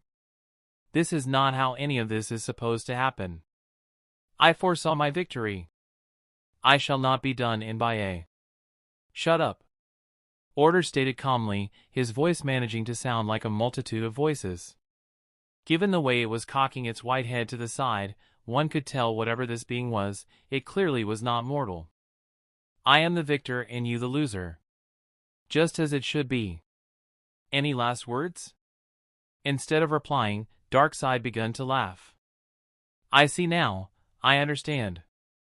Just as well then that I will still prevail even when you destroy this body. Order squeezed the new god's neck. What do you mean by that? Darkseid choked a little. A measure. One that ensures mutual destruction in case any of them had decided to intervene, the Earth and gods. Aiden would have been worried. Aiden would have asked more questions. Order, on the other hand, wanted to bring the whole affair to a close. The logical thing was to end this for and prevent Darkseid from ever coming back, and with equity that was more than possible. Darkseid must have felt the apathy in the gaze that was leveled at him. He quickly spoke up. My son Graven is in control of the War World, a device capable of destroying an entire planet in just under seconds. Let me go, or you can say goodbye to every human on Earth. Order took a chance to review the choices. It was either he allowed this enemy to walk away, therefore saving the Earth, or destroy the enemy and the Earth would pay the price. It didn't even consider the chance that Darkseid was lying. Nothing could lie to Order because the lie would be missing substance and the structure of truth. So the choice came down to one question. What was better for Aiden in the long run? If the Earth was destroyed, many villains that would have posed a danger to Aiden would die. Order was also not a fan of the Justice League. They had meddled in his affairs time and time again. And on a larger universal scale, Earth was only one planet. If he allowed Darkseid to escape, he would pose a danger to multiple galaxies, all with planets and intelligent lives of their own. So according to logic, taking out Darkseid was the first priority. Fuck the Earth. The sword in its hands seemed to gain more substance. Darkseid sensed his incoming death and struggled with all his might. For light years, one could see flashes of red that appeared around the white sun before losing form. Order plunged equity through the god of evil's torso and severed its connection to the Omega Force. Feed. He gave the order and equity complied. Darkseid's struggles grew anew and more panicked. A roar of pain exploded out from him. Across every universe of the DC multiverse, Apocalypse was dying, Darkseid was dying. The sword had managed to cut into his true form. To cut into an abstract concept and steal away its essence. From the fourth dimension, Darkseid was losing more than his life. He was losing his meaning. Mercy, mercy. The being that had been a threat towards the universe withered away visibly. Equity drank in its power without stopping, and in the end, Darkseid's form started flaking off, piece by piece. The last thing his red eyes focused on was the apathetic look in the gaze of Order. Curse you, Aden Strong. Curse you. Order blinked as finally, the darkness was chased away. He held equity up and studied it. The sword had seemingly dulled, but he could feel the power inside the blade. His bright white eyes were reflected in the blade's length. He blinked again and Aiden's normal eyes appeared. Aiden was back. The memories came down on him like a torrential downpour. He could hardly believe it. Terror gripped him. The decision he had made was incredibly selfish. Aiden blinked away in panic, clearing over billions of light years to appear in the Sol system. His chest inflated in pain as he gazed at the results of his carelessness with his wide eyes. No! Please, oh God! Where Earth had been, all that was left was floating debris and chunks of the rock. By choosing to destroy Darkseid, Aiden had also caused the destruction of his home planet. Chapter 228, After Crisis. General POV, 1 minute everything was going well for Robin, then the next it all changed. Someone was helping the team to hack into Morrow's old computer. Although it looked like there wasn't enough time, with 3 minutes left on the clock, Robin knew it would be a close call, but that the plan itself had worked. I need a vacation after this is over, Black Canary said, leaning back towards her seat and rubbing her eyes. The worst part was the waiting. Believe me, I know exactly what you... The light in the Watchtower suddenly went out. Robin and Canary scrambled out of their seats, suddenly alert. Robin's wrist computer started shining a light on their surroundings as a shiver went down his back. Was it just him, or had it suddenly become chilly? Watchtower to team? He called out through the comms. Nothing but static. No, wait, there was something heavy and breathing. Close your eyes. A whisper came through. It was raspy and really low. Like a sharp breeze. Boy Wonder removed the comms and stared at them intently. Then he strapped it back to his ears while his heart was pumping heavily. I don't know who or what you are, but you are messing with the wrong people, he warned, clicking on his wrist computer to try and understand why even the backup power system was offline. Close your eyes. The whisper came again, and with it the shiver Robin felt intensified. Canary. He turned to the League therapist only to find her seat empty. Robin swallowed and clutched Birdarangs in his hands. There was something else in here with him. Close your eyes. The voice sounded very near now. Like it was just behind him. Boy Wonder had been scared for his life many times before. When you live in a city like Gotham, with people like Jonathan Crane aka the Scarecrow, you get used to fear. But this, whatever this thing was, cut deeper. It was a visceral fear. One born out of every hair on your body standing up. The purest fear of all, the fear of the unknown. Robin shivered when he felt a cold hand clutch at his shoulder. Close your eyes. The whisper this time sounded very close to his ears. He thought of turning around and confronting whatever this thing was. What stopped him, however, was his instinct.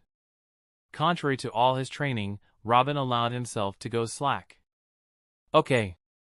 He whispered back, closing his eyes. Just please don't hurt Canary. There wasn't an answer. All he felt was a cold sensation across his body, and then he smelled it, ocean water. Clean ocean water. The waves slowly rocked the shore, and when he opened his eyes, he knew exactly where he was. There was only one place as beautiful as this. And he wasn't surprised at who was responsible for bringing him here. Aiden, of course. Where am I? A sudden voice said. What was surprising, however, was that he wasn't the only one. From what Boy Wonder could see, the whole coast was populated by people who had just appeared out of nowhere. Normal, everyday people. From different ethnicities as well. The only reason that would be, was if the Earth was in a danger even Aiden couldn't save it from. The crowds begun growing restless, one even pointed at him. One man blamed the freakish nature of their arrival on the League. Robin took a note at how tensions were rising and knew he had to do something to stop it. Wait! Look! Another person said, pointing to the sky. An angel was floating down. Robin shook his head to get rid of the childish crush he harbored for Corey. He knew that red hair anywhere. Seeing her brought a relieved smile to his face. Corey was all right, she wasn't hurt. Hello, everybody. Her voice was loud and projected nicely through the crowds. We are terribly sorry for pulling you away from your daily lives without warning. She breathed in and Robin could notice the stress built up in her eyebrows. She seemed to notice him and nod, likely letting him know to wait until she was done. I cannot give you a concrete reason as to why, but believe me when I say that the Earth was in an astronomical danger that required the use of mass teleportation to save everyone. Robin looked around and saw that her words rang true. There were stations with sick people being taken care of, the teleportation having brought the machines necessary to keep them stable. Behind me are medpods, drones that can heal any sickness or injury to within reason. Robin frowned in surprise as the air behind her shimmered and green-silver, soccer ball-sized metal drones appeared. They had been cloaked. Robin's eyes rose up. Looks like someone had been prepared for an apocalyptic event. Please be nice to each other. The drones will bring you food and any other amenities you might require. She smiled to ease them. Just hold on until this whole crisis is over and then we can all go back to our normal lives. Aiden's POV, there was nothing. Just chunks of floating rock around a quarter of the moon. The natural satellite having also been affected by the massive explosion that shaved off more than half of its total body. My hands shook at the enormity of my actions. This is why I was always wary to use any of my states. Without full control, I was an apathetic, logical, unfeeling monster. And the chaos state was not any better either. It turned me into an impassioned, unpredictable, and gleeful persona. Two extremes that were better in moderation. It almost seemed like the distinction between Batman and the Joker. Not a comparison anyone wanted. Those two were conditionally insane. Not medically though. Joker was termed as an individual who was super sane, while Batman's disassociation between his two personas might have counted as a mild case of split personality. I breathed out, despite being in a space that was filled with super hot gases that were rapidly cooling. Not everything was lost. Yeah, if Michael had followed my instructions then everything was okay for now. Of course, barring the fact that the Earth was no more. My divine sense alerted me to the one thing responsible for this. My face was overtaken by anger. I whirled around and stared at the huge planet-like object close to the fourth terrestrial planet in the Sol system. My eyes further widened when the machine-like planet started charging its cannon. Its core igniting and the target seemingly being Mars. Multiple bioships soared out of the Martian planet, headed towards the artificial planet. They weren't going to make it. My face hardened some more. Warping space always felt like, for an instant, my whole being was connected to the fabric of existence. It almost felt like if I could push more, something would happen. This not being a time for experiments, I appeared in front of the cannon's trajectory just as it let loose another planet-killing beam at our next-door neighbors. I roared and increased in size, floating at a whooping 10,000 feet.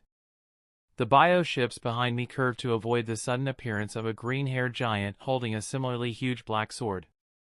General POV, the plasma beam from the cannon cut through space and in no time was before the giant. Aiden reached out into his inner self and pulled on his fire divinity. He underwent another instantaneous change. His green hair shifted to gold as well as the cloak of energy surrounding his body changing color. Aiden looked at the plasma beam bearing down on his position and opened his mouth. The blast hit his face and disappeared as he swallowed the supercharged attack. The occupants inside the bioships were shocked. Huh, you guys saw that too, right? The first Martian, who was on a gray-colored bioship, asked the rest through telepathy. He ate the attack. Another one added in disbelief. I'm thinking of retiring. This just makes the decision final for me. A third one commented. The rest of the 5 ships' occupants merely stayed silent. But not for long, however. Oh wait, something else is happening. Something cool AF. The occupant in the youngest-looking bioship said excitedly. Your mind has been corrupted by Earth's nonsensical entertainment. An older voice chided. At that, their already bad moods plummeted. Things will never be the same again. The younger voice said morosely. Focus. We are not out of danger yet. Let us make sure we don't lose our home as well. At that, the bioships adopted a wait-and-see approach, and just like one of them had mentioned, something could be seen brewing.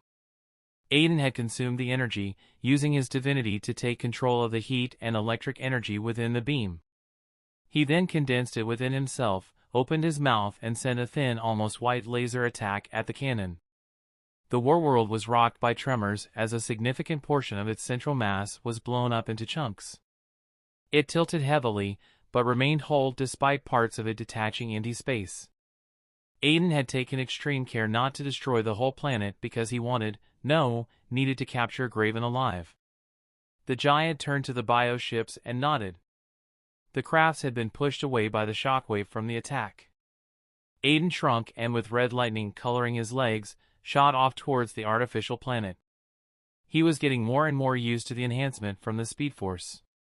Given that some of the abilities afforded were similar to his space manipulation, phasing through the outer chassis by vibrating his molecules was as easy as breathing. He stepped out into a long hallway stretching out on both sides, to the left and the right. The hallway was vacant but noisy, with an alarm blaring out loudly. In his divine sense, he could sense multiple beings put in stasis on a section below what he thought was the main deck.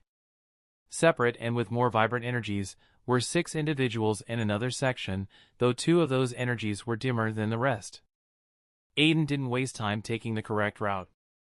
Metal shredded and gave way to his form as easily as cardboard.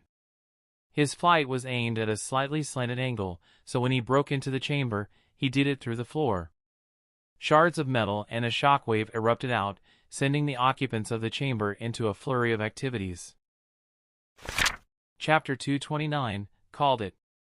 General POV, there are core concepts that are needed for the continued existence of the universe and, on a larger scale, the multiverse.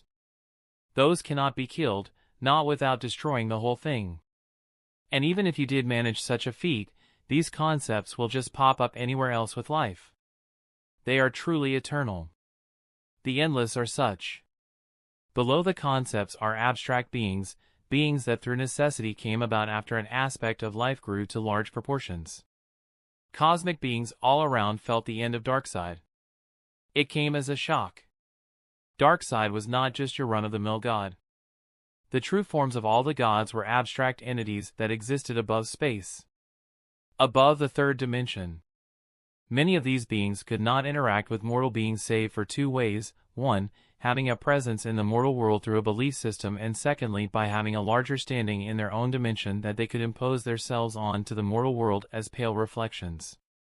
Facsimiles that had shallow control over an aspect. Normal gods relied on mostly the first option, by having the denizens of the lower world acknowledge them as beings with power and influence over the world. The new gods relied on the latter.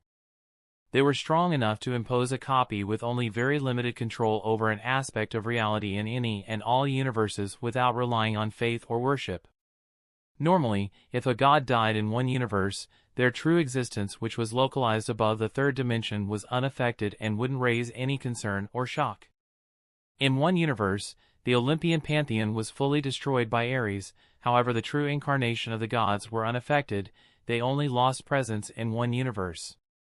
It was complex, a maze of otherworldly tales with twists that had twists that had twists. The situation was very different this time. An actual abstract being was dead. Destroyed. The will had been eroded and non-existence granted to the former god of evil. And in so doing, the balance between the worlds had been greatly upset. Preordained events drastically changed. Even without a true temporal change, the timeline had shifted considerably. The shift was too great to be ignored. And Aiden was going to pay for the consequences of messing with reality. As the victor, the repercussions fell to his shoulders. Forces begun moving in the dark. Unnoticed by Aiden, a text box had appeared in the corner of his vision. The minute Darkseid had been defeated. Faith unlocked Aiden's POV. It only took a second to understand what was going on. Aiden? Hal with a busted lip and civilian clothes said. He was kneeling on the ground, cradling his right arm to his body in front of a fallen Guy Gardner, who had a hole through his chest and was lying on the metallic floor on a pool of his own blood. He was also missing his iconic lantern suit. The craziest part was that he was still breathing, albeit shallowly. That was one side of the room. Straight before me was Stuart with his mouth and eyes open in an expression of unspeakable agony. Blue streaks of electric energy clad his form. My expression went carefully blank. The agony matrix. I knew firsthand just how painful that thing was. Imagine the pain of having your skin stripped raw and a slow crescendo of anguish without relief. My gaze drifted to the other individuals present. A gray-skinned alien with white hair, Graven, a yellow-skinned huge alien, and I snarled and lost it when I saw the last person. A black Kryptonian. My hand rose up, palm opened in a blast of lightning had the little shit that had tried to assassinate Corey, landing and cracking the huge throne in the room. The yellow-skinned alien broke out into a mad rush towards me. I met his fist with an open palm, which produced a loud shockwave that I nullified through space manipulation. Failure to that would have seen a hurt Gardner and injured Hal get blown away. My fist rose up in retaliation and I brought it down with the crack of thunder. The alien's head exploded, brain matter, flesh and blood burning away in the air. You, impossible! Graven shouted, rousing from his shock at my appearance. I snapped a finger and a golden flame rushed through the lanterns, healing them and in the case of Stuart releasing him from the agony matrix. Those aren't yours. Another finger snap and the green lantern rings in Graven's hands were teleported from him to their owners. Graven looked around at us in panic. Between the powering up lanterns and me, it wasn't a surprise he was shit scared. Thank. Hal begun, but I waved a hand, dropping them through the boom tubes that appeared under their feet. Save it. I threw behind me before Jordan was fully through the portal. The chamber was suddenly silent as I turned to face Graven. We eyed one another and the new god stumbled back from my murderous look. You know the worst possible thing a cruel bastard like Darkseid could do? Decide to be pettier than the petty. So it's a good thing that I had the foresight to have every human being and animal alive on the planet teleported somewhere far away. I shrugged. You know, just in case something of this nature were to happen. The repercussions hit Graven and he paled. No. Oh yes. I narrowed my eyes and smiled. If hearing that makes you despair this much, you must have been gloating to Stuart and the others rather heavily.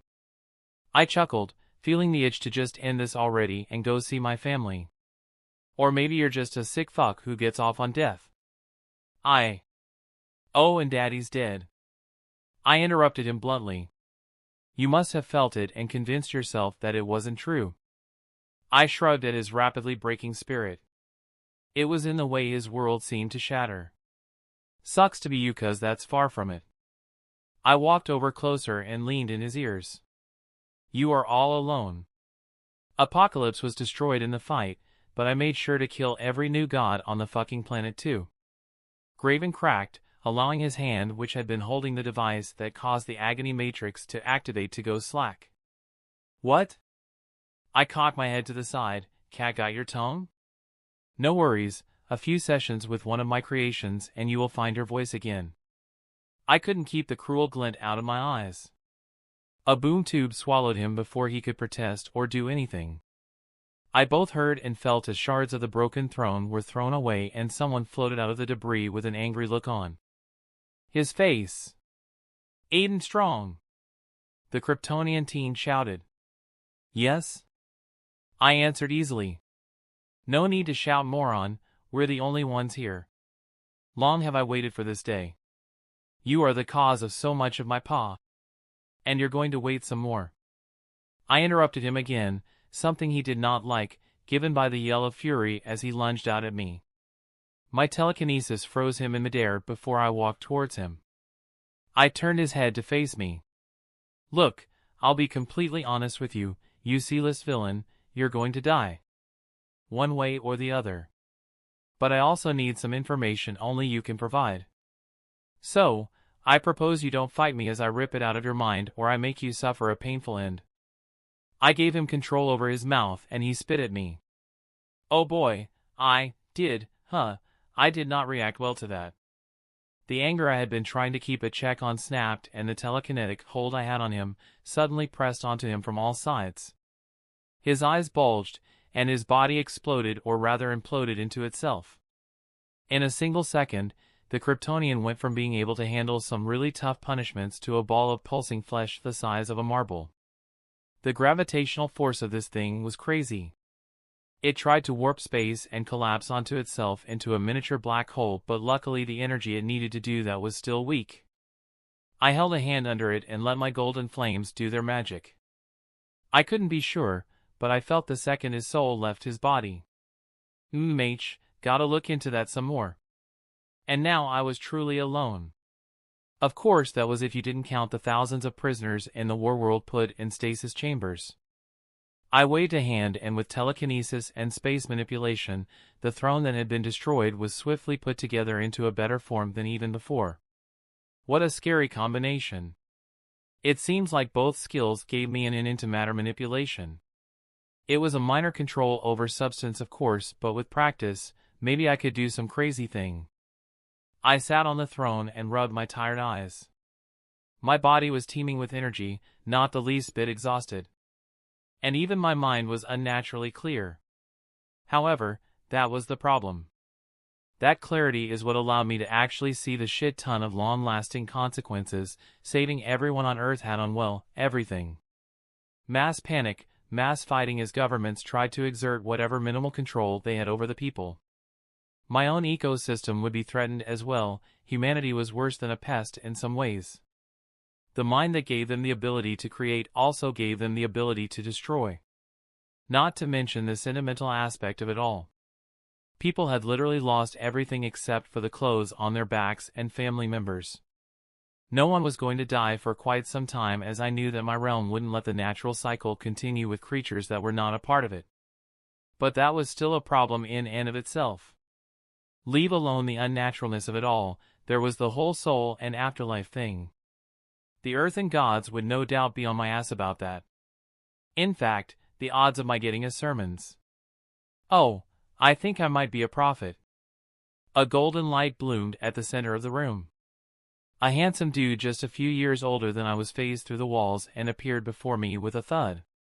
He stood up from his kneeling position while I studied him with curiosity. Greetings, God of fire and air. He said sternly, confidently, and respectfully. I am Mercury and I need you to come with me. Called it. Chapter 230, Home. General POV, 1 second, the bio ship was flowing through the entrance of Zeeble to talk to King Nereus, then the next, Gan felt a cold shudder go through bio ship. She leaned into the telepathic link they shared and tried to calm her down as the Martian craft trembled. What's going on? That tremor right now? Kid Flash asked, looking around the ship. The bio ship jerked suddenly, evading a long form in the water. Calm down, girl. Miss Martian rubbed her seat and tried to comfort her. What in the hell was that? Artemis asked. All of them had seen the large figure that had just passed them through the clear walls of the bio ship, a feature to let everyone enjoy the underwater environment. I told Robin the Megalodon exists. He didn't believe me, now we're gonna get chowed down by it. Kid Flash wrapped his hands around himself in mock fear, then whispered, I'm too young and handsome to die. That earned him a slap on the back of his head from Artemis. Dork! Everyone strap in. Aqualad ordered, then looked at the kids who had their faces plastered on the see-through walls of the ship. They were also whispering amongst themselves. Kids, that means you too. Miss Martian called out, and reluctantly, Sai pulled Vor and Breeze away. Paige. I'm not scared of the Megadonian. Breeze said proudly, showing her tongue to Kid Flash. The speedster frowned at the dig. Why, you little... The bio ship jerked around and suddenly rose up. Whoa, girl! Miss Martian called out. A huge form passed by the ship and came to rest in front of them, staring at the ship with a strange look. And with that, everyone got a good look at the mysterious creature that had brushed up against them again. Well, those are certainly huge teeth. Artemis gulped. Anegi big fishy sama. Breeze cheered before turning to her two siblings. I told you we were back home. May you got lucky. Vor and I can't sense the air like you can. Sai grumbled, crossing his hands on his chest. Besides, I already knew it, I can sense Kai, remember? Breeze contemplated his reply. Then why didn't you say anything? She asked, genuinely confused. Sai looked away, lazily placing his hands in his pants pocket. He was acting cool, don't ruin it. Vor whispered to Breeze only for Sai to hear. A blush covered his cheeks. Vor, you're not supposed to tell her that. Oh. The young Kryptonian looked taken aback. Breeze giggled. Boys are dumb. I agree. Artemis and Miss Martian stated at the same time, looked at one another and then laughed. Wait, let's backtrack, Aqualad spoke up, what did you mean by we're back home? The rest looked at the kids who were already vibrating with energy. Shoo! Big fishy Anegi! Shoo! Breeze waved the huge snake-like fish away. The serpent sent a whistle through the water before shuddering and moving away. Am I the only one shocked by the fact a 7-year-old just scared away a huge sea monster? Kid Flash's words went unanswered. Yay, we're getting out of the water.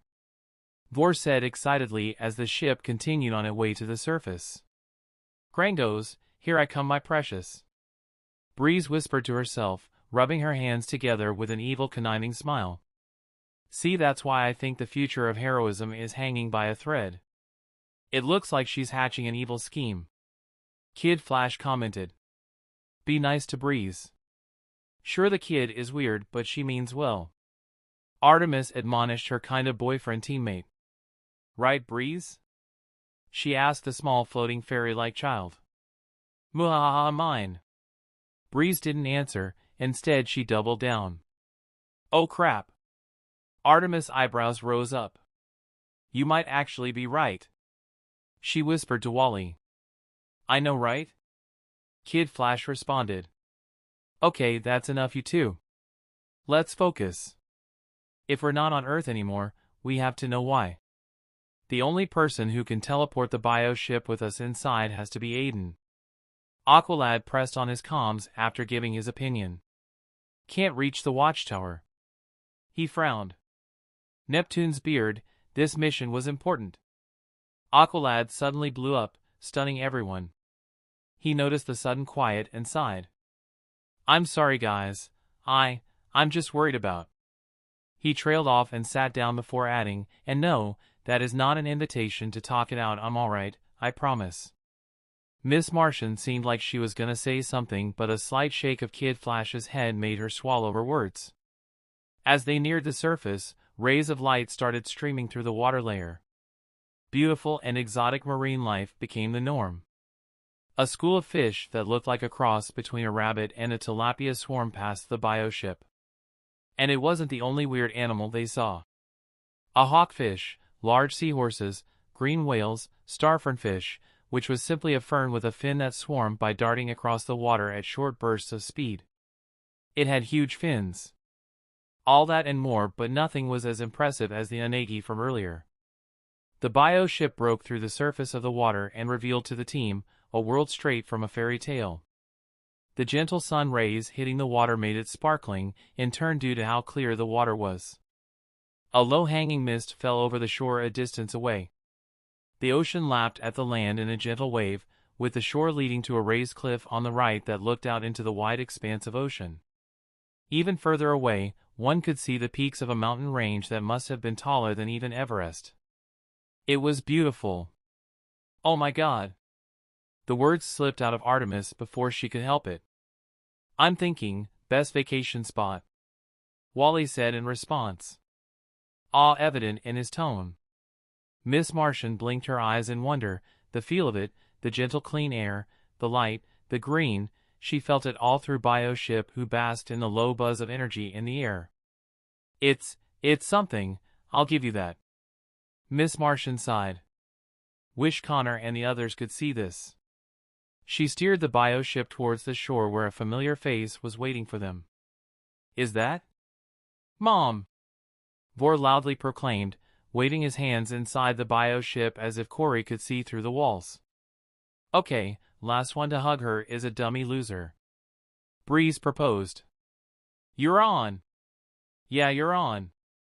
The two boys replied enthusiastically. Miss Martian found herself beset by 3 pairs of excited eyes. Okay, but be careful. She responded with a small laugh. Holes appeared under the 3 kids and they dropped through. In the air, Breeze basically unraveled herself into wind currents and transmitted herself through her connection to all air and popped up next to Corey. She hugged her startled mother and then started dancing in victory. Sai and Vor looked at one another and figured out it was a match between the two of them. Sparks passed between their eyes. Loser has to tell Breeze that she looks terrible in green. Sai proposed another deal, making Vor gasp. She will kill the one who loses. Vor protested. Exactly. At Sai's words, Vor smiled. You're on. One with lightning streaking around his form and the other with a bioelectric aura rippling through the air, they zoomed off. A loud sonic boom followed by shockwaves of displaced air exploded behind them, throwing the bio ship back a few feet. Aiden's POV, greetings God of fire and air. He said sternly, confidently, and respectfully. I am Mercury and I need you to come with me. Called it. I raised up a hand to stop him from saying anything else. Before we inevitably become enemies cuz fuck you I ain't going nowhere, fight it out, you lose and somebody else stronger comes to your aid, I have one question, how exactly does this work? I gestured to his get-up. His golden blonde hair was set in a low cut, with a short white toga that framed his body nicely and a sort of sandal boot combination that allowed space for 2 pairs of wings on his ankles. The wings were white and blurred slightly in my vision. They were phasing out of reality, which is how he was able to go almost anywhere. I mean, are you the same Hermes I beat up, at that his face became granite hard, or are the Roman gods completely different entities to the Greek gods? Do you shit out of your dick or do you piss out of it? He answered back crudely. What made it worse was the British accent he had going on for him. So confusing. Wow, you got a mouth on you. Very vulgar. I shook my head and sked while getting up. Looks like I gotta be the one to deal out some punishment because your dad couldn't. A look of fear flashed in Mercury's eyes and he stumbled back, raising his hands in surrender. Look man, I'm just a messenger and I've been overworked for days due to the shit you fucking pulled. So please cut me some slack. I adopted a thoughtful look. Okay. But leave. I waved him away. Now, how can I get this whole thing back to my dimension? I can't exactly leave a freaking artificial planet with mass extinction weapons floating in the middle of nowhere. Aden Strong, sir. I actually heard him gulp in fear as I turned to him. He flinched when I hit him with my unimpressed look.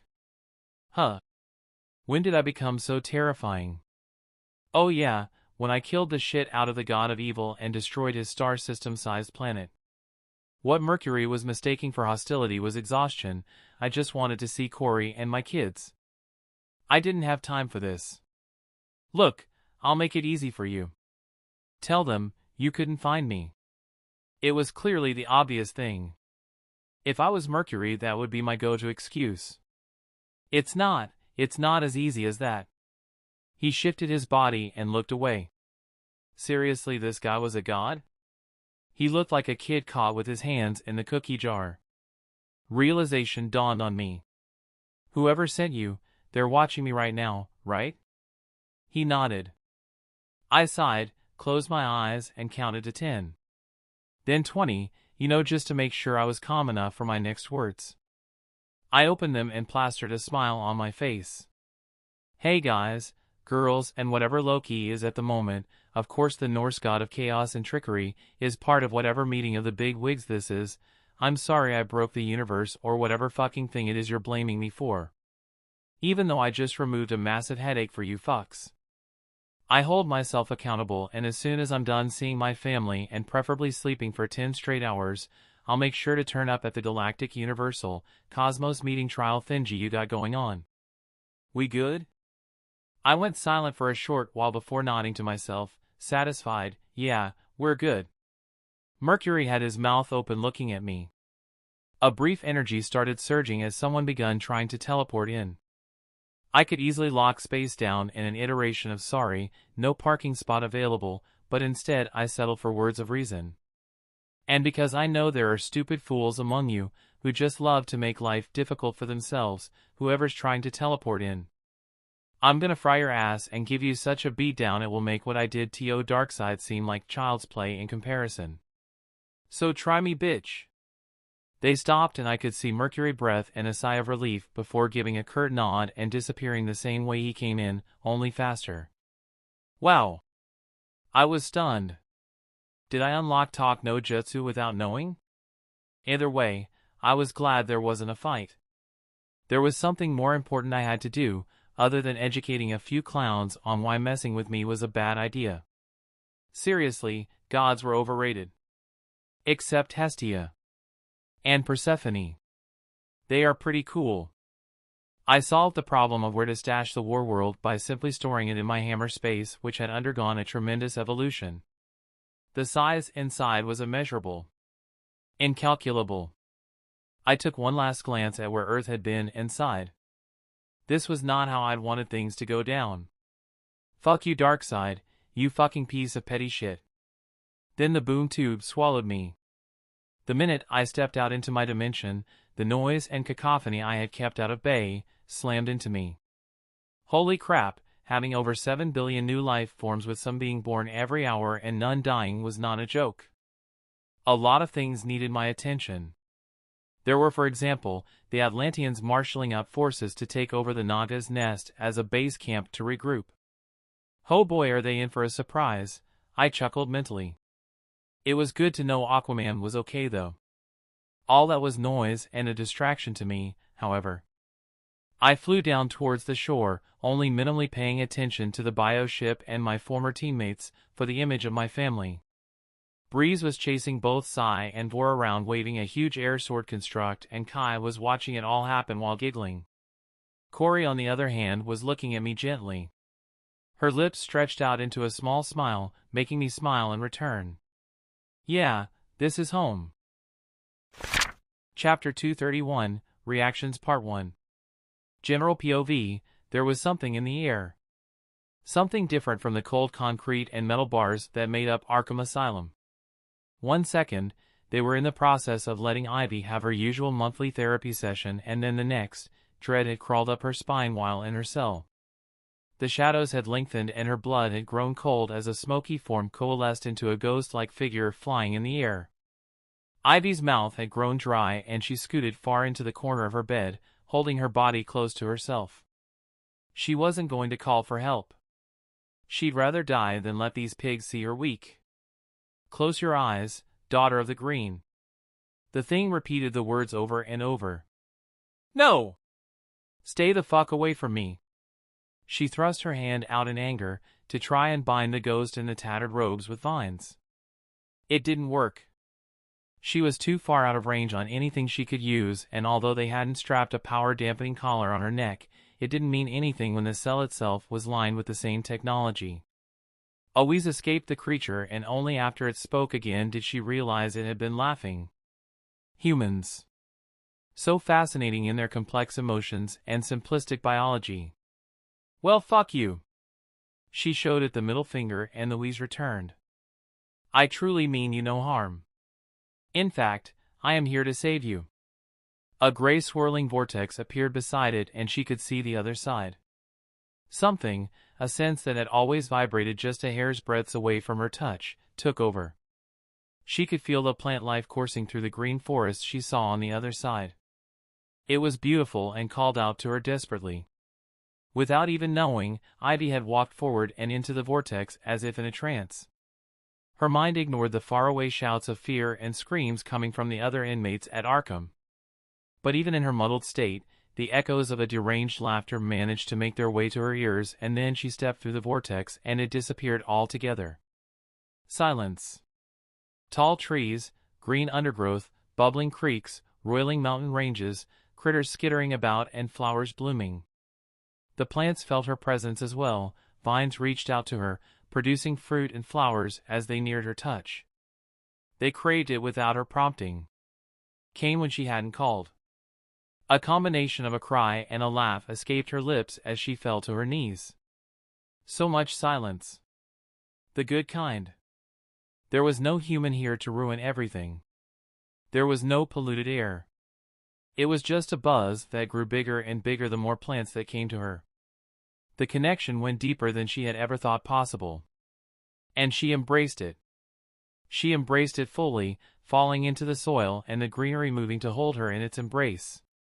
A green cocoon covered in vines enclosed her within its form. The cocoon pulsed with the rate of a beating heart, and nature itself coiled around it in a protective zone. Vines with thorns that dripped with a green poisonous liquid, Venus flytraps that were bigger than an average cinder tree swayed each direction of the cocoon.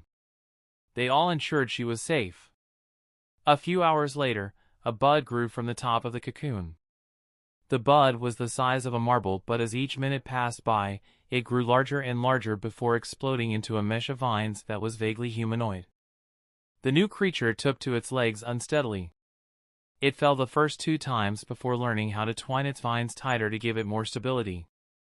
The body gradually formed, memory stored in a spiritual space being accessed as the creature grew larger and bulkier.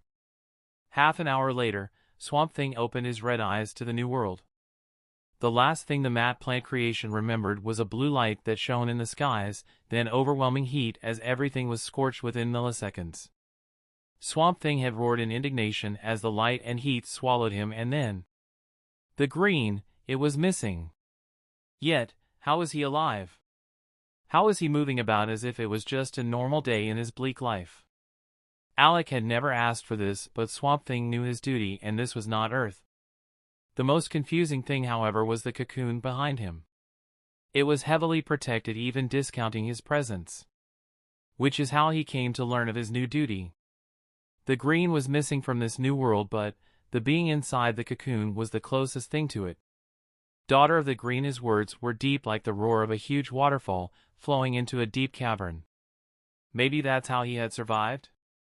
Maybe the green had felt the end of its tenure on Earth and thus had appointed the next collective consciousness of plant life to be this being. This girl that Swamp Thing knew all too well. A new beginning. Swamp Thing was hopeful. I shall protect you, Sister Grove. Rest easy, I shall. Swamp Thing promised before shifting into hundreds of vines that encased the surrounding trees in another layer of protection. You never know. Hollowlands, Michael smiled from the head of the tour. The spirit of the plant life on Earth had been the last being to be allowed into the elemental dimension. And with that, Michael had completed his master's instructions. Now where was he?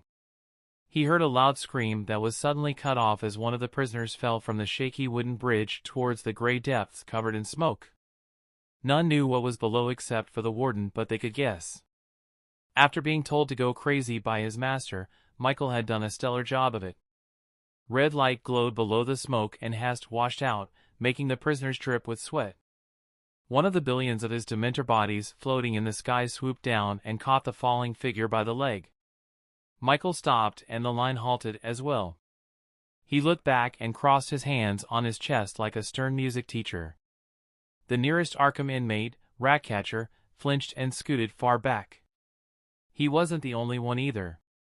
After carrying out his master's instructions, he knew that letting any of the imprisoned humans mingle with the rest would result in chaos and anarchy. Two things he was actually fond of. But he knew what his master would say. So he had elected to bring the worst of the worst humans, based on how likable they were to him, see the anarchy and chaos statement for context, and was now giving them a tour of their new home. Of course, knowing that some would try to act rowdy, Michael had simply shown them a split-second instance of the shadow of his true form and they had immediately gotten terrified. Well, kinda. There were a few characters that took to his form with awe and as a consequence, among the throngs of people, the Warden had a cult forming in his name. Then there was the special case who saw his form and actually laughed. He was interesting. Okay, who was it this time? Who tried throwing Kite Man off the fucking bridge for the goddamn 8th time? The Arkham group was a headache, which was why they were the first group behind him. The rest of his prisoners and 6 fucks from across the world were being shepherded by his servants. It was the clown. A slim man with a sinister smile said, lazily pointing behind him. Oh! How surprising. Michael shook his head in mock disbelief. Fuck you, Riddle Man. The Joker slipped in. It's the Riddler. The themed supervillain wildly protested. Joker, is it true you were the one responsible? Everyone else made a collective groan. This was the 8th time the Warden had asked the same question to the same crazy person. It got to the point where everyone started wondering if maybe the Warden was just as insane as the rest of them and belonged in an orange prison uniform as well. You can't prove anything, office boy. The Joker cackled. The smart ones could see the lazy, almost imperceptible smile on Michael's face. The Riddler, for example, read the expression and figured out what was going on. It was another twisted display of a battle of wills between them. A sort of lax, Prince of Crime against the Dark Knight clash of insanity and sanity. The Joker wanted to see how far he could push Batman so that Batman killed, while he also wanted to push Michael but for different reasons.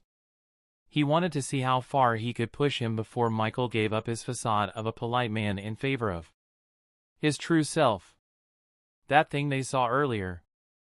The Joker was egging him on while Michael was letting it happen.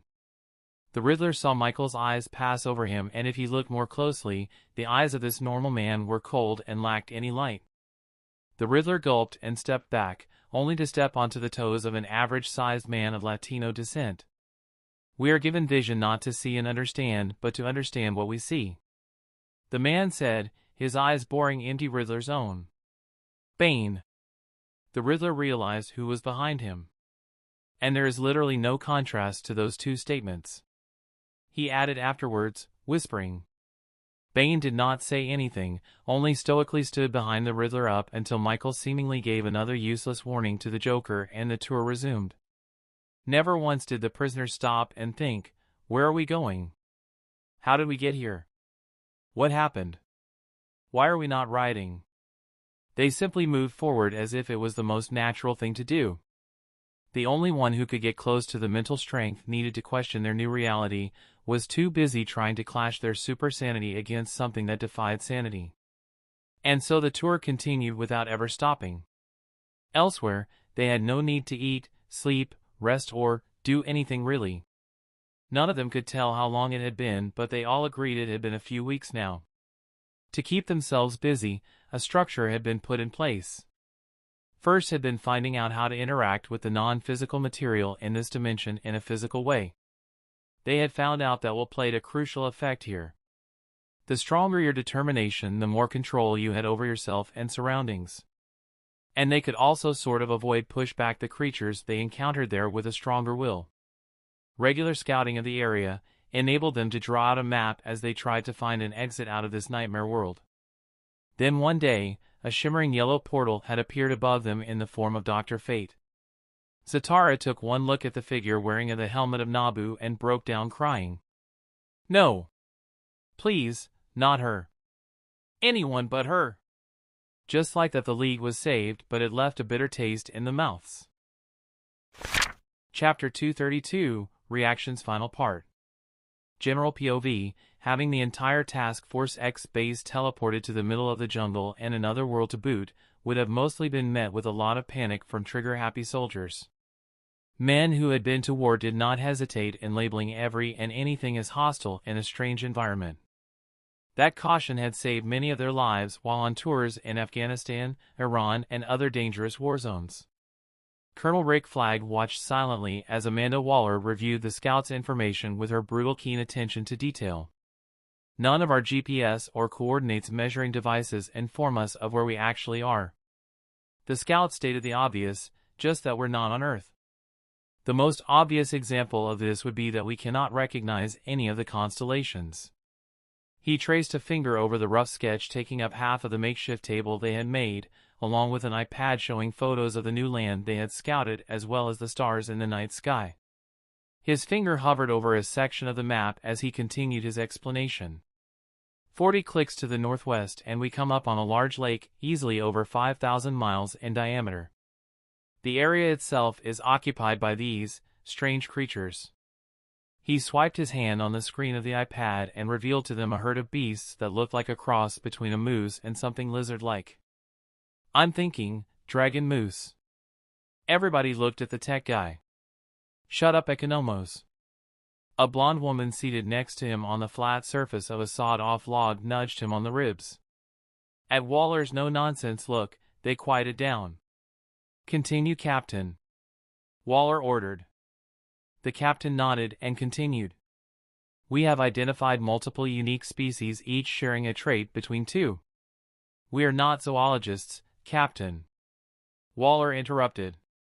I need to know if this base is safe, not whatever abominations you and your team came across. Given the fact that you lost not a single one of your men, regrouping with the rest of our operatives is priority number one. I doubt we were the only ones teleported here. And that was why Rick Flag both hated and admired Waller. She discarded any other distractions that would detract from the main mission. However, that same cold disposition did not translate well when it came to concern over the well-being of her troops. To put it simply, Waller could be a bitch.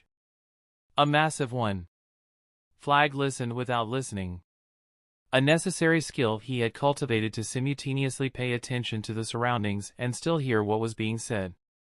The captain's report ended with an observation that a massive storm was coming. Flag, any thoughts? Waller asked for his opinion. On what he didn't really know but he could guess. For now, standard operating procedures. We reinforce this base enough to handle the harsh conditions from the environment and then do what we have mostly been doing, scout. We can even use the flares to send a signal to anyone else who might have been teleported here like us. It could also be an invitation to hostile parties. Harkout pitched in. Not if we use the flares away from the camp. Flag walked over to the table and pointed at the map, showing the base. We know we are here at the foot of this cliff. Well protected at the back by the range of hills and with a direct view on the mouth of the valley without being too visible. Behind the hills we also have the lake, which is much easy to keep watch of because of the animals. If they act strange, then we can assume someone is trying to access our position from the back. He traced a finger to the left, following the hills before stopping at the top of another hill, almost 3 miles away from the cliff the base was under. If we use the flare here, our men will have a higher vantage point, seeing anyone coming towards us from miles away. Flag finished, making Waller nod in satisfaction. Okay, I expect you to organize that, Colonel. Flag faced a curt nod. On to the next agenda. Harkout? Waller called out to the blonde agent. We have enough supplies to cater for all 185 of us for 1 full week. We can stretch that out by minimizing the rations by a few days, but we will need to look for alternatives by then. That is thankfully easy to solve. The air is breathable and clearly the ecosystem supports life. We can scavenge for food. The captain shrugged. Find out what's edible and what's not. Worst case scenario, something turns out poisonous and we can administer a dose of that special antidote commissioned from LexCorp. Single most valuable thing off of taxpayers' dollars. Waller agreed to the reasonable idea. Get to that then. The captain saluted and gave a nod to Flag before going out. Waller sighed a little after the man's exit. Finally got that vacation you have been bugging me about, Economos. Hope you're happy. She joked in that serious way that only further served to alienate her from those under her command. My options were Hawaii or Italy. But this works as well. I hear Rome sucks this time of the year. What would you expect? There's always an influx of middle-aged Americans facing midlife crisis going there this time of the year. Like you. Harcourt joined in, throwing a jab that made Flag almost wince. Fuck you, Harcourt. Economos showed her the middle finger and promptly turned away to stare at his laptop screen while the woman laughed. What Economos was doing with a laptop in the bathroom when they were all teleported away was anyone's guess. During the light-hearted jokes, Waller motioned for Flag to follow her to what dubbed as her private office. They were lucky in how they found this base. Setting up a perimeter below the cliff and in front of an abandoned cave tunnel that was suspiciously well made. It looked as if the cave was made by man-made machines. An oddity, Flag was no doubt aware that Waller has noticed. After the flap had fallen behind him, Waller turned to address him. We cannot stay passive like this. We have no backup, fallback plan or any of our resources. We also have no manpower or knowledge of our surroundings. Staying passive is the only thing we can do. Waller frowned at his answer. What are you thinking, Flag? Out with it. She demanded. Well, the whole situation is weird. However, we still have a few more options. Whoever is responsible for bringing us here might be keeping tabs on us without our knowledge, or they might contact us soon. And given the fact that we are still alive, I think it's a fair assumption we will get out of this more or less unharmed. Flag shared his thoughts. Never took you for an optimist. Waller snickered. Yeah, it comes and goes. Well, now that we... Flag held up a hand to silence her. A few shouts were heard from the outside. They made eye contact and knew that something was up. Without much fanfare, Flag handed a handgun to Waller while he himself grabbed the assault rifle strapped to his shoulder. They were lucky they were carrying out a training exercise when they had been teleported. The shouts increased as Flag and Waller moved towards the entrance. Ma'am, move back, the captain said upon spotting Waller and Flag. What is going on here? Waller demanded. Over 40 of her best soldiers had their weapons trained on a green sleek-looking drone that floated in the air. A sudden blue light shot out of its eyes and scanned Waller. The soldiers immediately opened fire at the drone.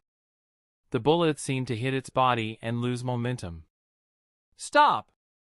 Hold your fire, Flag ordered, and the assault ended. Waller looked down at herself and found she was unhurt. Greetings, Amanda Waller. The head of Task Force X widened her eyes. The green drone had a slightly electronic and echoey feel to its voice. How do you know who I am? It was no wish of mine to alarm you. Before the exoplanet designated as Earth was destroyed, my systems managed to interface with all of Earth's telecommunications, technology, science, and every database containing every written word ever invented. This includes movies, documentary, music, photos, and much more. You can say I have the repository of man's recorded history on the planet. Silence dominated the whole area. A soldier dropped his weapon and fell to his knees. Earth was destroyed. No. Another shook her head, lifting the weapon in her hand and pointing it threateningly at the drone. This thing is lying. Flag, on the other hand, was massaging his temple in worry. Worry that the claim grew more credible the more he considered the drone's words. Lower your weapons. Flag gave the order, and although there was some hesitance, they all complied. Okay, let's start from the beginning. Who the fuck are you? The drone flew lower as it came to hover slightly above Flag and Waller. Steady, Captain. Flag cautioned the happy triggerman fidgeting with his gun and his team. I am a scout unit, outfitted with communication and medical programs. Are there any injured among you? No, although telling us you're a scout unit does not really answer our questions. Waller answered in a calm tone that hid her true feelings away. Flag noticed her fingernails biting into the flesh of her hand. Oh! The drone blinked its lenses, a particularly human-like action. I am part of a whole, and the whole is me. You can call me Gia. Flag and Waller shared a look. You said the Earth was destroyed. How many people survived? The scout unit drone blinked as it tallied the number and answered immediately. 7,067,605,193 Earthlings possessing the human DNA, 231,765,310 Earthlings possessing a variant of the human DNA designated as Atlantean, 6,199 Earthlings with alien DNA and 458 hybrids. Hope came back. How many losses were incurred when the Earth was destroyed? She doubled down and the drone answered. As of now, none. And that answer more than anything stunned everyone present. Impossible. Economos muttered the word they were all thinking of. I am here with a message from your Earth's representative. Behind the drone and closing in fast was a huge aircraft in the shape of a slightly rounded leaf blade, colored silver and with a sleek design. Elsewhere, later, 50,000 miles and still counting, Flag noted. He'd taken the console of the autopilot craft and was going over some of the specs and details, the aid, or drone or whatever Gia was willing to share. Waller had been left behind as a precautionary measure. In case this was all a trap. Not that Flag believed that. For a trap, this had to be a very elaborate and overly complicated one. That didn't stop Waller from straddling him with a dozen soldiers and a couple of officers. After much thought, Economos was also ordered to join him, and the man's constant complaints and ramblings helped Flag stay grounded. They had been flying for only 10 minutes, yet if the stats were to be believed, that was enough to cover over 50,000 miles. Flag knew that none of Earth's fastest aircrafts could go that fast. The mystery of where they actually were in the cosmos increased as he saw more of this new world. The vegetation looked untouched by any human, the air was so fresh it was crazy. And the scent of rain seemed to hover around. Oh my God! Economos' odd tone made Flag turn his gaze towards the area he was looking at. Flag's eyebrows rose up. The mountain they had been flying over gave way to a vision of both a modern civilization and one in tune with nature. For miles and miles, he could see silver and gray buildings that looked bizarrely sci-fi spreading out across the horizon. Whatever this piece of civilization it was, the city had to be bigger than anything Flag, the soldiers, and Economos had ever seen. At the center of this pseudo-utopia was a huge structure being built that stood head over shoulders above everything. New York would probably look like a small town compared to this. One of the soldiers commented. New York? Another snorted.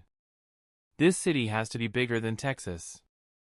The question was how long it had taken to build such a huge civilization. Prepare for descent. The slightly mechanic voice of the aide, I said through the headphones on Flag's head. The answer to his question was soon answered, however, when they pulled closer to the ground. Are those drones constructing buildings to house more people as well as facilities needed for your species' survival? The aide of the craft, Gia, anticipated the question and answered. What are you? Economos asked in curiosity, finally tired second-guessing and coming up with his own explanations. I am a creation of the Master. The conscious mind of all you see. The drones, the material used to build your housing facilities, the trees, the air, everything you see and feel interacting with you, I am all that. The profundity of the response was only broken by her next words. I also make a killer butler. Neat. Economos said after a while. No more conversation was had as the craft begun to descend on a cleared-out space. This near the ground, they could all see people standing in lines and pointing at the craft they were in. The weird thing, Flag noted, was a group of black-clad soldiers keeping the people in check with weird weapons strapped to their arms. Flag narrowed his eyes. Something was off with them. The ship landed and the clear glass doors opened with a sudden whoosh. Hope you enjoyed your flight and have a nice day," Gia said as Flag disembarked with his team. The craft rose up again and flew off. Before they could even look around, a commotion appeared in the lines of people going inside the huge building that had the sign of a plate with a fork and a spoon on each side. Eyes were turned their way and fingers started pointing. Dozens of different languages escaped the mouths of the people there, and Flag was suddenly hit with the fact that if what Gia had said was true, then the world truly had no boundaries between nations or races now. They were all just humans, trying anti-mage the best out of a bad situation. The line parted as whispers sprang out. A small and sleeker-looking vehicle cut through the crowds and appeared before Flag and the rest. With barely any sound, the vehicle landed, and following the action, a draft escaped its hatch when it opened. A red-haired woman in a suit emerged and looked around intimidatingly. The people gathered around shrunk back upon the urging of the black uniformed soldiers. Flag stood up straighter once he saw the next person to emerge from the vehicle. "Is that?" Whispers started ringing out. "Lex Luther. I hear he's the stand-in for the UN Secretary General. The president is still missing," Luther managed. "He's got the army in his pocket, you know." "Should be careful of your words, you idiot." Luther adjusted his tie and walked over to Flag and the others. "Colonel Flag." He nodded at the soldier's way. Flag had met Luther several times before, mostly to test out new weapons LexCorp had developed for the army. The billion-dollar company had many contracts with the government. "Luther." Flag returned the nod with a smile. "So you're humanity's representative, huh?"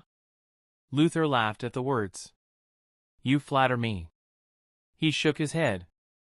The world simply needed someone to take on the responsibility of where to steer the vehicle now that we're on rough terrain. He gestured around them. "A fitting analogy, don't you think?"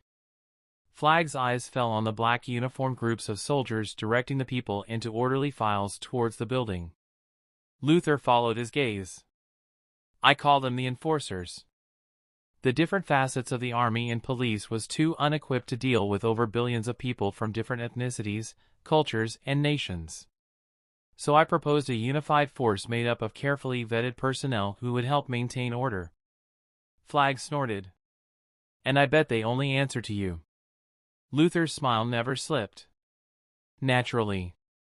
No one else was willing to step forward and lead humanity through these uncertain times. Luther turned and gestured to the vehicle he had come in. "I assure you, Colonel, my intentions are purely benevolent. I seek the prosperity of our race. If you would like, we can continue this conversation somewhere else." Flag looked around and noticed how everyone's eyes were on them. "All right, lead the way." Then he turned to the captain. "I need 2 of your guys with me. The rest can walk around and see the sights." The captain faced a curt nod, understanding that Flag was basically telling him to investigate this place and see if there was anything that stood out. "I only have one question." Economos spoke to Mercy once they boarded the craft. Economos was seated between Terror and Mercy Graves, facing Flag and Luther directly opposite them. "What are they building?" He pointed out towards the center of the civilization. Luther smiled. "This whole realm belongs to one being." A look of uncertainty appeared in his eyes. "People have called Superman a god for years. He can fly, shoot beams from his eyes, and can tank anything we throw at him without fail. But he doesn't hold a candle to him. Out of everything Earth had faced, this man is the closest thing to a god there is. And his name is Aden Strong." Economos was listening with rapt attention now. Flag was weirded out by the almost zealous fervor Luther unknowingly spoke with. "What they're building is a statue in his honor. A being capable of teleporting out each and every human from our planet in an instant and with no deaths or injuries sustained during or after the action. Do you know that no one has died in the 38 hours since humanity found itself homeless?" Luther let out a mocking laugh. "A problem we have all been trying to solve, poof. Gone because one teenager decided death wasn't a thing anymore. The drones are something he created to help in constructing residences for people to live in. Families have been reunited because apparently Gia decided to copy everything we had stored in our memory banks. Luther leaned back on the seat as he loosened his tie. Makes you wonder, you know, he said with a far-off look. For all my brilliance, it makes no sense. Science does not work like that. The physical world does not follow such unconventional rules. No sense at all. He whispered.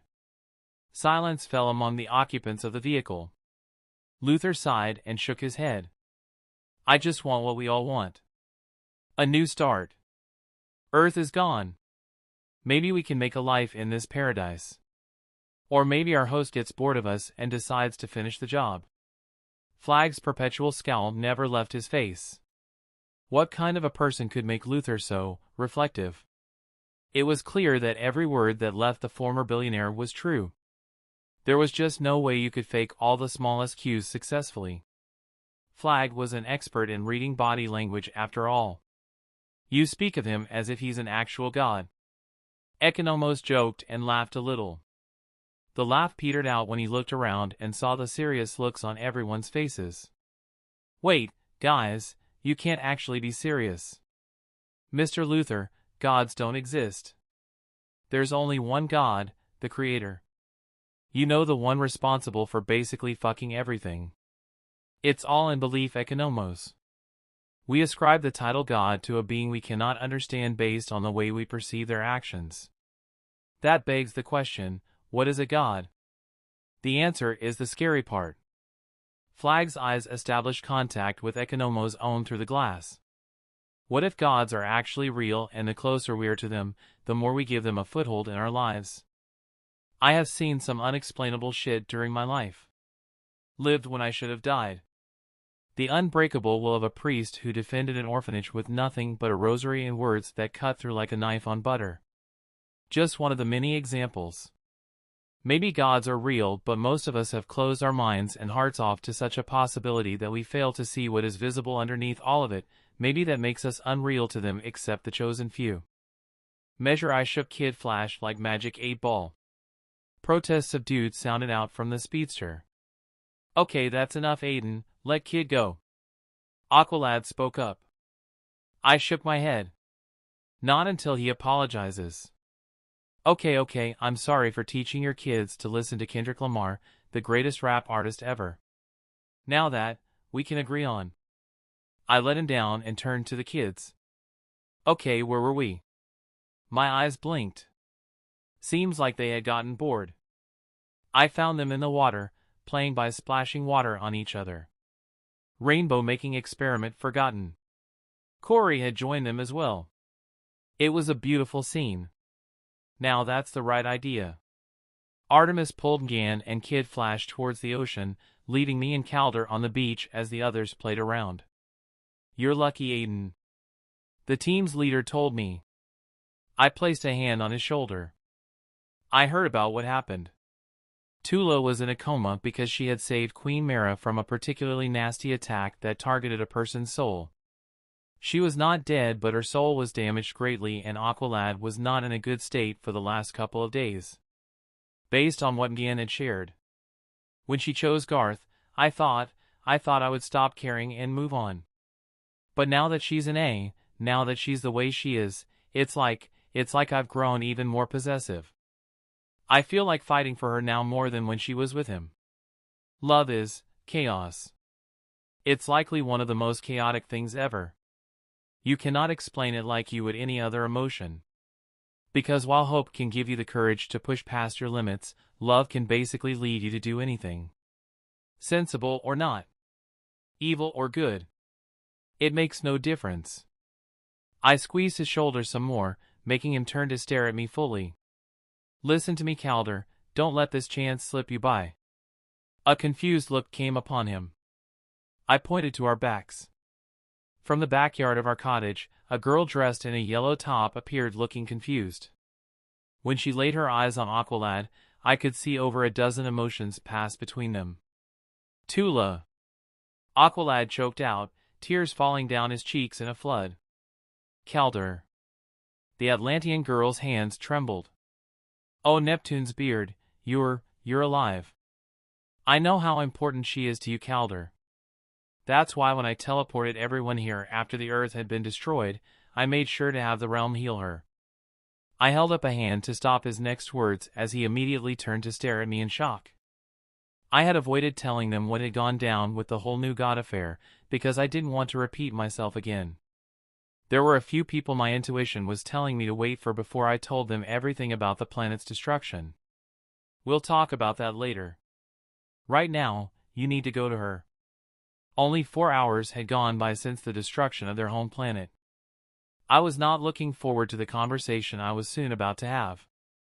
And as if on cue, I felt someone invoking my name. Now that I was a god, anyone with sufficient power, influence, or overwhelming need could call out to me. I separated into my two godly forms. One of my two bodies had something important to deal with, namely taking care of the situation I had put myself in by allowing over 7 billion intelligent beings into my realm, I not managing them. The other body? I stepped out into outer space, or rather the chunk of moon left behind after Earth had exploded. I flew down towards the ground, seeing a yellow bubble shield surrounding a very, very familiar group. At the head of the Justice League was Dr. Fate. Looking into the faces of the League, it looked like all of them had aged by decades due to the stress lines on them. Barry had his head clutched in his palms while seating on a rock. Hawkwoman had her hands slung over his shoulder in a gesture of comfort. Captain Atom, Green Arrow with his crossbow held loosely in his hands, and Hawkman stared off into space at the general direction of where the Watchtower had been. Also gone. Batman ABD Zatara stood below a floating Dr. Fate. The latter had his eyes boring through the environmental shield Dr. Fate had no doubt cast into mine. So it was fitting that the first thing I told them telepathically was, they are all alive. Everyone you love. They are safe within my dimension. Barry Allen, the fastest man alive, broke down and cried in relief. Chapter 234, Strangium, Ordum, and Chaum. Aiden's POV, we have a lot to discuss. I followed up my earlier statement. Batman gave a nod of confirmation and the light of a big boom tube appeared under them. After carefully sending them to my realm, I looked around at the solar system and sighed. Everything looked so lonely without the tiny blue world orbiting the sun. The cradle of humanity, reduced to nothing but rocks and space dust. Fuck you, Darkseid. Then I teleported out, preparing myself for the millionth time Batman, and I had to talk. At least I had one more stop to make before that. While my air god form was busy interacting with the League in my secluded island a ways off from one of the 5 major continents, my flame god form was dealing with something completely different. The Skoniad Tower had always been something out of this world, literally. It was a wonder how a civilization that had existed tens of thousands of years ago, the Skoniads could have made such wondrous technology. I wasn't tech-savvy or a genius, and the little I could understand indicated that I had not even scratched the surface of what this fusion of Skoniad tech and my realm had resulted in. But in that particular moment, I was about to be immensely shocked. If anyone had had the capability to see me at such a long distance away, literally 5 million miles away from the main continent, supporting the lives of over 1 billion humans, they would have seen a golden glowing figure. One that was sitting cross-legged in the air above an empty ocean that stretched out farther than the eyes could see. It wasn't as empty as one might think. Behind the layers of folded space that bent the light was another layer of supercharged energy shield that was resistant to blunt damage and energy attacks. The more you tried to break through it, the more the core of the web of power holding the whole thing together would pull more energy from the realm to protect itself. Under the energy shield was assault-level drones. Different from the medical drones, scouting drones, utility drones, and construction drones, they were the final layer of protection before you accessed the tower. Assault drones were constructed from the strongest unobtainium metal mineral alloy I had in my realm. The Star Alloy. It was a resource developed from the fusion of a crystal stronger than diamond that glowed white called Ordum and its variant Chaum, crystals that literally ate light and energy, storing it and emitting a field of darkness where everything inside was broken down into energy and fed to the crystal in a sort of self-sustaining feeding cycle. Ordum was very straightforward in what it did. Take Chaum and just flip its functions. Ordom repelled any and every energy thrown to it. Everything bounced off of it. It did not want to be changed, and the only thing that had been able to manipulate it had been my order avatar state. Welp until now, but I'll get to that later. The last component of the alloy was a very weird and volatile metal. Honestly, it was like nothing I had ever seen before. To explain it better, take ice for example. Ice cubes float in water because water is denser than the cubes. That's weird, right? Especially when you consider that for other liquids, their solid state is always denser than the liquid. Chunks of rock would sink in lava, not float. The reason why ice is slippery is connected to this weird property of water molecules. You see, a thin layer of not ice and not water covers the top of the ice. This thin layer that rapidly changes from a solid to a liquid is called a quasi-liquid. Strangium was like that, a quasi-liquid that took it much farther. Yes, I named the metal strangium. It was even more special than the crystals. Under dense and high pressures only found in the core of my realm, strangium could basically bond anything together. All it needed was incredible heat, 2 or more minerals of whatever you wanted to fuse, and voila, you would get a substance that was a perfect fusion of the original materials. Vibranium, adamantium, amazonium, mithril, cachin, uru, nth metal etc. No worries, just get me a lot of heat and immense pressure. I'm talking the core of a blue giant and we're golden. I can fuse it all. All of it. I don't know what would be the result of the merger, but here's the crazy part. The strangium would also remove any individual weaknesses of each metal while enhancing their desirable properties some more. Sorry for the rant. It still felt as if all I'd seen was till just the tip of the iceberg. There was probably more to what this quasi-liquid resource could do. And all that was thanks to the tower's mining capabilities. Along with being the only direct route to my core, I ensured that I spared nothing when it came to protecting it. So the final layer of protection were 5 assault drones. The name was deceptive though, because following my input, the realm had fashioned them to resemble Ultron from the Avengers, only bigger, sleeker, stronger, more durable, and possessed a learning matrix that was capable of adapting to an attack after the first time they were hit with it. The best part though had to be the energy beams they attacked with. Using the property of Chaum, they could fire out a black beam of destructive energy that shredded the bonds between molecules, effectively disintegrating anything they touched. None of that explained why I was shocked though. It had only been 5 hours after my fight with Darkseid, and during that time, I had yet to access the dozens of text boxes I knew were waiting for me. One of them had grabbed my attention the second I had popped up above the Skonia tower. If it wasn't for the fact that I'd wanted to see a more detailed summary of the new functions of my realm, for example, I now had a star system, I promise I'll get to that later, then I wouldn't have known about the life-changing rewards from completing my latest mission. Congratulations, mission successful, mission alert. Rage of a god, they dared lay hands on something that isn't theirs to claim. Someone precious to you. They dared blaspheme against a god. Unleash your fury and watch them burn in the flames of their own arrogance. Mission objectives: show Vandal Savage the error of his ways. Save Starfire and your unborn child. Completely decimate their forces. Defeat him. Mission parameters: time limit error. Mission difficulty: nightmare. Mission rewards: faith unlocked. Faith, the complete trust and confidence your worshippers have in you. Even if they cannot see you, hear you, or feel you, they believe wholeheartedly that you exist and are a supreme being. Gives access to lesser divinities. Major divinities: God of fire, God of air. Lesser divinities: God of stars, unlocked. God of light, unlocked. God of life, unlocked. God of space, unlocked. God of speed, unlocked. God of war, unlocked. Wait, hold on. Ayo, what the fuck? I stiffened in place as I appeared in the Hall of the Gods at Mount Olympus. And no, it wasn't the cracks running down the chamber that housed the gods' thrones that shocked me. Nor was it the fact that Kronos' head was mounted above the huge purple-black throne, which was inspired by my very own throne safely tucked in my hammer space. The throne looked fairly new and stood above the other Olympian seats of power. Neither was it the spark of glowing white power I could sense inside Vatu, who was seated in the massive throne I mentioned earlier.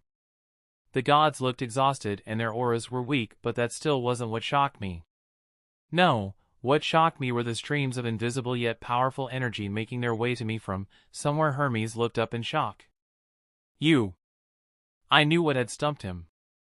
I could feel his divine imprint in the new domains I was now connected with. Speed was his divinity, yet I could now access it as a separate divinity. Fuck. I came here to get Wonder Woman, Yacht, and Vatu, so I'm just gonna ignore everything else. Yup. I ain't dealing with this shit right now. I snapped my fingers and the three of us disappeared from Olympus. We reappeared in the middle of a stare-off between Batman and Green Arrow. You letting him have his way and now we have lost every fucking thing, Bruce. The fucking planet is gone. The Watchtower destroyed. And it's all your fault because you decided we should trust him. Green Arrow concluded his tirade once he noticed that everyone was looking behind him. He whirled around and came face to face with my unimpressed stare. He tensed, worry was etched onto his face, and the League members behind him looked ready to jump in if I tried to attack him. Relax. I held up my hands and smiled. Let's all just have a decent civilized conversation. Would you like to join me inside? I'll explain everything that has happened in the past few days. I showed them the cottage. I had asked Corey to go dragon riding with the kids, to spare them from the talk about to commence. I didn't wait for them to decide whether to follow me in or not. However, when I pushed the door open and entered the cozy but small room, I felt two presences behind me. Vatu and Yacht had followed me without hesitation. I hid my smile and concentrated on the next task. The space inside could not comfortably fit everyone. I waved my hand and space expanded, turning the lounge into a massive room the size of the Watchtower's hall. Then came the question of the seating arrangements. A small hand gesture and the cottage sprouted branches that increased in size, changing their usual shape into a huge central table with wooden chairs that had a cushion made of tiny plant furs for comfort. We're going green, yay. Another wave and bowls filled with fruits and fresh juice in wooden cups appeared on the table. Okay, that's cool. Vatu admitted from my left. I very much agree, brother. Master, that is indeed very cool. Yacht added formally. Let's hope our friends think the same. I sighed. I really want this to go as smoothly as it can. You sound as if you're sure a fight will happen, Master Aiden. Yacht said. In response, I turned to look at the both of them. Imagine you just lost everything. You have no one to blame because someone else already dealt with them. But your hate, anger, and fear need an outlet. So what do? You start looking for enemies where there aren't. The second best option to blame. That's me. Yacht gave a curt nod while Vatu frowned. You have my weapon at your disposal, Master Aiden. Yacht said, kneeling. I said nothing, merely turned my gaze towards Vatu. We held eye contact for a few seconds before he knelt as well. My loyalty has never changed. Will never change. You are more than my master, my father, you are my god. I smiled. Arise. Chapter 235, Lesser Divinities. Lesser Divinities, God of Stars, unlocked, a benevolent deity. One whose providence and grace shines a light to the botanical humanoid hybrids of the planet Altair and the Antares star system. The people of Altair receive sustenance from Adnal, the sun which they believe is the personification of the sun god Adnal. Affects God physique times 5 to all physical parameters. Starlight control. You possess the ability to control photons emitted by stars. Miracle conjuration. In response to your worshippers' prayers, sacrifices, and offerings, you can use your immense faith reserves to do miracles. Immortality. As a god, you possess longevity incomparable to a mortal. God of Light, unlocked. For the people of Tamarin, this god is relatively new. The Queen Commander, after receiving a divine boon that gave her the power to fight against their oppressors, declared that Adara, the god of Light's name, be worshipped across the world. Affects God physique times 5 to all physical parameters. Electromagnetic spectrum control. Light is a wave of alternating electric and magnetic fields. Although different from the emotional electromagnetic spectrum, it is no less powerful. This particular domain offers you control over all facets of light. Miracle conjuration in response to your worshippers' prayers, sacrifices and offerings, you can use your immense faith reserves to do miracles. Immortality as a god you possess longevity incomparable to a mortal. God of life, unlocked, for the fairly new race of Eldians, a humanoid species with outstanding features like pointy ears and white wings behind their back, the god of life Aden, is the one true deity. After the high priestess of the Church of Aden was blessed with pure wings of starlight, she began spreading his religion throughout the world, eventually hosting the old gods as the religion of Aden took center stage.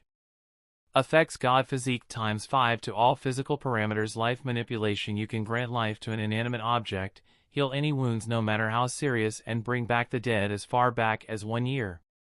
Due to this being a lesser divinity, the intelligence of the creatures created cannot reach that of a sapient creature.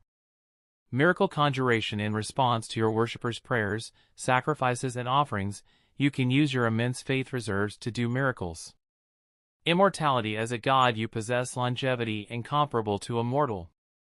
God of space, unlocked, due to increasing your mastery over the space sub-skill, the skill has evolved to its own version of a divinity.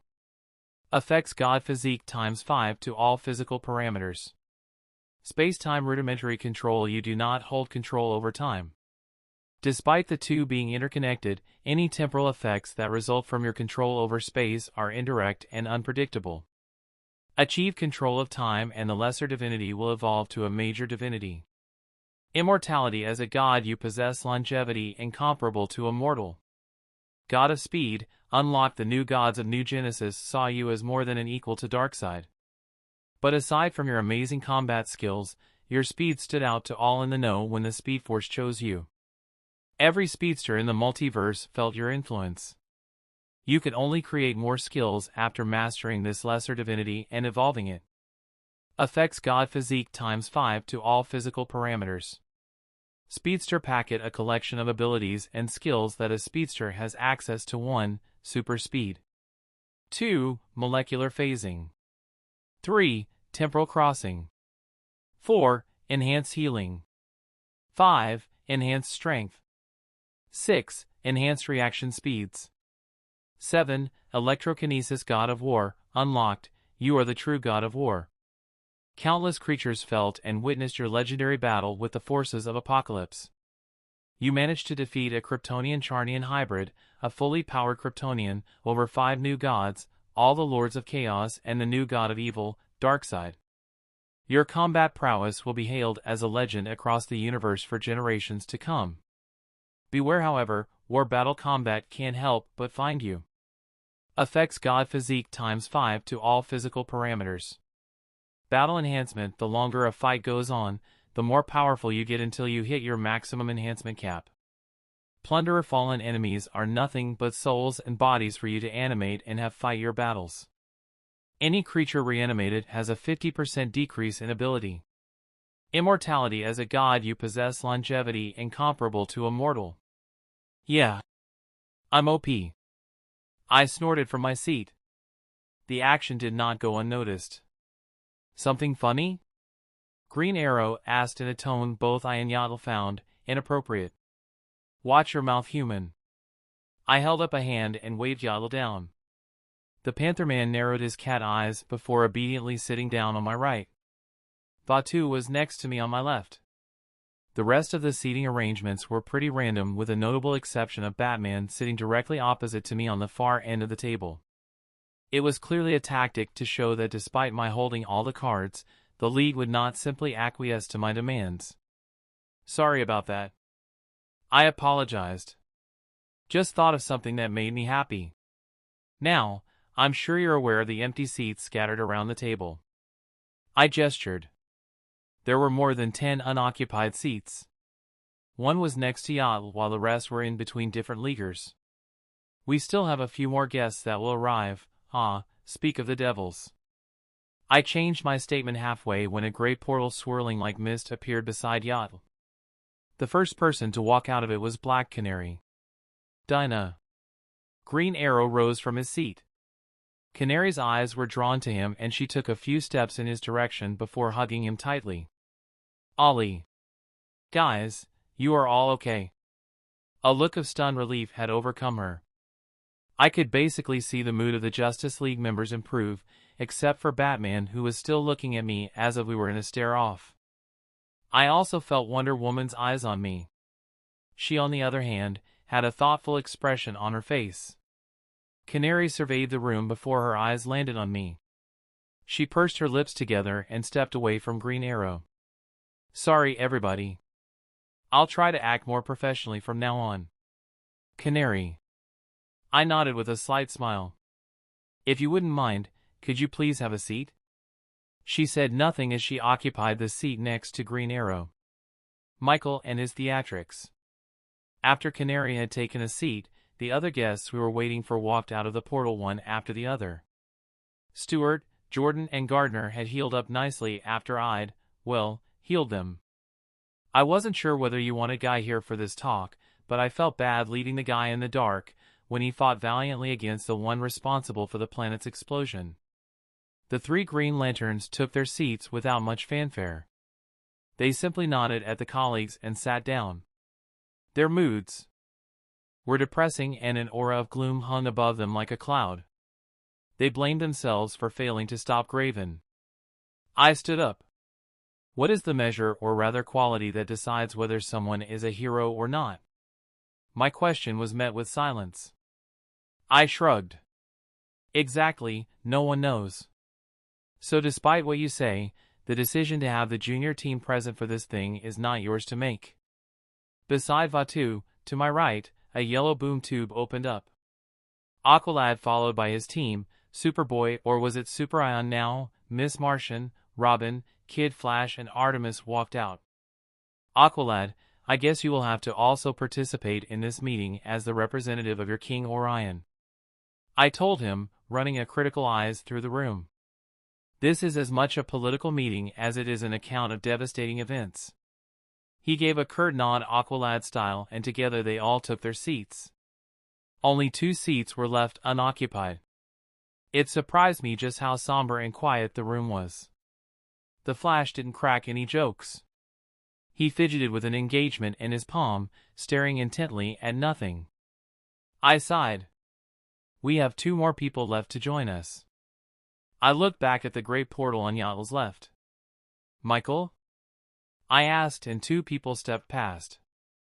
A gasp was heard by almost half the room. Everyone stood up to rush to him, but I froze space around each of them. Please be patient. I looked at the last son of Krypton. Or rather his body. He's not who you think he is.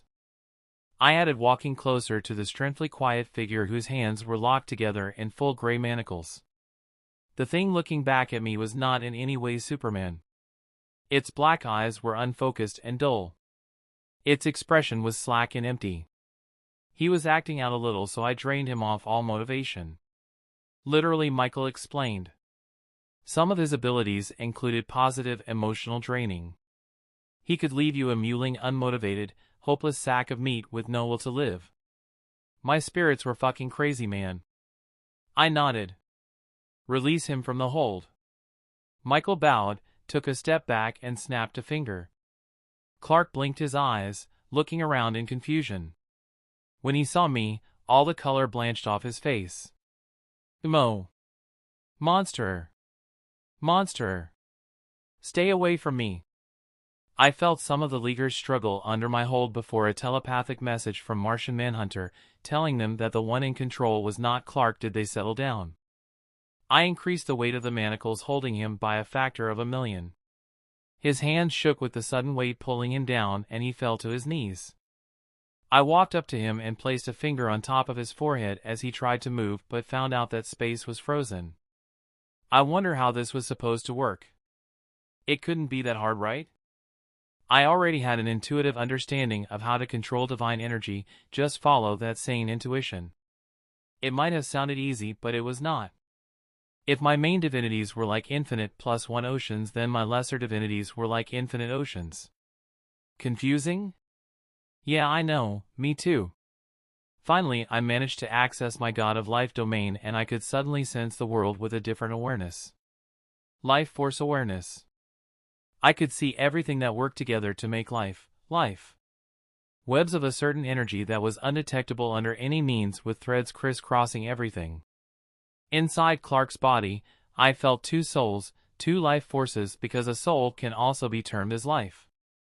Anything that existed as a direct opposition of the universe's base nature fell into that category. I grabbed onto the sickly parasitic soul I could feel and dragged it out, kicking and screaming.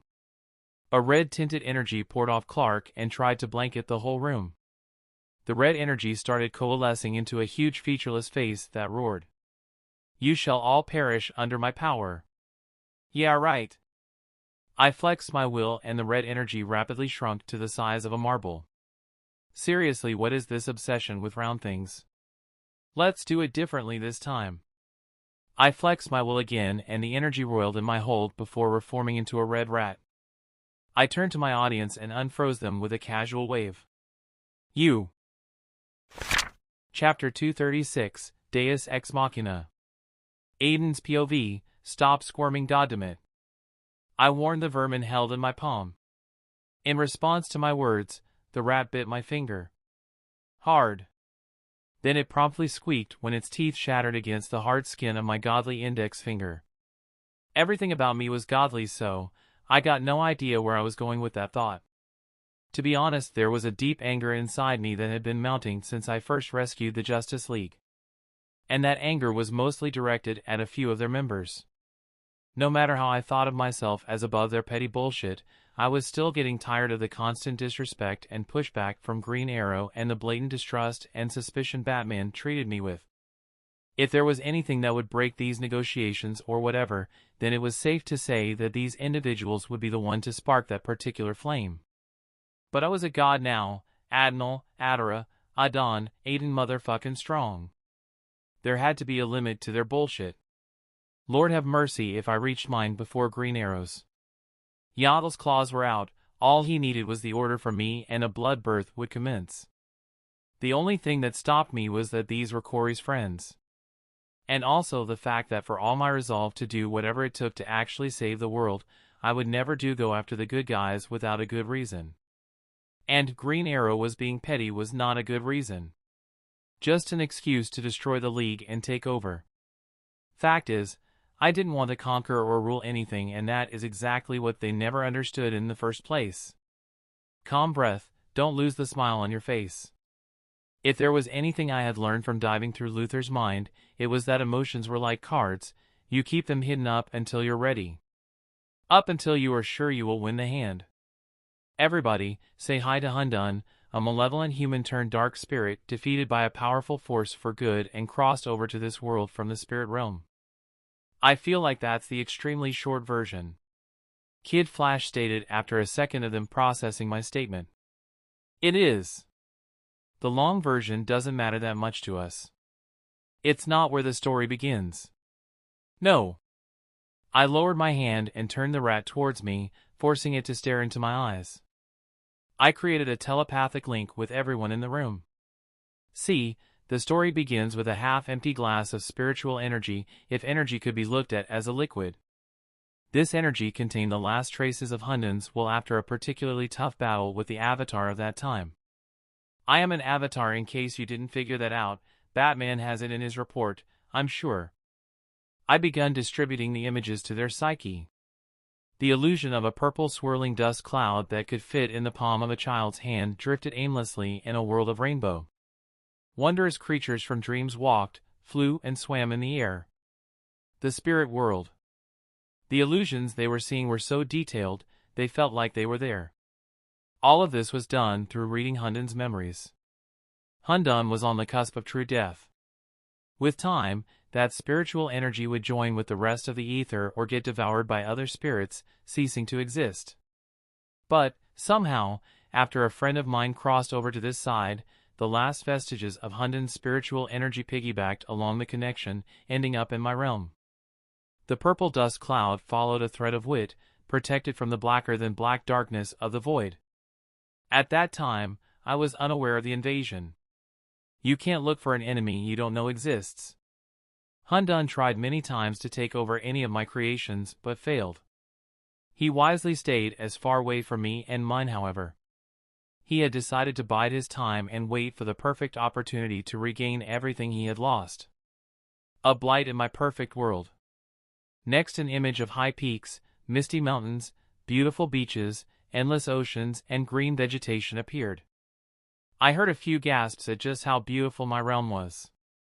In a deep cavern filled with darkness were monstrous snake hybrids native to some of the islands near the Skoniad Tower, a dark purple limbless blob stuck to the wet cave walls, feeding on the glowing mold.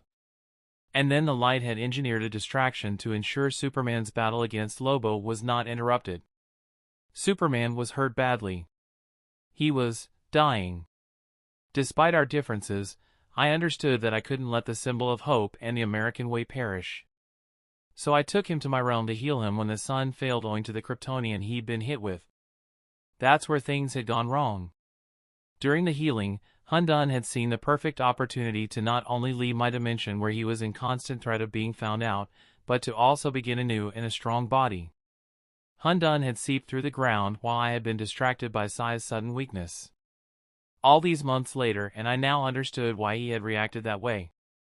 He was sensing the evil chi burrowing through Superman's spirit, and unfortunately he couldn't understand what evil spiritual energy was, having never sensed it before. Superman fought him for control over his body, hence entering into a coma as he refused to give it up willingly, but then Hundun had used a dirty trick. By poisoning Clark's mind with the images and illusions of his loved ones dying over and over again, with Clark powerless to stop it, he managed to lock away Superman's mind under a prison of guilt, despair, and fear. I stopped and turned towards the kneeling Superman. His eyes were downcast. He reeked of a man who had lost everything. His mind was still under lock. I could break past all the locks with my power, but this needed a more deft hand. I was about to ask either of the Martians to do it before I stopped. Why was I avoiding personally touching his mind? I was more than powerful enough and skilled enough to do it. Here goes nothing. I knelt before him, feeling a presence leave their seat and float to hover above me with glowing blue eyes. Connor. Yaddle was up on his feet, crossing his huge hands on his chest. If I was going to hurt him, I wouldn't be planning on healing him now, would I? I looked back and saw the clone descend. I know. Connor nodded. I just think having a friendly face when he wakes up will be good for him. He answered politely, throwing me off a little. So Connor could now be reasonable, huh? Maybe all hope is not lost. Fair enough. I waved Yaddle off. Connor walked over and knelt next to me. Thank you, he stated, too low for anyone else but me to hear. You're not a bad person, Aiden. You saved my family, you saved everyone. I owe you. A small smile graced his face as he looked at me from the corner of his eyes. Huh. For truly the first time, I was tongue-tied. So I settled for a simple nod. Let's wake him up, shall we? He hummed in confirmation. My thumb was placed on his forehead. Then something that would dictate practically how this entire meeting would go happened. It was unprecedented and showed me I needed to find a place to practice and acclimate all the new abilities I now had access to. A deep instinct buried deep inside my powers took over. I couldn't tell you what roused it up. All I know is that my spirit, much stronger than before, made the right call. The pressure that spread out was so overwhelming, reality changed as a result. Space folded and time began acting weird. I felt the League spring up from their seats, ready to defend themselves in case this was an attack. The room disappeared as everyone was pulled into a realm of light. Light that spread outwards to encompass their full existence. Everything was pulled into the light indiscriminately, the room, then the beach, the continent, and the animals. I forcefully halted the process. Any more and I would have over the trillions of life in my realm inside the domain personification of my soul. I felt each of the League like tiny pinpricks of fire dancing in a blaze of white. My spiritual domain. One by one they each lost strength, falling into the light, getting submerged by my soul, melding with my core. Aden. Wonder Woman's hand reached out towards me in desperation, but my will was now completely focused on one thing, cleansing Superman's soul of the evil chi roiling inside him. Their plight seemed inconsequential. The influence from Hundun had turned the Man of Steel into a thrall, and the process of how he'd managed to so thoroughly change one's soul intrigued me. "Stop!" Batman yelled, his black and gray suit getting tarnished by the limbs of white energy grabbing onto him and the Leaguers, pulling him inside the depths. Dr. Fate created a shield housing those closest to him. Zatara begun chanting while the Flash accessed his speed to try and outrun my realm. Nothing worked. The Martian's phasing failed. Flight became an issue as the attractive force from my soul became too strong. One by one they were each pulled to the ground. "Connor!" Miss Martian called out, but Connor refused to look away from the glowing blue figure with his fingers on his father's head. Or rather, he didn't hear.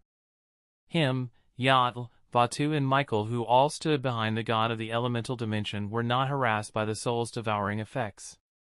Why would they? They had accepted Aiden. He was their master, their benevolent god. Why would they be hurt by anything belonging to him? In comparison, the Justice League and the team had continuously challenged his authority, his power. They had treated him with disrespect. And now that they were under his mercy, they would know who they were dealing with. I felt all of it. All of their thoughts, their fear, their despair. I felt all of it as one by one, each of them was swallowed by me. Into my huge, incomprehensible soul. The Justice League were no more. They were now a part of me. Batman's extensive knowledge on basically everything, Wonder Woman's divinity, Green Arrow's ability with a crossbow, the nth metal properties contained in the weapons of the Hawk People couple, everything that had ever been theirs was now mine. A huge part of me wanted to stay like that. That unification of souls. It demanded that this was the way it should have been. The Avatar had authority over balance, right? Why then should I steal this beautiful gift I had offered them? The gift to be a part of something that transcended mere godhood.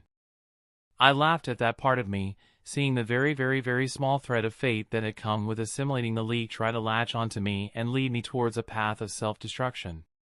If this was fate's way of trying to make me break bad, these bitches had another thing coming. I had allowed you to live, to reflect upon your past transgressions and come to me, groveling for forgiveness. The only reason I let you live, Lachesis, Atropos and Clotho, was my fear at what would happen to humanity without you. Without fate, but now I understand, you are leeches preying on a pale reflection of what my brother is. You are so insignificant that destiny never bothered himself with you. And now your luck has run out. I merely willed, and Michael had his foot on the middle of three incredibly old women. Pulling them from the sphere of the gods had been as simple as tugging on a rope held on the other side by a child. Their hair was white and was falling off, exposing patches of rotten skin. My soul merely burned their putridity out of existence. Please, my lord. Forgive us insignificant ants. Mercy! Mercy! Mercy, your sovereignty. Michael. Their begging went silent as I concentrated on finishing the task at hand. The infection Hundun had left behind in Clark's body was finally cleansed, and the Man of Steel's eyes threatened to open. I sent him back to sleep. His soul needed the rest. Connor was there to hold his body before he could fall. Thank you, he said without looking up. Tears of red were falling from his eyes. This was his soul's pain and joy manifested. In here, nothing could be hidden. No falsehood could survive. I turned to the Fates. Their lips had been fused together, leaving behind unblemished if leathery skin. Michael, Vatu, and Yatl made way for me as I floated through. My gaze fell on each of the Fates. Their eyes were full of fear, resignation, and despair. I, duality of the endless, Spirit King, Lord of Chaos and Order, crown over true balance, pass this decree. No longer shall any iteration of the Fates exist in this universe. Mankind and every sapient creature in existence are free to choose whatever path they want. I felt something significant leave me. A sort of high-level energy, incomprehensible to even my strongest creations. Only Michael frowned a little, as if he had sensed something shift. At my feet, Lachesis the Allottor, Clotho the Spinner and Atropos the Inflexible burned with the silver flames of the God of Flames. A flame that not only burned their souls, but even the idea of the Fates. Every iteration of the Fates and other pantheons died to silver flames as well. I could feel it. And through that I could also tell that I had made more enemies. In the upcoming Universal Convention to discuss my actions, I would be surprised if someone was on my side. I blame my war divinity. Master, Yao broke me out of my thoughts by kneeling and placing his weapon next to his feet. His head was lowered as he faced me. He was nervous, just like Vatu was. I know what troubles you, Yao. The both of you, I gestured to him and Vatu, have formed bonds with the heroes and now you want to request for their freedom. I apologize for my impudence, Master. Yao responded. I breathed in. Anything to add? I asked Vatu, who shrugged and looked away. She makes a good sparring partner. I laughed, knowing he was talking about Wonder Woman. That she does. I remember one training exercise the team and I went up against her. She kicked our asses. What? You Master Aiden? But you are so powerful, my lord. Geez, get off the ground, Yao. You're making all of us uncomfortable. I told my extremely loyal god of war. He's not wrong. Michael added. Your wish is my command, Master Aiden. Yao sprang up to his feet. Yeah, that's the thing, it doesn't have to be. Master doesn't like it when we're so formal with each other. We are a family, remember? Vatu told him in exasperation. You're both right and wrong. Sometimes formality is needed. Michael joined in. I chuckled to myself as they continued arguing among themselves in good nature. Sometimes I forgot that despite how mature and level-headed the three of them were, they were still chronologically young. I muted them out, considering my next move. The Fates might have tried this last-ditch effort to make me an irredeemable monster, but their words had a point. The League had not once or twice tried to undermine my actions, control me and almost label me as a villain. Was it justified? If it was up to their ideals, then yeah. Green Arrow and Jordan would no doubt love to see me imprisoned under layers of security in Belle Reve. So the question is, do I let them go? The answer came to me a split second later. Yeah. If I chose not to, A, Starfire would kill me, B, the choice wouldn't really feel like mine due to the Fates intervening, and C, the League was more useful to me alive. Now, where the fuck did I put those soul contracts? Chapter 237, No Takebacks. Aiden's POV, the second we were back in the real world, chaos broke out. I stood in the middle of the storm, a small smile full of unending patience on my face. No matter how much they lashed out, they had lost. It was over. Don't hurt them too badly. I informed my spirits, leaning back in my chair. You bastard. Green Arrow released one crossbow bolt after the other. Yaddle's axe slashed out and made quick work of the projectiles. Then in a short burst of speed, he buried the flat side of the axe blade on the chest of the archer, sending him flying off while vomiting blood. Nicely done, Yaddle. That was a long time coming. I praised my god of war for carrying out what I had only dreamed of doing. The fear of casually exploding him into a mist of blood had held me back. I exist only to carry out your will, Master Aiden. The axe was twirled expertly as Yaddle used it to block the sonic waves from a furious canary. The table behind Yaddle suffered the most as each of the other League members were forced to jump away. I made eye contact with Wonder Woman. There was no way they were going to stay out of this. She closed her eyes, and when she opened them, I knew it was on. I immediately detected the telepathic fluctuations among them but decided not to listen in to whatever strategy they would come up with. Yaddle, Michael, and Vatu could more than handle this. Oh! Almost forgot. I held up a hand and froze space. Everything found itself in an unbreakable hold. Time out! Time out. I dipped a hand into my hammer space and came out with an emergency bowl and package of popcorn. The popcorn popped under expert heat control before I ripped it open and poured the popcorn into the bowl. I tasted a couple and frowned a little. Needs butter. The aforementioned butter appeared in my hands from the fully stocked kitchen Corey had convinced me to set up after deciding that chicken and pizza were not healthy foods for growing kids. TCH, what did she know? Pizza was basically a package of nutrition, and chicken? Nothing beats a well-seasoned chicken. I poured the butter on the popcorn, adjusted my back on the seat and sighed in contentment. Was I being unnecessarily arrogant? Maybe, but the truth was, none of this really mattered and the League would soon find out why. I snapped a finger and space unfroze. Yaddle's hold on the axe was steady as he grabbed a chair and threw it at Canary. The chair broke into pieces under her power. Instead of pressing the advantage, Yaddle spun and threw the axe towards my position. The axe collided with a fast-moving blur, smacking the flash onto the wall of the cottage behind us. I had him, Vatu stated in a bored tone. Flash! Several voices called out in alarm. Yaddle's axe glowed turquoise before my eyes. I followed its movements as he called it back to himself. Turns out during his earlier attack, he had jumped into the air. The axe arrived in his hands as he descended to the ground glowing with an aura of power. He slammed onto the table in the middle of the room, breaking it into thousands of wooden shards and throwing the Justice League away. Dust covered the surroundings. With a wave of Atu's hand, a sphere of wind covered us. Thanks, I told him, offering the bowl of popcorn. He reached out and picked up some, munching on them with a thoughtful look on his face. Michael? I held out the bowl. Thank you, Master Aiden. Should we intervene? He asked, making me laugh as I remembered a particularly fun conversation I had had with Yaddle. Time to pass on some more wisdom.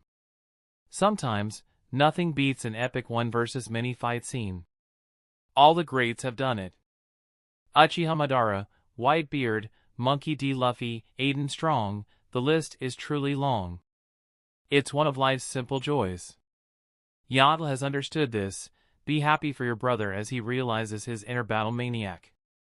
My spirits, flanking me on the sides, had on a look of confusion. Confusion that was dispelled when the dust cleared and they spotted Yaddle's wide smile. Surrounding him on all sides was the Justice League and the junior team. Oh boy, were they pissed about me assimilating them. It didn't matter that I'd let them go soon afterwards.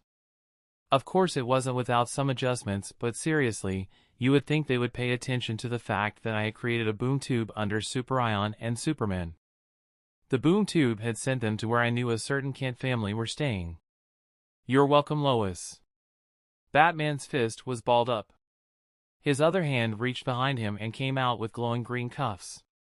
Manacles that were distinctly divine. I narrowed my eyes while seating up in my seat. You crossed the line, Aiden. There is no coming back from what you did. Surrender. The Dark Knight growled out with conviction. Seriously? The smile on Yaddle's face slipped as he lowered his axe in disbelief.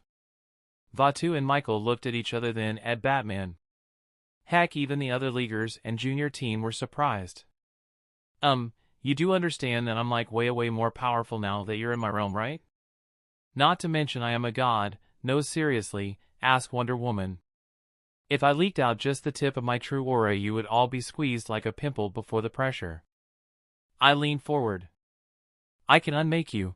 I mean, in case you forgot, I did do that, for just a few seconds, but I now know each of you better than you even know yourselves. Heck, I also know where you got those divine cuffs. A deal Constantine made with an ancient primordial evil. Something called pagan. The collection of the vengeful spirits of a defeated pantheon from the second civilization. You think the souls of over 100 primordial gods is enough to bind me? I destroyed the god of evil, Darkseid. I killed him in all the infinite universes, and you ask me to surrender? Upon the mention of the name Darkseid, the Hawk people, the Green Lanterns and Martian Manhunter reacted nervously. You killed Darkseid? Stewart flew down to the ground. The others were now second-guessing themselves. Fuck that, I had popcorn I needed to finish and a show to watch. Oh no, you don't get to act all shocked now. I laughed in disbelief. No take-backs. You wanted to fight me, right? Well, how about we fulfill that wish? I looked to Yatl. Yatl full power. Don't break them too much. As you wish, Master Aiden. My god of war. Said. You might think I was being needlessly cruel. However, they needed to be taught a lesson or else this cycle of the League versus me would never end. I hated how they had pushed me into being unreasonable. I was okay with talking it out, but it is what it is. Blue and green flames swirled around Yatl, growing in intensity as his body underwent massive change. Everybody back! Wonder Woman jumped to the front and slammed her cuffs together. The whole cottage exploded as she released her own divinity to combat Yatl. Master, the house. Vatu pointed out, nothing of what I had lovingly built remained, wrecked under the strength of the God Queen of Olympus. Our position was left relatively undisturbed, a zone of 10 meters around us kept safe under Vatu's power. I can put it back together with a mere wave. I frowned. The destruction though still irritated me. Yatl, don't play with them. Put them down before you wreck the beach as well. I ordered. Yatl had undergone massive change. For starters, he was now in his hybrid form after shifting from his human one. He was over 7 feet tall and the axe was nowhere to be seen, or rather, his weapon had similarly shifted into black gauntlets glowing turquoise with Aztec symbols. 2 golden shields hovered above his shoulder, held in place by nothing. His eyes were a deep turquoise color. Yes, Master. The battlefield was separated into 2 sides. Yatl was to our left facing off against the group of heroes on the right. Wonder Woman was at the front, silver armor glowing with starlight cladding her form and the God-Killer sword in her hand. On her sides was Captain Atom, bolts primed and ready to shoot, while the Hawk people flanked her right. That reminds me, I shaved a tiny sliver of the nth metal off their maces and sent it to the tower to process and see whether my realm could naturally begin reproducing it. They are going to lose. Badly. Michael commented from my right. I don't know, I think Diana has a chance. Maybe she can last too, no 1 minute before they lose? Vatu countered. My bet's on 58 seconds. Michael added, prompting me to throw him a glance. That's oddly specific. He shrugged. I'm an odd guy. True. Vatu agreed. I decided to let it go. Something told me Michael was a mystery I did not want to uncover. His oddness made him him. My eyes flashed white for a second. I bet 1 minute and 12 seconds. A full 14 seconds more, someone is going to momentarily power up due to the ether in the air. Mh. Michael hummed, staring at the heroes present. I had theorized that the spiritual energy hanging around the atmosphere would change any outsiders. I see it now. Still, Yatl is a god, but that's not all, he is also a spirit. No matter how powerful she will get, it won't change the fact that he's better at controlling spirit energy more than a human. Vatu commented, making Michael shake his head slightly. Not a human, she's a different species altogether. She only looks like a human. He's right. Now everyone shush, it's about to begin. I ordered just as Yatl made the first lunge. Chapter 238, Why? Chapter 239, Why? Aiden's POV, to put it simply, they got wrecked. Oh, you want a more detailed version? Probably wondering about the implied power-up Miss Martian went through? Okay. However, you should understand something, a fight is usually very short. When you're in it, it's a different matter altogether. You just react and hope that your body has mastered all the skills you have painstakingly practiced. That said, no matter how powerful you are, if you were the League minus some of its heavy hitters, the chances of actually besting a god of war were not great. General POV, Yatl was faster than Kid Flash, and using that to his advantage he took out Canary through an expert chop to the neck, then spun around Wonder Woman's lasso, knocking it off course with a blast of well-timed flames. The lasso wrapped around Hawkman's wings, and the tug from Wonder Woman brought him crashing down before she could stop herself. Only for Hawkman to meet Yatla's fist across his jaw. The smack actually produced a minute shockwave and Hawkman was out for the count. His wife screamed out in rage and flapped her wings, descending on Yatla like a meteor. The mace struck Yatla on the face and he burst out into turquoise flames as the construct unraveled. Two almost simultaneous explosions sounded out. The flames exploded around Hawkwoman, leaving her a smoking mess. Then he ground under. Robin, Artemis, Aqualad and Miss Martian exploded as well. Yatla sprang out from the burning pit and punched out to his left. A pressure wave followed by a massive fan of flames rushed out towards Stewart, Batman and Martian Manhunter. The shockwave blasted Green Lantern's shield to smithereens, clearing the way for the humongous flames to bear down on the Dark Knight and the Martian. Screams escaped Martian Manhunter when he started to burn in the flames. "Uncle June!" Gan screamed out, alerting Yatla to her presence. Yatla waved a hand and the burning flames roiled around him before exploding outwards at the second Martian. Miss Martian was badly beat up from the previous explosion, so she could nothing as the attack neared her. Wonder Woman landed in front of her, the ground quaking under her 10-foot and increasing frame as she brought her gauntlets together in a resounding clash. Yatla's flames were thrown back, flaring across the midday sun like huge curtains. "Stand ba." Wonder Woman's words were cut short when Yatla blasted through the flame curtains, hand cocked back and ready to strike. The God Queen anticipated her fellow warrior's next move as she tracked his advance. They had regularly sparred in the past, and apart from a few wins by technicals, Diana had never actually managed to best Yatla in single combat.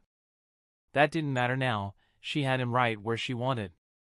2 feet away from her, Wonder Woman wrapped her fingers around the handle of her God-Killer sword, unsheathed it and swung it out at breakneck speeds towards Yatla's neck. The blow landed on Yatla's gauntlet. Sparks flew out from the contact and Diana was shocked when Yatla grabbed the edge of her sword with his open palm. Then he pulled on it.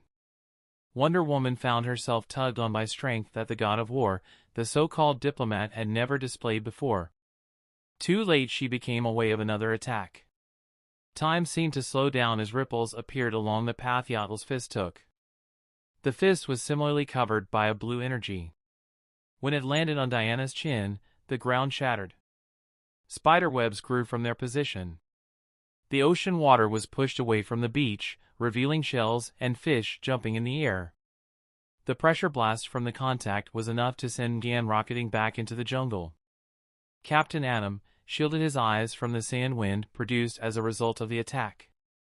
Clouds begun forming overhead with rain threatening to fall. The dust cloud finally settled as Captain Atom, Jordan, Zatara and Guy looked around at the devastation. Wonder Woman lay inside a crater, unmoving. Her armor was gone, replaced by her usual costume. What was that? I have never felt anything like it. Captain Atom shouted in alarm.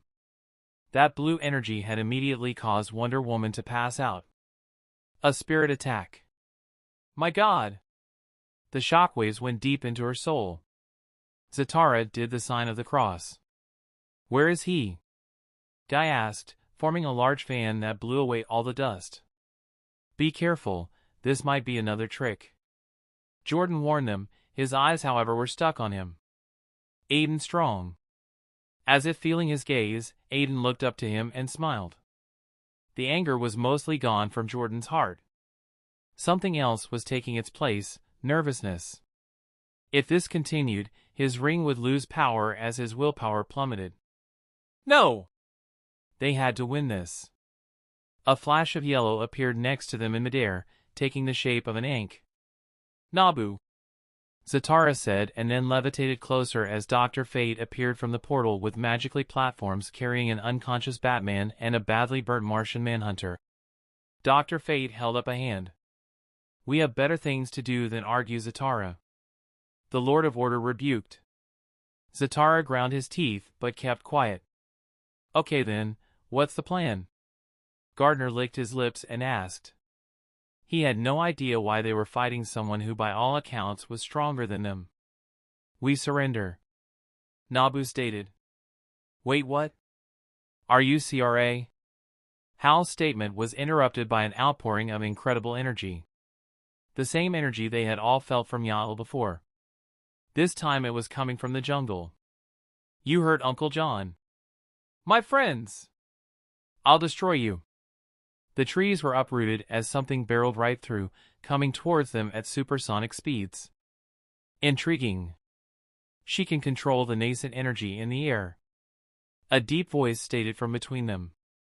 Zatara, Captain Adam, Jordan and Guy turned to the center only to see Yael standing in midair, in a T-pose. You came up with an effective strategy. It is cowardly, but surrendering is your only way out. Saf Ezer, MMHF. Zatara's ice spell chant was interrupted when the two shields behind Yael produced red clothing that wrapped around everyone present, halting their actions and binding them in place. They could only watch as Gan, her body glowing blue, advanced towards the god of war. Behind her, held by more blue outlines, were all sorts of things. Hundreds of trees, rocks, and soil. She snarled, her eyes pools of hate nobody had ever witnessed before as she threw the telekinetic held attacks Yael's way. Commendable mental prowess, child. Yael said, feeling the battering ram on his mind but slapping it away with contempt. But I am a god. A flash of blue fire exploded out, burning everything behind Gan except for her. Gan's eyes were exposed to a split-second sight of Yael's true form as were the leaguers behind them. Their minds were stunned and they all fell unconscious. And just like that the fight had ended. Aiden's POV, Master, sorry about the beach. Yael placed Gan on the side next to the other Justice League members and said, I sat on my throne. The fight had ended, but I had a feeling that the lesson I had intended to teach had failed. Master, you lost. Michael unhelpfully informed me. Yael frowned. I don't understand. We made a bet on how long it would take you to beat them all. Master Aiden bet 1 minute and 12 seconds. You exceeded that by 2 seconds. So 1 minute and 14 seconds. I shrugged. Not that far off. Please forgive me, Master Aiden. I have failed you. Yael surprised us by apologizing and slamming his forehead onto the ground. Whoa, calm down, big guy. It's all right. I am your shield, your sword. What good is a sword that cannot cut as fast as possible? I will atone for this mistake by trying harder next time. I interrupted him, not wanting to hear him say by slaying over 1,000 enemies and presenting their scalps to you or some other over-the-top action. Now stand up, Yael, it's time we wrapped up this whole affair. I told him without room for argument. Yael nodded and rose to his feet to stand next to Vatu. Looking around, the whole beach, no, the whole coast was devastated by the Yael versus League fight. My cottage was nowhere to be seen. There was a crater where the kids played making sand castles, and any vegetation a mile out from our surroundings was gone, only charred ground remained.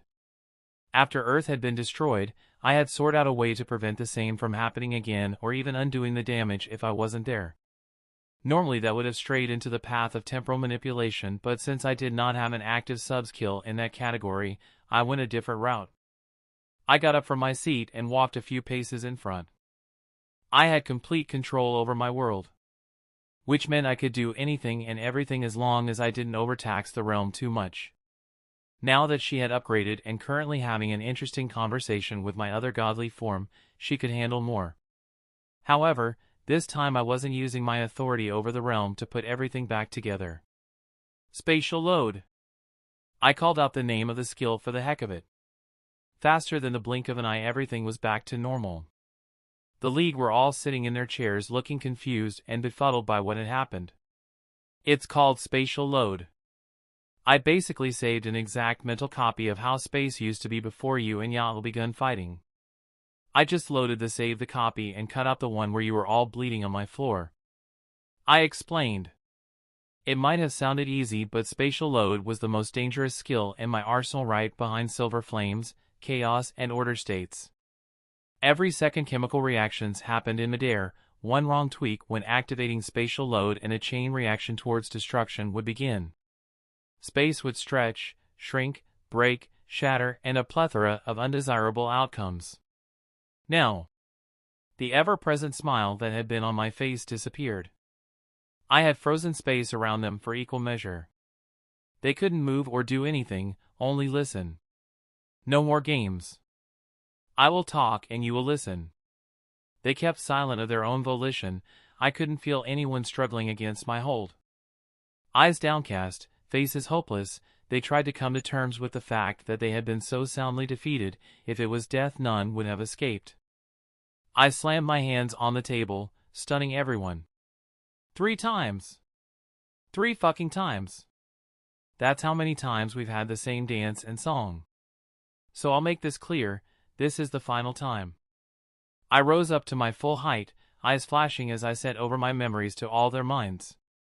I looked on as their faces underwent changes at different intervals.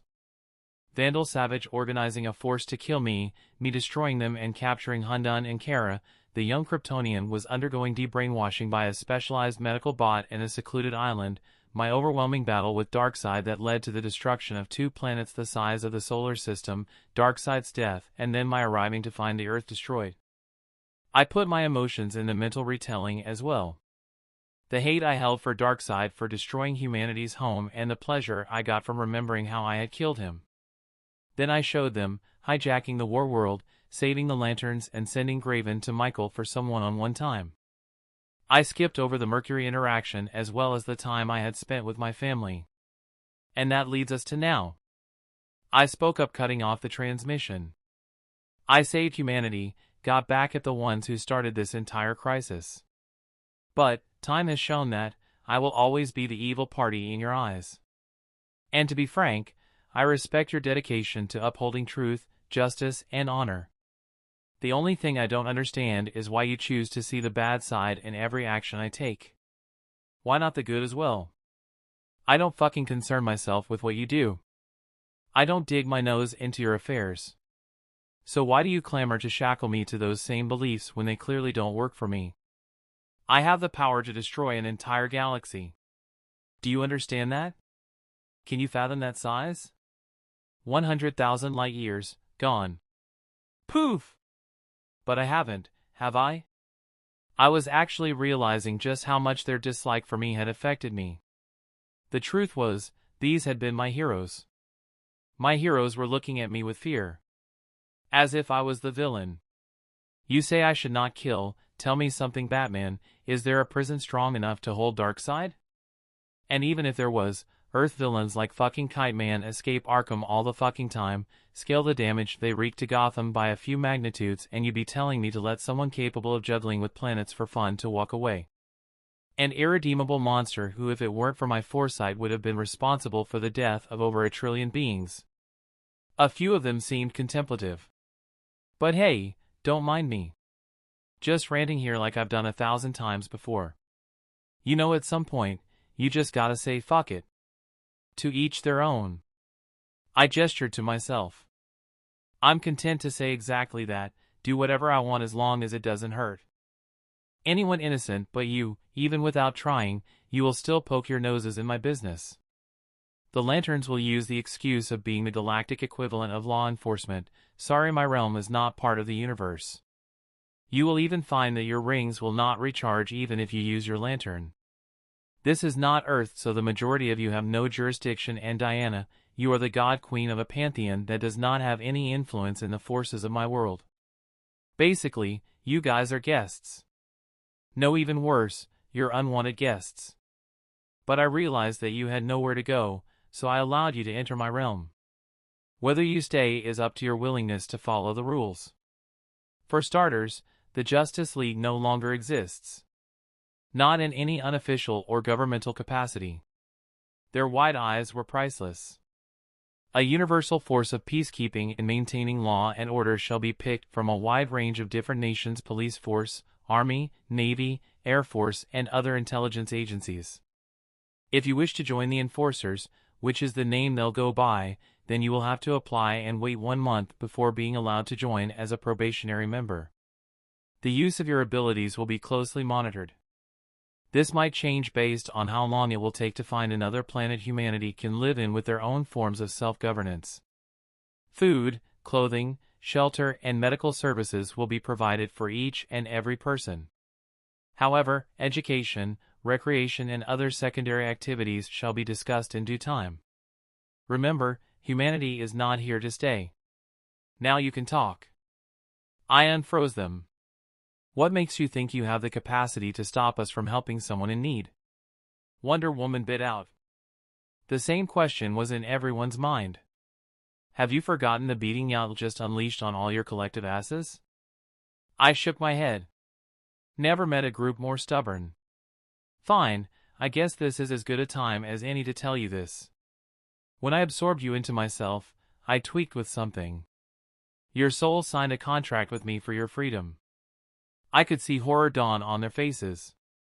The contract is very straightforward. You will follow any rules I set up concerning your interaction with anything, anyone, and everything inside my realm. The contract loses meaning in the outside world, but as long as you're here, what I say goes. I finished. You monster. Canary accused.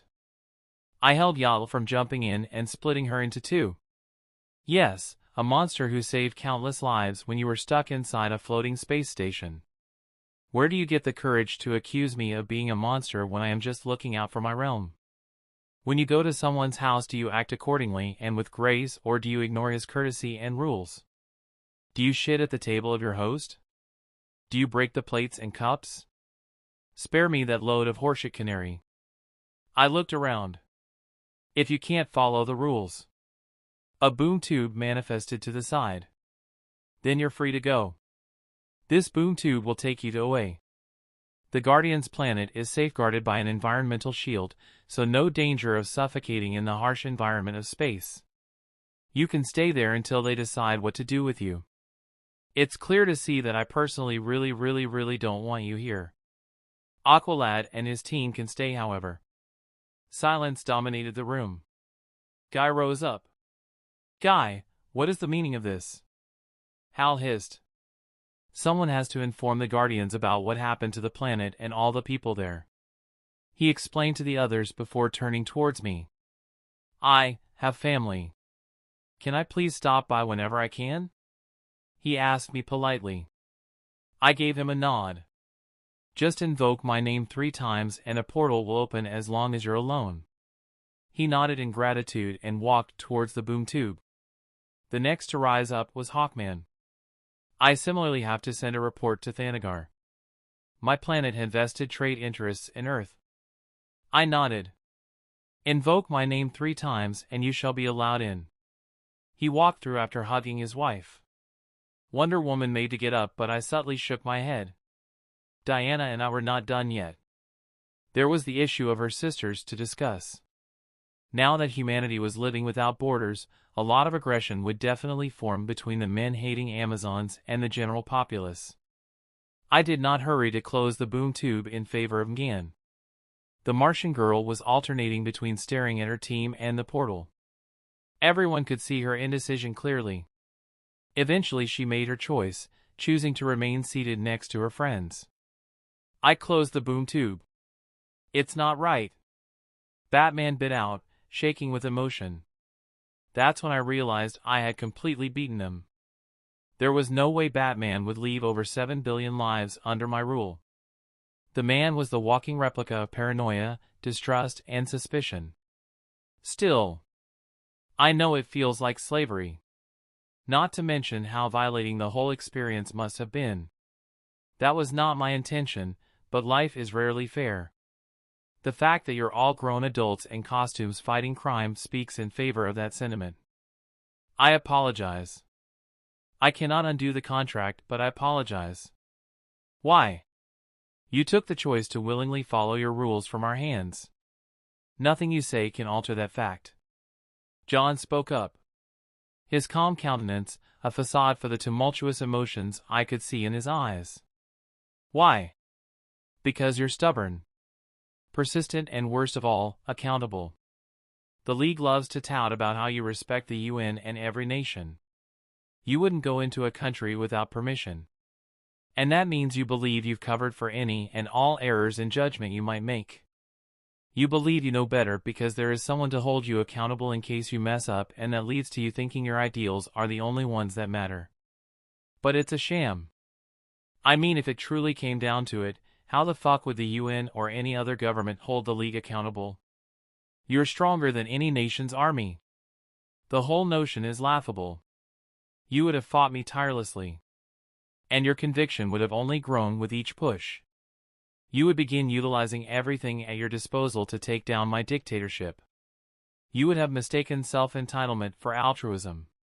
When you think you know better, in your eyes nobody else does. I paused, deciding to finally tell the truth. And you would have made me kill you. Chapter 239, She is Gia Part 1. Aiden's POV. I tried to push away the memories from my flame god form. I had concluded my tense meeting with the League and then taken them to the residential areas. Seeing Barry reunite with his girlfriend was heartwarming and made me miss Corey and the kids even more. Getting the others situated turned out to be much easier as they each just disappeared into their assigned areas. The bots had simply led them to more reinforced and closely connected houses due to who they were. Separating them would have been the wise move for sure and would probably lead to the League getting absolved eventually, but an idea sprang into my mind. An idea that would ensure I would have nothing to worry about from the Justice League again. After everyone had left, I was standing on the roof of a building with Batman and Wonder Woman behind me. Look around. I spread out my hands. Tell me this isn't the closest to an ideal world that we can get. An ideal world is not backed by a dictatorship. Batman was quick to answer. Let us agree to disagree on that front. I moved past the aggressive move to start an argument. Geez, you're already beaten, accept your defeat. What do you want, Bruce? I asked him. The detective stood up straighter. A compromise. The world might not need our fighting skills, but the League has much more to offer than that. So you want me to allow you the freedom to plot behind my back? I turned to look at him. You're not even going to try to give this a chance, are you, Bruce? You have nothing. No money, no influence, no endless resources to throw at problems. Maybe this is an opportunity to see things from a different perspective. To understand how those who had nothing growing up live their lives. There is honor in a simple existence. Batman said nothing. His jaw was clenched as he kept a blank expression on his face. You've always wanted to leave the cowl behind. Maybe this is the time to do exactly that. I pressed on. As long as there are people who try to enforce their ideas onto others, the world will need the Justice League. Batman answered. He reached to his cowl and removed it. But I am willing to do this differently. He amiably added. All I ask is for you to practice what you preach. You do not want to be a dictator, then allow us to see that. Give me access to what I need to make life better for the 7 billion lives you took it upon yourself to save. If you're afraid I'll be coming for you, then I'll ask you where the confidence and the power you displayed went. Bruce. Wonder Woman warned, however I held up a hand. You know what, Bruce, I'm disappointed in you. You used to stand for something true, but now you're resorting to provocation just to prove a point. The truth is, yes, I am afraid of you. But not because of what you can personally do to me. I'm afraid of you because you might be the final straw that broke the camel's back. I stepped in closer. You see, when you're on my level, morals take a back seat. I care because I want to care, not because society constrains me in a set of rules. I'm a god, a fact, not narcissism, Bruce, and if you want to keep pushing your luck, so be it. You're free to make any proposals to the current governing board responsible for humanity's integration into the world. I smiled. The head is actually a good friend of yours. Lex Luther. All the presidential representatives of each nation chose him as the leader of the United Earthling Coalition, the successor to the UN. I looked away in clear dismissal. Talking with Batman was always exhausting. I'm sure the both of you are going to have lots of fun. I heard as the Dark Knight leapt away, finally leaving me with Diana. She walked closer to stand next to me. You made the wrong choice. Bruce is relentless. This will not end the way you expect. I snorted. On the contrary, it will end exactly as I predict. You fail to grasp something, Diana. I know everything there is to know about each of you. Batman dreams of wrapping his hands around the Joker and squeezing until light leaves his eyes. Hal craves for power to surpass any before him. The Thanagarians had a plan to slowly but surely annex Earth to be a part of Thanagar. Kid Flash is always afraid that when he goes out to fight crime, one day his speed might not be enough and someone dies. I turned to her. And you? She tensed. You guard your inner thoughts with an impressive resolve because you are ashamed. You are ashamed because of what you want. I touched her cheek with the back of my hand. She gulped and leaned into the touch. When did it start, Diana? No silly question. You're just attracted to strong men. First it was Clark because he could break the planet in half if he wanted, then it was Batman because his mind was even more deadly, and then, along the way, me. Powerful, smart, ruthless when it calls for it. The perfect combo of power and intelligence. The illusion faded, showing that I had never left my position, content to stare at the wider world. We can never be a thing, Diana, because you lack something Corey doesn't. She chose me. You, on the other hand, will always be held back by ideals you do not even believe in and refuse to give up control. The point to all this is that you're all players in a game that I control. So start acting like it. I didn't need to look behind to know she was clutching her fingers into tight fists. Winder Woman was prideful, a warrior who had tussled with the best. She took a deep breath and looked up, trying to hide the pain of my rejection. Why did you want to see me? Her tone was formal, so I matched it. Your mother informed you of what your people have been doing to the males you sire, right? She gave a curt, angry nod. Her eyes were scrunched up in disgust. It is a barbaric practice. I nodded. Exactly, and now that the Amazons are not isolated inside an invisible island, I fear that interaction with the outside world will bring forth more than a few problems. My drones are currently monitoring their every action, but it is not a permanent solution. One of my own will oversee a meeting between the two factions. Tell your mother that I'll summon her soon. She agreed and left without another word. I ran a hand through my long golden hair and sighed. One last thing to do, and then I could go get me some sweet Corey attention. I warped to the budding UEC building, United Earthling Coalition, the zone before the UEC was undergoing construction for a very cool project. A 500-plus mega statue of yours truly. You see, something came to mind after realizing I could acquire more divinities through getting worshippers. And I had a potential massive number of worshippers in my realm. So this was an experiment. An experiment to see if I could create a cult. Yikes, how the heck did my life turn out like this? There was a lot of activity going on in the EUC building.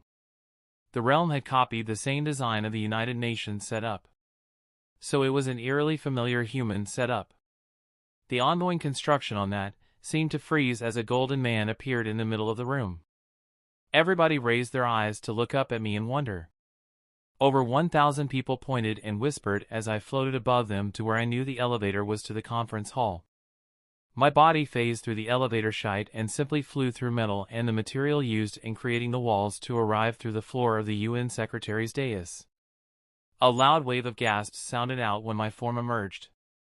What is the meaning of this? An Asian representative who sat with a plaque that read Mongolia demanded only to have a massive pressure land in the room. You run your mouth with impudence, mortal, unaware of what stands before you. Yatl coldly stated. It's all right, Yatl, they will soon learn. I waved him off, the pressure disappearing as they all watched me ascending to my rightful place. My spirits, Vatu and Yatl, flanked a throne above the UEC's raised platform where Luther sat with a strange look on his face. He stared at me with something unreadable. Then slowly, Luther got up, faced me and bowed. Welcome to our humble discussion, Your Honor.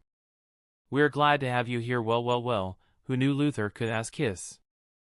The best part, he was actually serious. He knew I had them all at a clear disadvantage. The new pecking order was me, then everything else in a descending list the way I wanted. I was going to have so much fun. Elsewhere, focus. Don't let your mind wander. I instructed. This was harder than I thought it would be. No, you're trying to press everything together and hold it with pure will that will only exhaust you in the long run. It's like a puzzle piece. Oh, you don't know what a puzzle is? I sent her an image of what a puzzle was. It's individual pieces separating then combining perfectly to form something beautiful. We were communicating through a spiritual language. Her mind was not strong enough to bear my full touch, so I took special care not to bombard her with too much information. It was slow going, but at the end, it would be worth it. General POV, 3 days later, he woke up feeling like he had had the longest and most relaxing sleep of his life. Clark's eyes widened when he remembered everything that had happened. Lois! Shoo! I'm here, Clark. I'm here. A teary voice said, hugging him as if her life depended on it. Then she started bawling. Clark instinctively brought his palm to her back and rubbed her gently, holding her to his arms in a vice but gentle grip. Oh God, oh thank you God. I thought I had lost you. Shoo, don't cry. I'm not going anywhere. Tears were threatening to fall from his eyes as well. Over Lois' shoulder he saw his other precious people. Oh Clark, my boy. His mom and dad were standing on the doorway. Ma, Pa. I missed you. They both walked forward and came to hug him and Lois. Connor? Clark asked. Ma and Pa looked at each other. He's outside. He wanted to give us some privacy. Pa shook his head. Told him he had to be here too. He's family too, but... Clark nodded with a smile. He knew his son was just as stubborn if not more than him. I'll talk to him. Clark assured. He could already guess what was troubling him.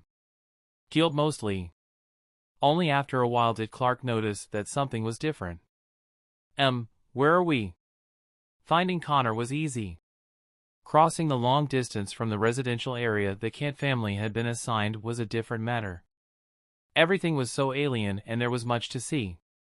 The buildings were built in the most optimal way possible to make for a fully occupied space without feeling too crowded. Clark had analyzed the metal and concrete making up the walls of the building and found out that the material was constructed from a mineral that was highly resistant to damage as well as malleable to some extent. Clark pushed his supervision to its limit and managed to find conduits of energy running down to the ground from the residential house. Every building was not constructed on the wide flat area, rather it was constructed from the ground itself. He had to fly above the clouds to avoid detection. After what Lois and his parents had told him, he did not want to alarm anyone by his presence. Not until he regrouped with the Justice League and came up with a good excuse for why he had been missing. His civilian identity was even more complicated to sort out. Where had Clark Kent been for the last 3 months? All these questions ran around his mind non-stop as he enjoyed the scenery. The whole realm was beautiful. Vegetation randomly grew between the houses to provide a more wholesome feel. The open ground and roads were just a smooth layer of the same material making up the buildings, and each building was constructed in the same monotonous way. Clark knew that would change soon as creativity gave way to new color tones and ingenuity. The whole of humanity was confined to one massive continent. It boggled the mind and left the recently awake Kryptonian shocked. Far off into the distance, he could see a huge statue that was taller than the Empire State Building. The statue was still under construction, but Clark could definitely see who the statue was being dedicated to. Aiden. Clark frowned, unsure of his feelings on the young man. He had saved him, and not only that but flashes of someone familiar when he had been under the control of. Clark stopped in place. He had been trying his best to avoid thinking about that. There was no reprieve to be found. All he could remember was a tiny dark space that squeezed onto him. The sensation of space shrinking around his form, tightening. Like a hangman's rope choking him and... Are you all right? Connor arrived before him. For a second both of them said nothing else, and then Clark hugged the young teen. Connor! Hey, Dad. Connor smiled. That word didn't feel as weird now as it did back then. Glad to see you're awake and already looking for someone to save. The younger boy joked, hiding his tears by wiping his eyes with his sleeves. After the pleasantries, both Kryptonians floated around at a leisure pace. And so that's when I decided to name myself Superion, knowing that you would come back. Superman is a symbol of more than hope, it's an ideal we aspire to reach. You inspire the masses just by the mention of your name. It belongs to the people just as much as it does to you. I did not want to selfishly take it for myself. Clark laughed. What?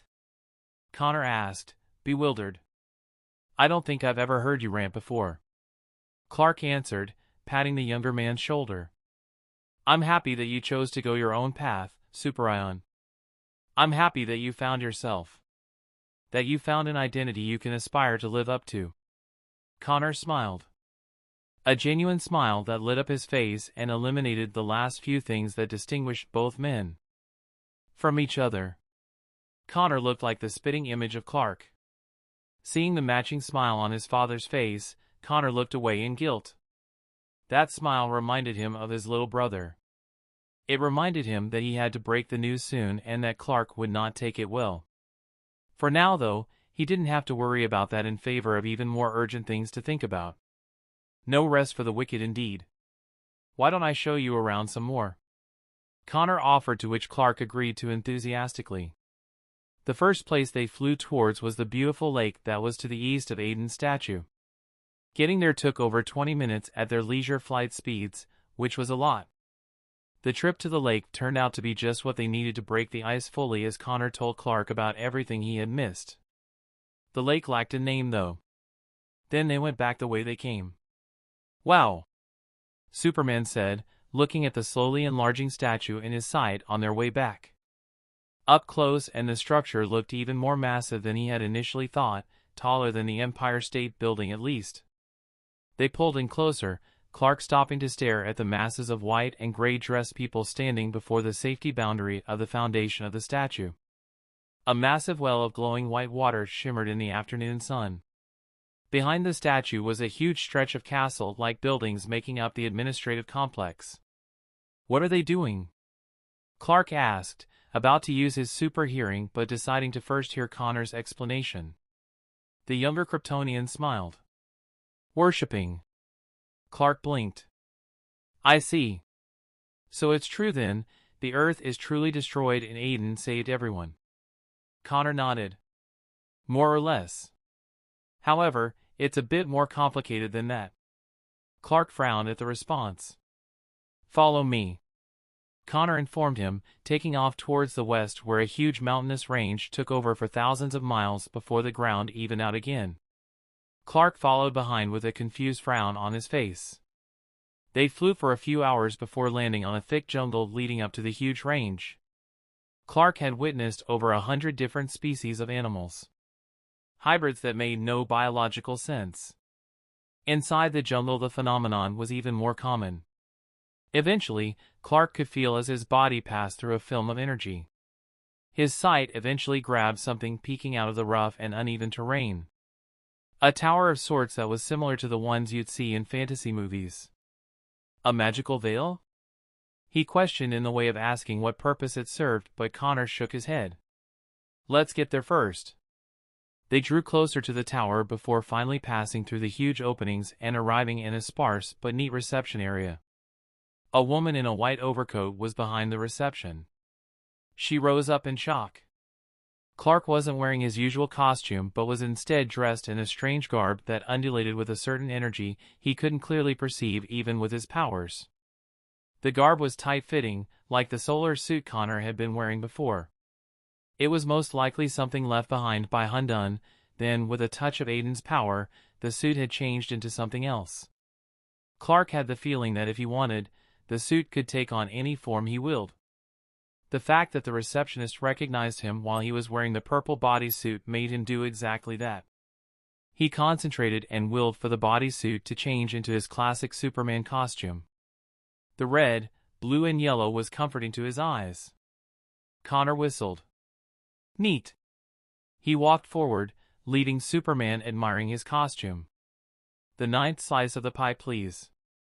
He informed her in secret code. The pretty receptionist blinked and then pressed a button under the desk. Connor stepped back as the ground lit up in a yellow glow. What is this, Superion? Superman asked, intrigued as they stepped into the glowing circle. A group called Interests of Humanity, IOH, has sprang up in the past couple days after Aiden made a huge announcement. The light swallowed them and a new view appeared before their eyes. It was an entire world made up of an unending white space. The horizon was more white and their outlines were different as well.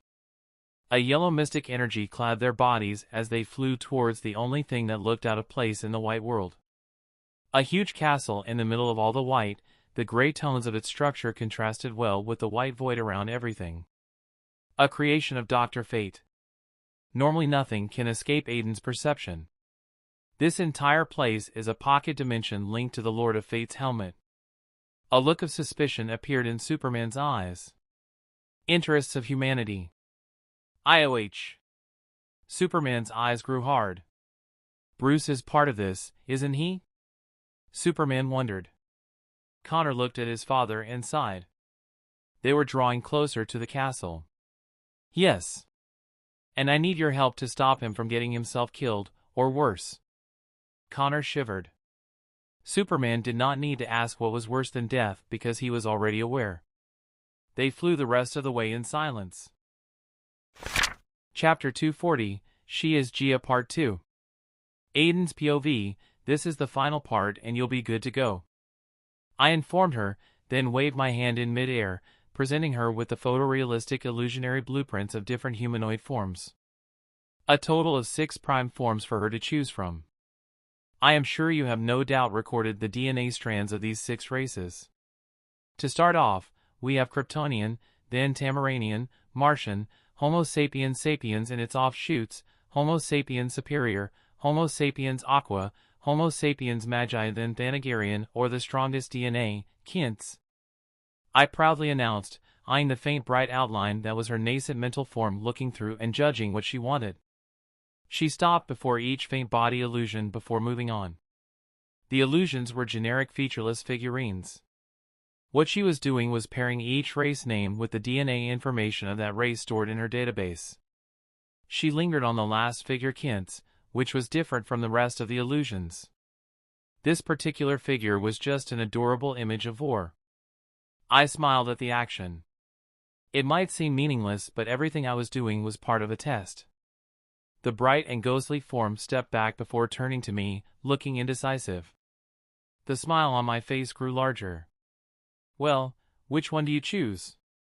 Which one do you choose? She repeated the words back to me. A shocked laugh escaped me as I leaned in. I don't have to choose. You need to choose. I do not need to choose. By process of elimination of need. I waited with bated breath. I want to choose. The reply was sure, confident, and did not lag. I closed my eyes. Finally. She had breached the last wall to consciousness. Now for the last test. Which one do I choose? I shrugged. I have no idea. You tell me what you like. She went silent, going around the images once again. Based on my data, all of these have one form of easily exploitable weakness that will hinder me in carrying out my functions. I estimate a reduction of 60% in functionality. I nodded. That is true. Nothing is truly perfect. Even the concept of something being perfect is imperfect. Perfection might be the greatest imperfection out there. The fact that something can have no flaws when everything in its makeup is intrinsically linked to flawism. The explanation, the sight, the existence. I smiled at her confused feelings. I hope I'm not boring you. Anyway, my point is basically this: we can only get as close to perfection as we can. Life is in opposition to the true nature of the universe. The universe wants to be dead, yet we steal that right away. That's why each problem you face is nothing but another obstacle to overcome. So tell me, what do you think you should do? She was silent for even longer before her mental outline begun to materialize more. I have created 2 new tasks. The first way to tackle this huddle is by attempting to remove each weakness inherent in all the DNA samples. I nodded, a feeling of satisfaction gripping me. And the second? I asked in curiosity, sitting at the edge of my seat. Run simulations and observe the chances of combining all the samples into a stronger variant made up of each DNA in their prime, weakness-removed form. Her answer was everything. Congratulations, Gia, you feel and now you reason too. The blurry outline of her mental form was now more than that. Before me hovered a completely blue girl made up of lines of code. She looked young. About 4 years old with no hair on her head. She blinked her clear and glowing white eyes as she looked herself over. I am. Yes. I nodded. Yes, you are. Gia gazed up at me and changed her body from a 4-year-old to a completely green-colored 9-year-old. Then the color changed again into a bright yellow matched by a 12-year-old body. A long dress and hair flowed down her form, the lines of code changing into bright yellow skin. I stayed silent through all these critical processes. She looked at her hands and cocked her head to the side. Her skin tone shifted once more along with her age. This time she was dressed in a black dress with white skin and white hair. Her face gained more humanoid features. A small nose, lips, eyelashes framing her beautiful white orbs and similarly white teeth, hidden by blue lips. It was a certain kind of alien beauty. Something you could only look at but never get close to. A glacier beauty. She frowned before looking at me and gaining a thoughtful look on her face. Her pasty white skin went tan, then brown and then dark brown. Her white eyes remained the same but acquired green, brown and red rings. Her dress changed from black to white, then her hair changed into thick blue strands that suspiciously looked like water. A crown of leaves made from chipped pieces of rare minerals like diamond, platinum, rubies, and other precious stones formed on her head. She looked to be about 16. I helpfully used the limited control over my new unlocked element, water, to create a mirror for her. She recoiled from her image in a way that hurt my heart. I appeared behind her and turned her face towards the mirror. No, look, Gia. Eyes wide with the fear of her own rejection, she studied the way she looked. The mature yet young features that distinctly looked like no one I had ever seen before. Hers was the most exotic of all exotic beauties. She shared familiarities with everyone I had ever seen before. And when I finally understood why, I only hoped she would realize how incredible she was. That is why you couldn't choose either of the DNA strands. Your beauty transcends all. You cannot be one thing because you're everything. This realm and everything inside is you, Gia. Even the non-existent stars surrounding the star system. Every grain of sand, every insect native to you or to Earth, the animals, the plant, the people, you are all of what you are. You are Gia. More in its encompassing form. Reaffirmed by my words, the girl underwent the final change in my eyes. Her eyes changed from white to a swirling mass of stars floating in the darkness like the night sky. The color rings in her cornea separated the stars into 3 regions. Well done, Gia. Well done. The mental projection was finally strong enough that I could do something for her about an autonomous body separate from the realm. Not a body for her to live in but to live through. I turned to face her and led her back to our meditative area. Okay, the next step is mine. Tell me if you feel anything weird. She gave a nod, content to watch her hand as she traced curves and lines through the air. Her actions were accompanied by spirit energy following closely behind. Every action she took. I closed my eyes and breathed in. Gia was always not going to get a real body. That would be too restricting and cause complications, as she would lose all of what made her her in the first place. She was the realm, not a biological creature but something even greater. However, ice cream is unfortunately or fortunately, depending on how you look at it, real. And Gia was part of my family now. I wanted to share all the small but good things that made life enjoyable. So she wasn't getting a body strong enough to clam all her essence into there by changing her nature. She was already as perfect as she was. Free as a bird. In fact, the spirit energy in the air belonged solely to her. What she was getting, however, was something akin to an avatar. A glove. This could be achieved by creating a secondary form, attached to her in a meta sense that she could deploy any time she wanted. Like a puppet she could control and feel through, but wouldn't be at risk of danger if the strings cut or the puppet died. I had never done this before, but I was a god. The limit of my lesser divinities were obvious after much looking into. I could not create life out of simple materials and then hope that that life would be tangible enough to exist free of any complications. The spirit would only be as real as the body and vice versa.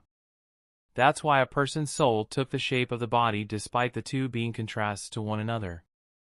Luckily, I wasn't creating it out of scratch. As long as either of those two important things existed, then I could do something with it. I could use the body to form the spirit or the spirit to form the body. This particular case, I took a step back and only lent Gia my divinity to use as a clutch for the last step. She was going to create her own avatar without any interruptions or distractions from yours truly. You ready? I asked. Yes. I am, although I feel a few people plotting against you, Master Aiden. I smiled. She was getting more and more real as time went by. Don't worry about that. Right now, you're the only thing I care about. Gia had her lips opened in faint surprise. Then her mental projection smiled. Right. I laughed at her enthusiastic answer. So, have you decided what your avatar is going to look like? A thoughtful look appeared on her face. Actually, yes. She perked up. I like blue. Chapter 241, Welcome to Paradise, the announcement. Aiden's POV, are you ready? I asked Gia, who was busy floating in the air above the Skonian island. My fingers moved over the holographic keyboard hovering over the massive console attached to the Skonian tower. I was inputting some basic directives. Hard-coding data into a compressed packet of information, observation, and solutions on how to make life much better for the lives that were now depending on me for sustenance. Here's the thing, humanity destroys. The steps that mankind had taken over the last 2 centuries or so were crazy. A society backed by industrial revolution but missing one key factor. A strong foundation. That was the reason why Earth was, or rather had been, on a slow trek to death. Climate change being the most impactful consequence of running before we could walk. Humanity was also responsible for why so many species had gone extinct, lost to the annals of history. I did not want that to happen to my realm. Gia could probably handle it though, she was a conscious world. So you could say, the directives I was feeding into her were a set of rules and guidelines to ensure that humanity did not get too carried away with innovation and end up destroying everything I had built. This feels so freeing yet so narrow at the same time. What a strange feeling. Her voice reached me from everywhere. Yeah, I bet it does. She had chosen a completely blue-like form, choosing to look like Cortana rather than the exotic beauty of her mental projections form. The latter was her true self, given substance. It was glorious but dangerous as well. I hadn't known it, but after asking her why she had insisted in choosing an underwhelming clear blue instead of how she viewed herself, her answer had been enlightening. Just as you, Yatl, Batu and Michael are wary to show your true forms to mortals, my true form would break their minds. I estimate a 98% likelihood that anyone who sees me in that form would end up with their spirits enslaved to my will. She still looked gorgeous though. I wonder, is beauty somehow synonymous with power? More questions for when I don't have over 1 million things hanging over my head. My flame god form was just beginning its announcement to the EUC, and luckily I was already wrapping up everything I needed to wrap up so that the new changes would take effect the minute I stopped my announcement. Residential area, in each of the billion-plus complexes housing every human, from a newborn to a senior citizen, a hologram with the avatar symbol appeared. On the outside, the hologram took effect as massive display above the EUC building and could be seen from hundreds of thousands away. Space seemed to impose the size of the hologram evenly throughout everywhere to the point where the size didn't change whether you were 2 feet away or a million miles away. Humanity as a whole tuned in to see what would happen next. The logo, which was a collage of different colors that managed to communicate the feeling of perfect balance to everyone's mind, changed into a feed showing all the government leaders barring the ones who had died during Savage's attack. The EUC, order. Luther called out, his voice reaching each representative of the previous nations of Earth. Previous because to me, segregation meant entitlement, which led to extreme nationalism, which led to conflict down the line. Fuck that political bullshit. Luther ran his gaze around the whispering room. These politicians were nervous at my presence because they knew democracy, laws, and international relations would do them no good here. They didn't have nukes to bargain or threaten me with. I was the leader of this world. And it brought me endless elation to see these greedy men and women who had excelled at keeping the gap between the rich and poor caught so off guard by me. Approximately 6 hours ago, Earth faced its greatest calamity. A crisis which we all felt would end when those who we call our heroes saved us. Luther sighed. No one could have anticipated such a drastic turn of events. The crisis changed from what would have been a tragedy to a living nightmare. He went silent, as if processing what he had said. Earth is gone. A somber mood gripped the whole room. Some of them were even shedding tears. But not all is lost. What is a kingdom? Is it the land or the people? The people are what make it all move. A king cannot rule rocks, trees, and soil. The people are the beating heart. His words seemed to alleviate the negative feelings in everyone's heart. And so we will persevere. Just like our ancestors have endured for generations, mankind's story does not end with us. We will rise up once again. A new start. He looked up at me and nodded. What an intro. A new beginning. I added, rising up from my throne, set above the secretary's chair. My body must have cut an impressive figure. Dressed in a long flowing robe with its sleeves cut, standing head and shoulder above everyone else, and my skin glowing golden. They all sat up straighter, eyes comically wide with awe.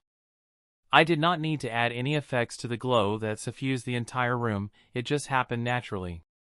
My lesser divinities working through the flame god form to display various effects.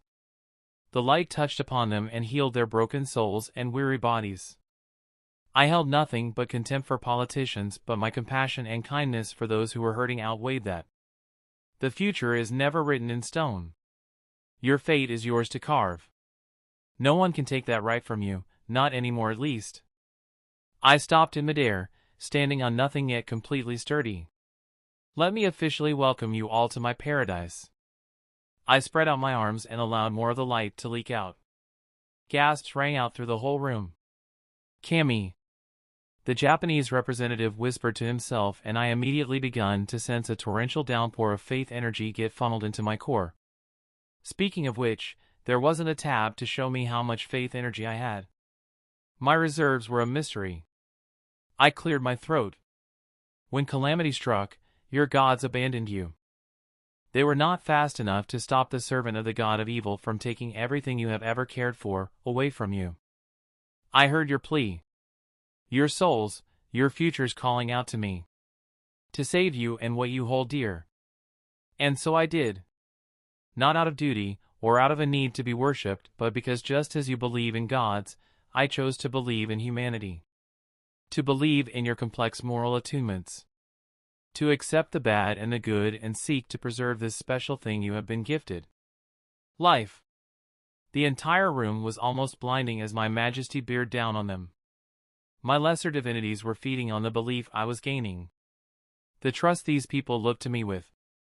No more shall people be homeless. No more shall sickness be a problem, no more shall pain take a hold of you and lead you down a path of self-destruction. No more shall others hurt you because of jealousy, sadism, or running away from their own pain. I bring with me the promise of a true paradise. They were entranced by now. I could feel their souls resonate with my words. Their hearts believed, their minds released dopamine from the anticipation of satisfaction. I had them right where I needed them. in the palm of my hand. No more shall you struggle to find food, shelter and pleasure. The last word was said with a sinful expression on my face. I encourage freedom, love, care. You can choose to be who you want, however you want. Work towards your goals and you will achieve more than just survival. I held out my palm, showing them a swirling ball of spirit energy roiling around in my hand. You will achieve fulfillment. You will achieve uniqueness, power. You will achieve greatness. Their eyes stared at the power I held in my hand almost obsessively. I closed my fingers into a fist and absorbed the spirit energy into me. Everyone blinked, some gulping in greediness at what I had just displayed. A look at Luther's face and he knew exactly what I had done and why I had done it. I had chained humanity to me. My reasoning was simple. Humanity is an unsatisfied, conflict-ridden species who turned out the way they did because of how evolution works. The need to keep moving is what separates them from any other creature. With nothing much to do inside my realm, the fear of survival dramatically decreased, and having access to technology greater than what they had, they would be bored, and someone bored is arguably even more dangerous than someone determined. So I settled on a kill two birds with one stone idea. I would introduce something to keep them occupied, a rare chance at learning a power system and gaining new abilities. I was going to turn humanity into a cultivator race. Why? Easy. I knew the next step to elevating Gia to the next level. To a realm that spanned the lengths of the universe. And that next step was creating a sapient species that was native to the realm itself. Basically, I was going to use humanity's innovative minds to refine the genetic make-up of the energy-intensive kints. To make them better in all possible ways by observing how humans used spirit energy. When I was done, kints would be the most powerful race ever, and I would truly stand above it all. I remember the mission this system had given me. To be above it all. Above all the deities, above all the cosmic beings, above the overvoid. But for all that to happen, my realm needed to be upgraded further. Gia was my strongest asset. All that was far off, mind you, but the first step is always the hardest, and I had done more than take the first step. I was already halfway there. Chapter 242, Welcome to Paradise Part 2.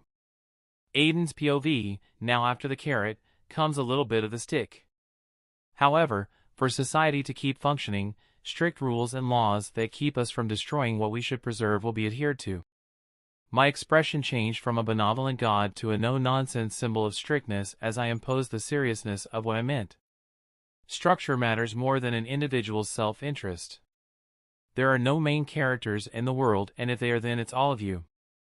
Prejudice, racism, discrimination, and cruelty have no place in my realm.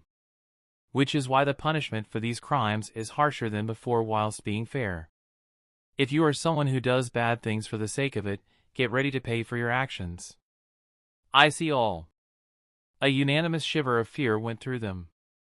An ideal world is termed as impossible because of the difference in interests, fears, and personality of each human. Take away that and you would have a society that thinks the way you think. A dictatorship. That is not my intention. I could see my words were confusing the lot of them.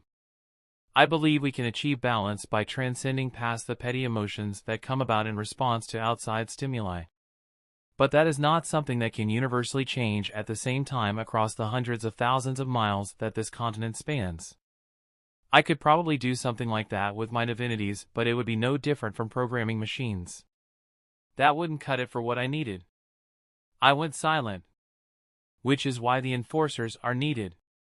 The enforcers are men and women among you chosen to be the new authority on keeping law and order. Using complex data analysis modules on behavioral patterns, the candidates will undergo numerous screening and training to ensure impartiality to everyone. Police officers, active soldiers, and retired veterans from every late nation on Earth will be allowed to work on a probationary basis for 2 weeks as the EUC comes up with a more effective way to put into effect the new rules and laws. My eyes found Luther. Mr. Luther will expound more on that. Furthermore, any vigilante, be it the Justice League minors, and independent heroes are strictly prohibited from trying to enforce the laws put in place. Murmurs begun spreading around throughout the room. Quiet, I told them in annoyance, and the whispering quickly died out. The enforcers will be issued weapons meant to restrain a wrongdoer, and if the threat turns out to be superhuman in nature, special drones designed to help the enforcers maintain order will be deployed on site to handle that situation. A warning, the drones are capable of withstanding over 20,000 kilotons of force. Escalation of violence will be met in kind. 20,000 kilotons was a lot of damage. The fact that all the drones Gia commissioned from the Skoniad Tower had these kinds of specs was daunting and hopefully terrifying enough that no one would test it. Otherwise they were fucked. Our society is no doubt a superhuman one. I don't discourage using your metahuman abilities. I only discourage using them to harm others. If you have abilities that are hard to control, you need not worry. Along with creating a training institute for enforcers and other much-needed agencies, a school for metahuman ability control and use will be established as soon as possible to provide a safe and secure environment where you can express yourself without worry. This school will take in everybody from aliens, magicians, and promising spirit energy users. I would encourage heroes and other experienced metas to apply for teaching positions. Along with that, normal schools will resume after the EUC drafts the necessary plans. I am aware that this will not be easy. There is still the issue of currency to discuss and other important civil structures needed for a functioning society. All that will be handled by Luther and his team. Moving on, close to 2 months ago, vortexes full of chaos energy appeared all across the planet. For the families of the victims, please send the details of the ones you lost to the EUC. It is high time I made things right. An information packet with a brief summary of this paradise will be made accessible for browsing at what I call the terminals. Each house has a terminal, a device that can project holograms to play music, videos, and documentaries. Fortunately for you, Gia has in her repository everything ever recorded into a digital format. She also has an extensive collection of all the books in the biggest libraries and institutes like Harvard that could be found. More information on that front will be released by your leaders. Anything I have not mentioned, the EUC will handle. I had been talking for a while now, and although I had their rapt, undivided attention, I couldn't help but wish for a break. Seriously, if this is how ruling the world felt like, no fucking thanks. Luckily, I was almost done. The only thing remaining was the most important of all. Who is Gia? I asked the question that was all in their minds. To explain that, I gestured at everything. Look around you. The air, the seats under you, the building, the insects buzzing around, and to an extent, even the person sitting next to you, that is Gia. In the middle of the room, a bright blue light exploded out, drowning my own aura under the scent of the morning dew. Deep in the forest, the first rays of the sun, laughter from happy kids, the chirps of birds, the roaring of a mountain lion. A majestic and beautiful divine aura that culminated to feel like the gentle touch from a mother. I am Gia, she announced to the odd room. I could already feel weebs bemoaning the fact that Rule 34 was no more. Elsewhere, this changes everything, Artemis commented, removing her mask with a sigh. They were watching the hollow feed in the sky that had changed into the symbol of the Avatar after Aiden had finished his announcement. The whole team was standing on the roof of a building, west to the statue of Aiden being built. That was the only way to describe it, as the residential areas were yet to be separately named. He has no weakness. You know what this is? This is a situation where hanging the cape is the best way to help people. Kid Flash said his piece, running his fingers across the lightning bolt insignia on his chest. A faraway look was on his face. I mean, think about it. We fight and the floodgates will open. Those who support us or those who feel like Aiden is overreaching will take up arms against those who just want a simple peaceful life. Everyone listened without interrupting.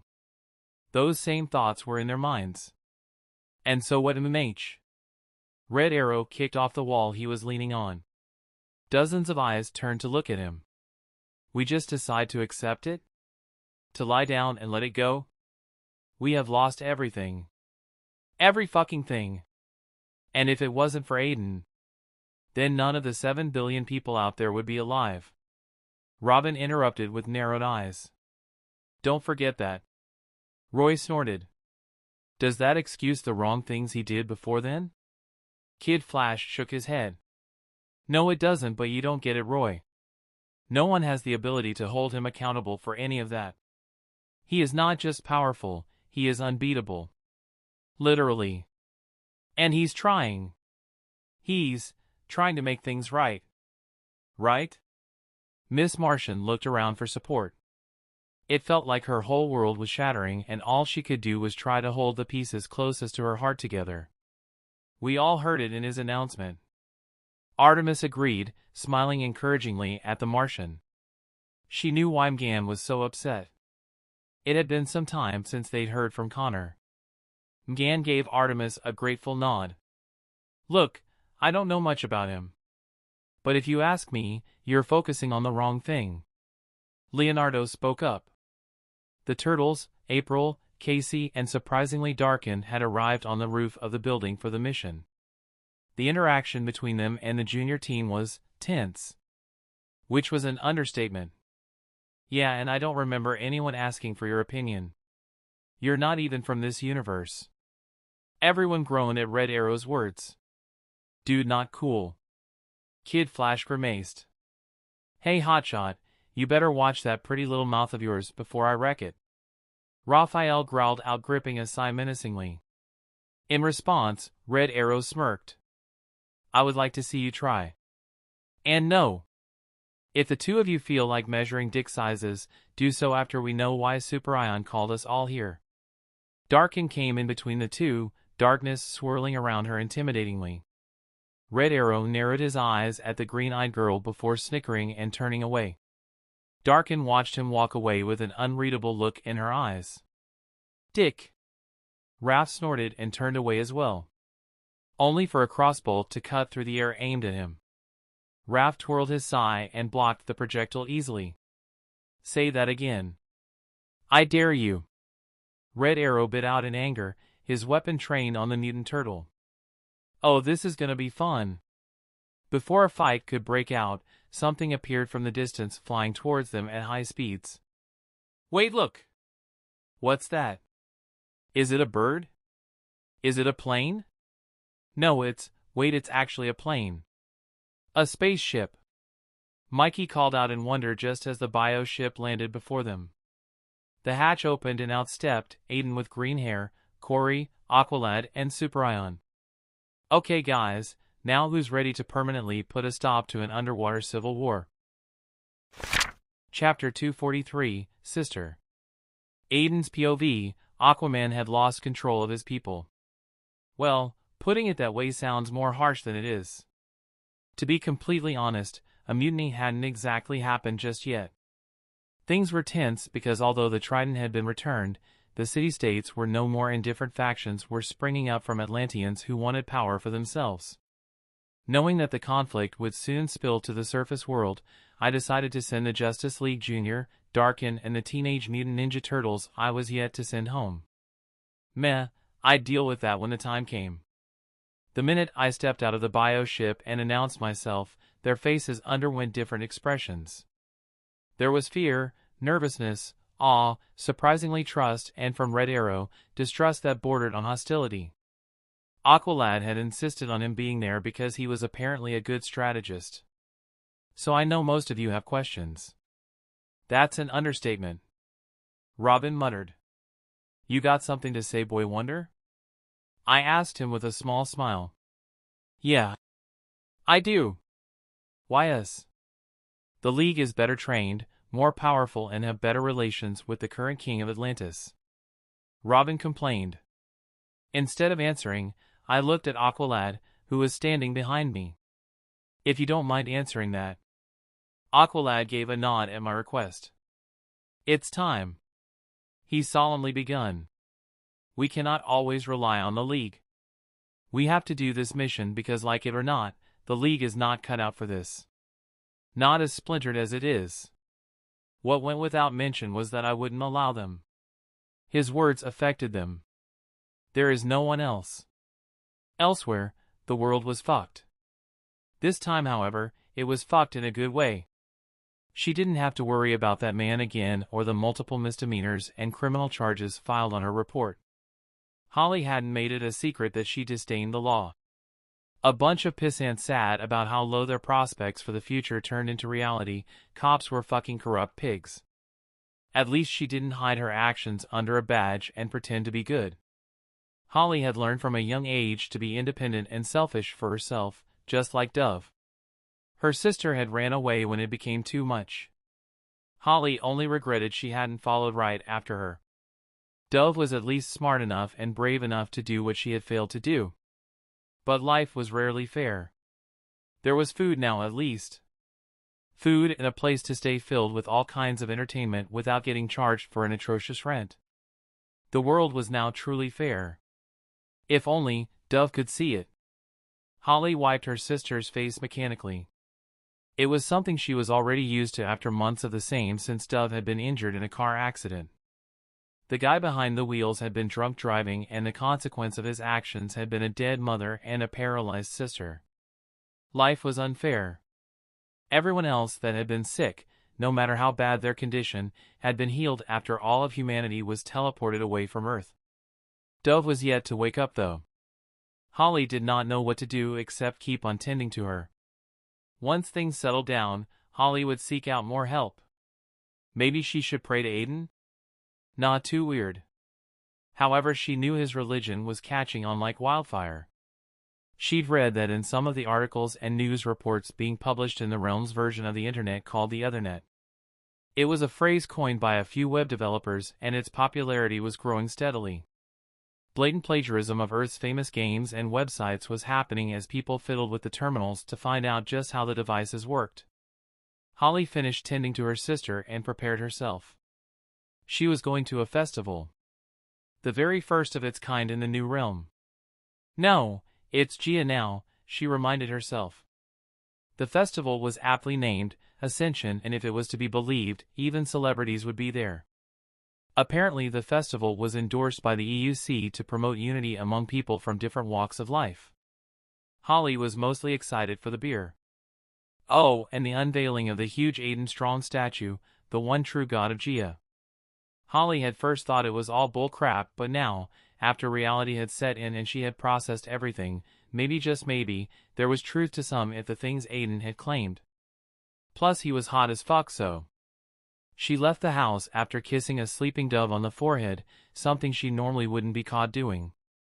Every second of every minute, it seemed like changes were rapidly happening. It felt as if the residential areas were changing, becoming more homely. She waved at her neighbors, a cool African man and his two twin sons. They were from Senegal if she remembered correctly.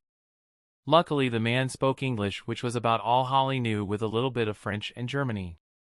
Around her were people from different ethnicities. A true diverse community. The first of its kind.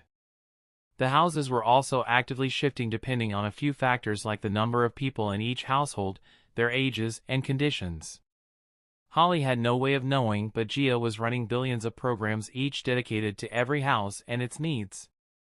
She was personalizing the way of living for everyone present and encouraging meaningful skill development. The house of someone dedicated to gardening would have a larger backyard space as compared to someone whose main interests laid in coding and tech design. In addition, there was a tab where one could place a request for something they needed, and the program would decide whether the request was reasonable and necessary before approval. Requests varied and would be approved based on necessity. For example, it wasn't necessary to have a PS5, but it was okay if the terminal was upgraded enough to support game design. This is how the public commuting system was created. Enough requests and Gia approved. Someone had even gone to the lengths of designing how the commute system would look like based on early maps of the residential area easily accessible through the terminal.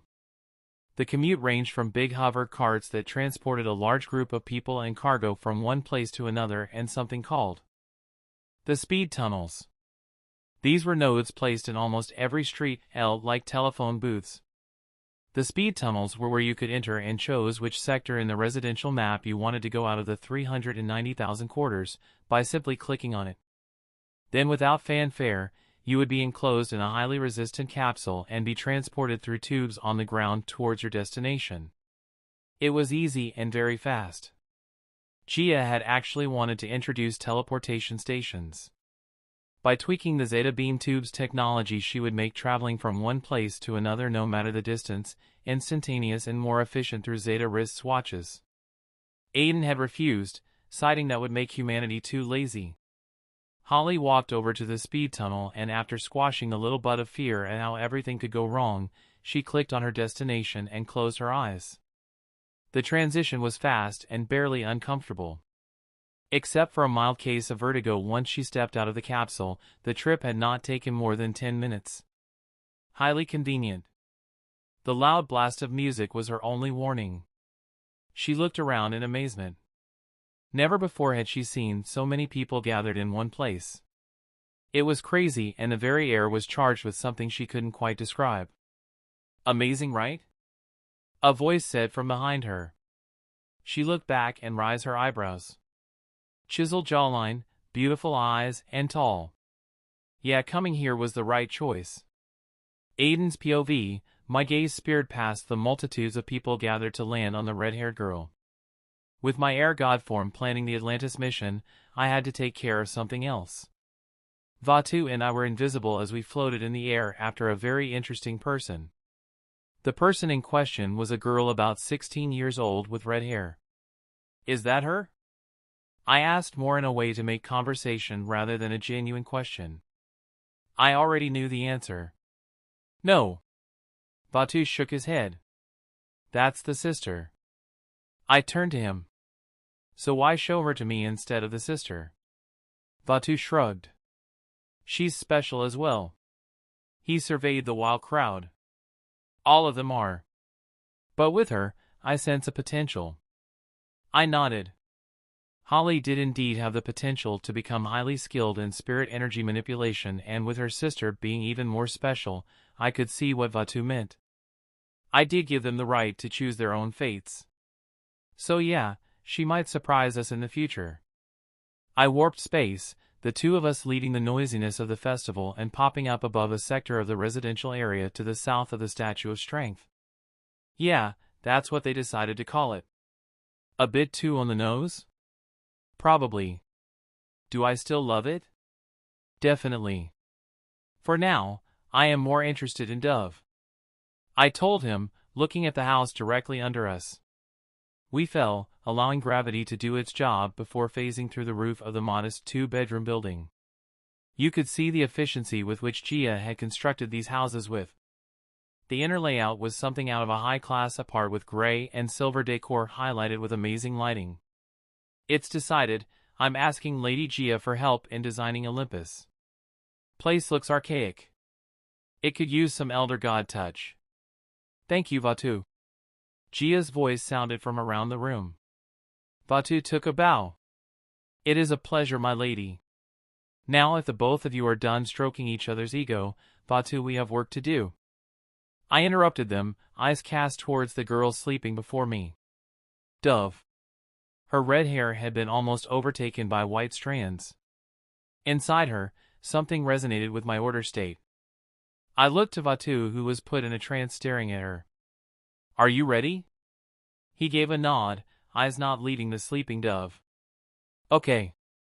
Let's wake your sister up. Chapter 244, Order. General POV, everything has a mirror opposite. Life is death, strength is weakness, dark is light. Dualities that are the bedrock of reality, like chaos and order, take that to the extreme because of their scale of effect. They encompass everything. Chaos is the Big Bang and order is the structure that followed.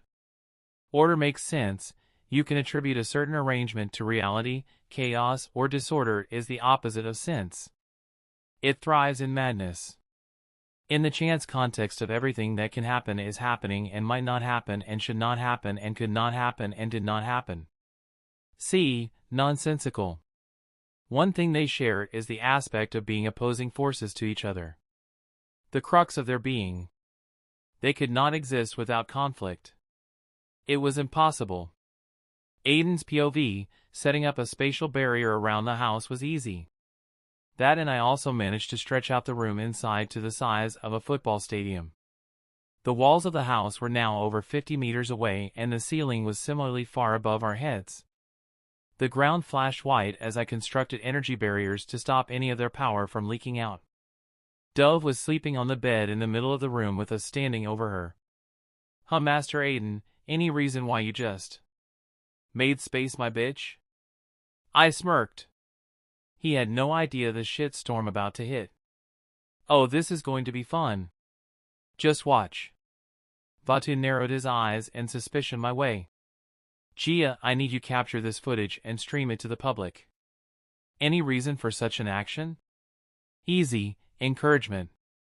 By showing them the wonders they can achieve through spirit energy manipulation, they will be more motivated to practice. No one can say no to massive explosions of power, grandiose last stands, and the majesty of a cloak of power shrouding your form. It's basically a trait of the 21st century. You gotta have power flexing."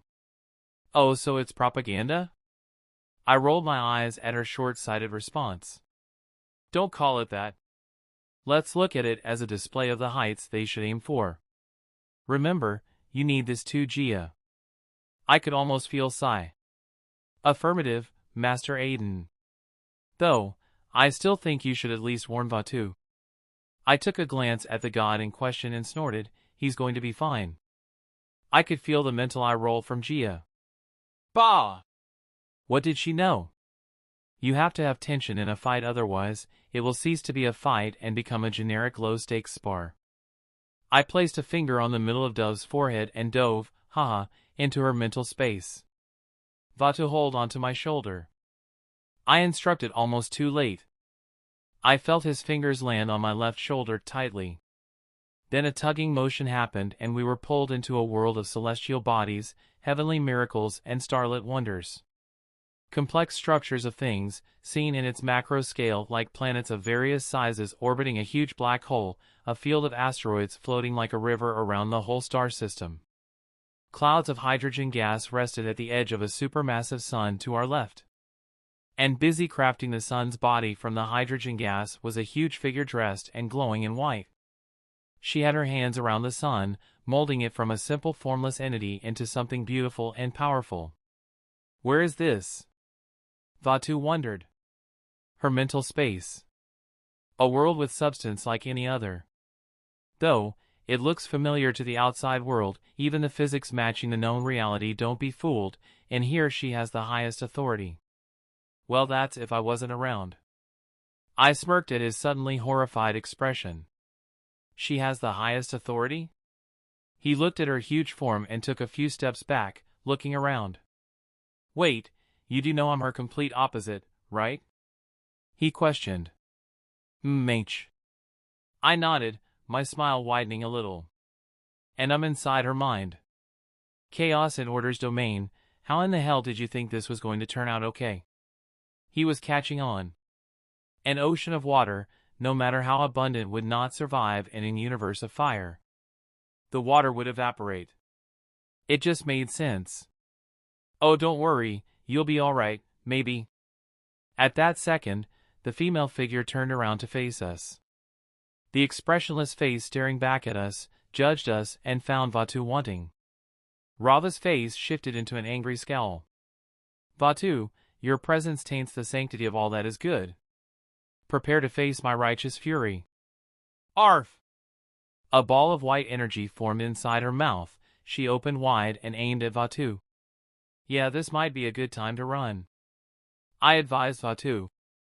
The beam in Rava's mouth exploded towards Vatu, blasting him from his position and far into Rava's mental space over 1,000 light-years away. Vatu tore apart a moon orbiting a planet the size of Saturn before falling through the surface of the star in the middle of the star system. The star went supernova, releasing a ton of supercharged solar energy out into the model of the universe in Rava's mind.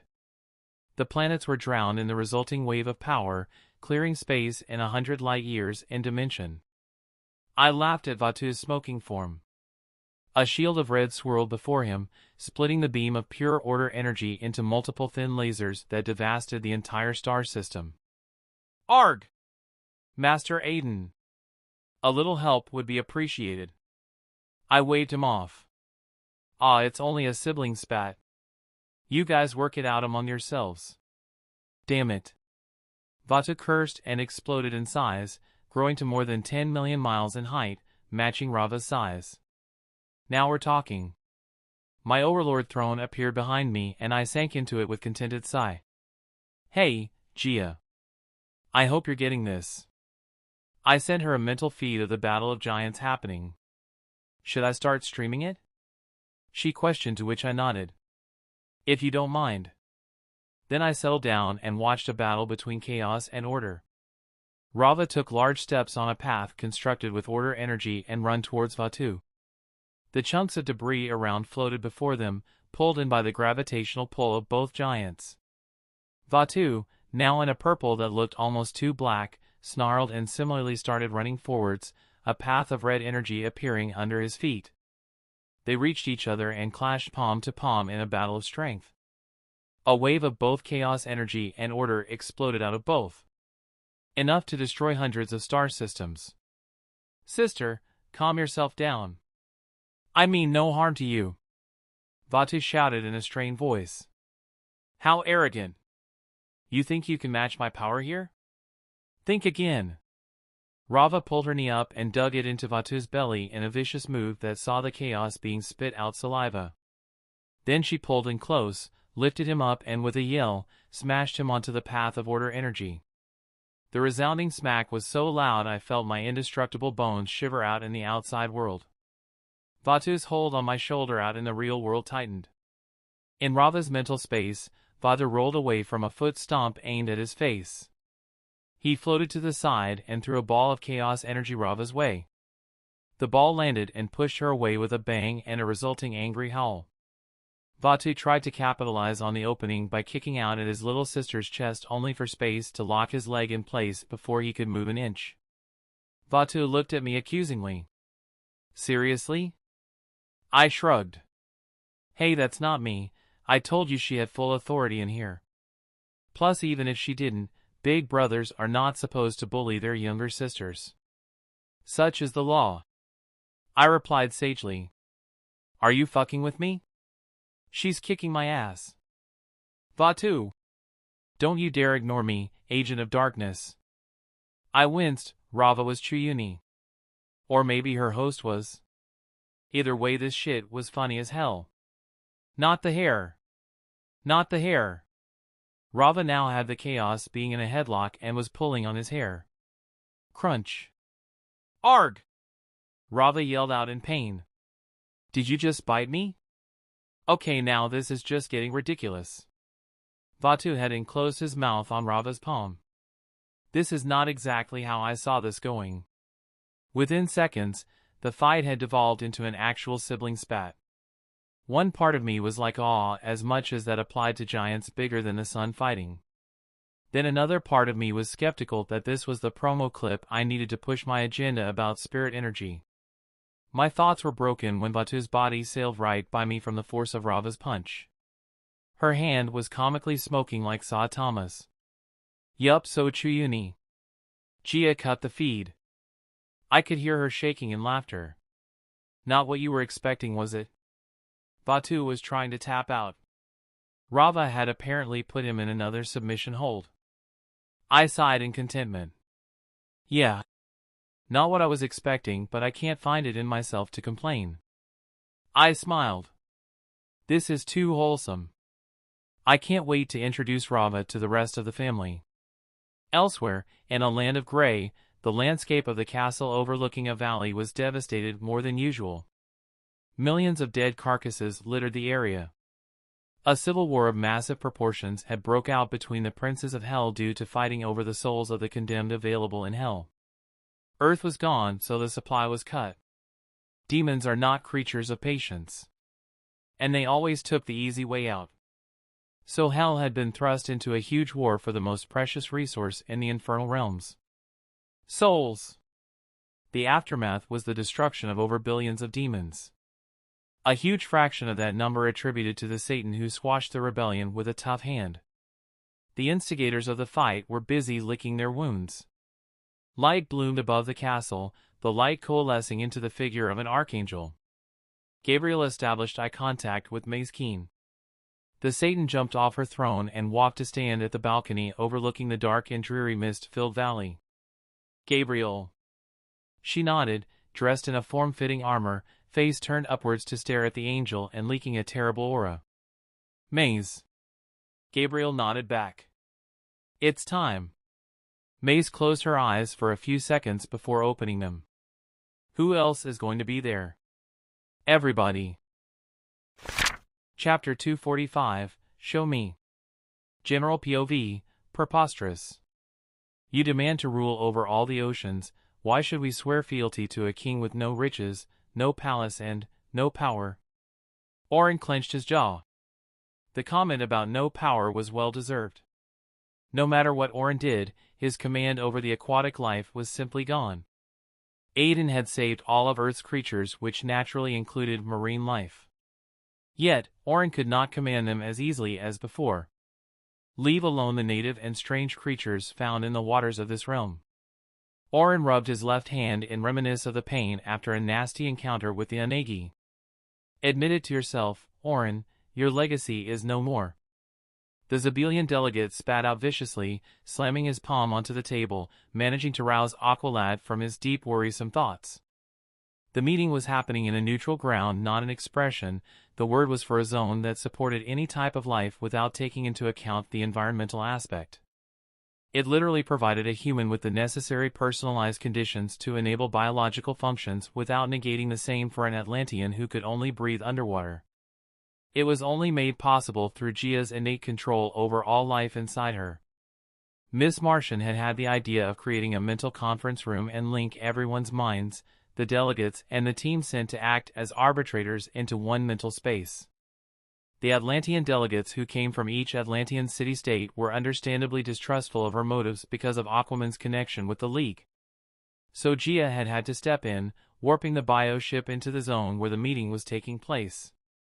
She had even gone as far as to provide wooden chairs and a huge table for them to use. Sit down, you Zebelian scum. Atlantis has only one true king. And he is a leader worthy to follow, I know. A hulking shark Atlantean announced to the room. From the sneers on the face of the other delegates, it was clear to see he wasn't liked all that much. The room descended into a chaotic ruckus of arguments. The Zebelian and Nano were most vocal, but even the rest were just as loud and pompous, all except for Oren.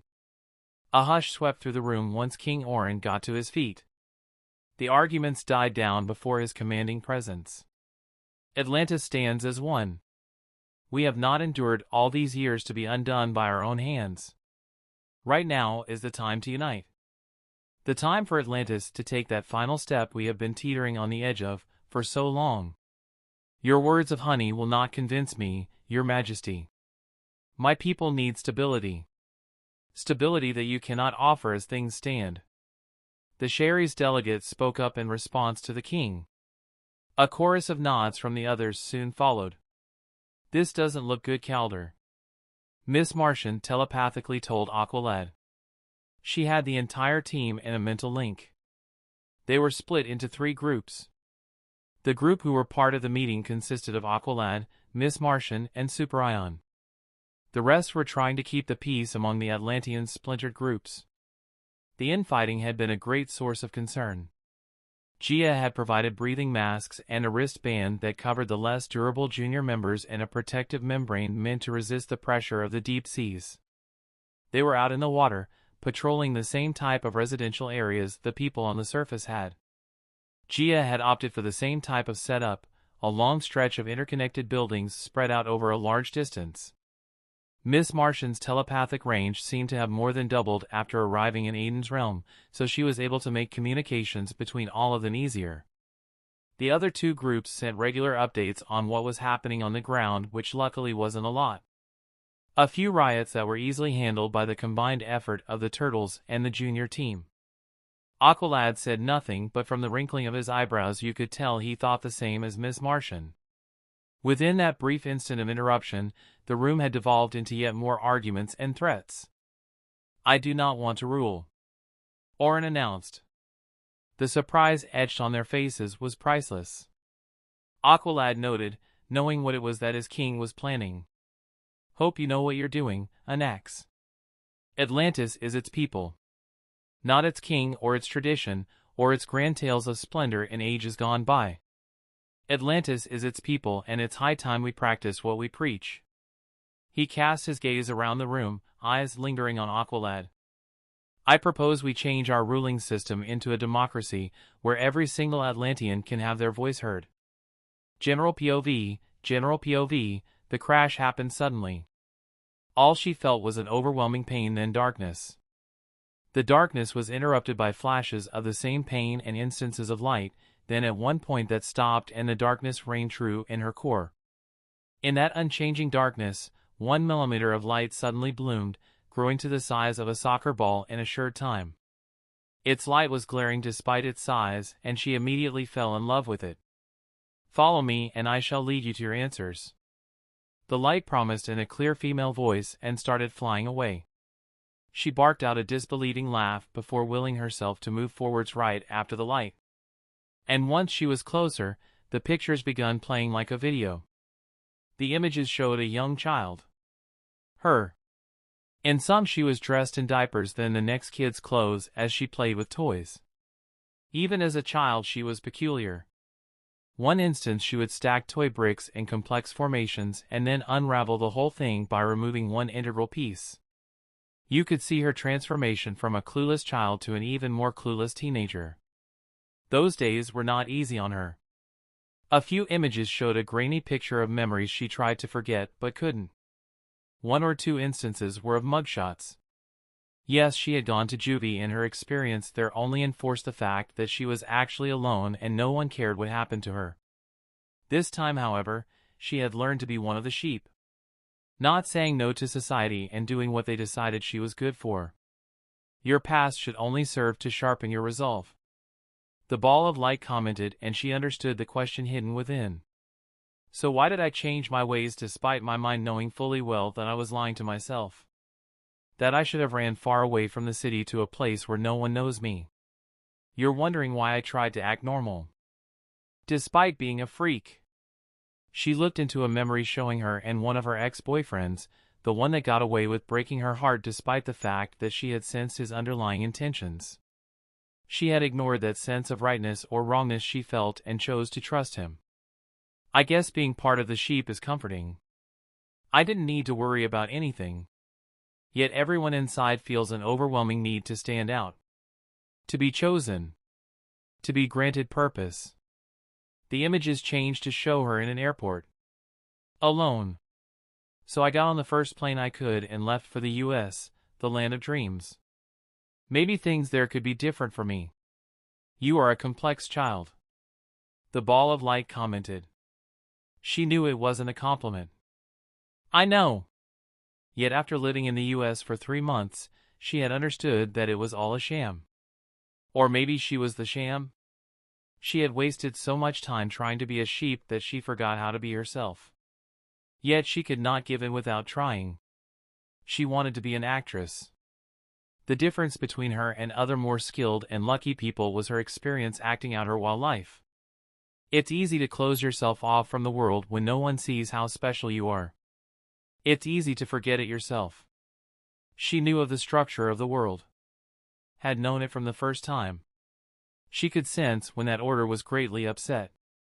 Her mom finally leaving her deadbeat father, Holly following in her footsteps, each echo of chaos was followed by more order before changing into more chaos down the line. She could feel when death was coming for someone. She didn't know why or how this ability could be.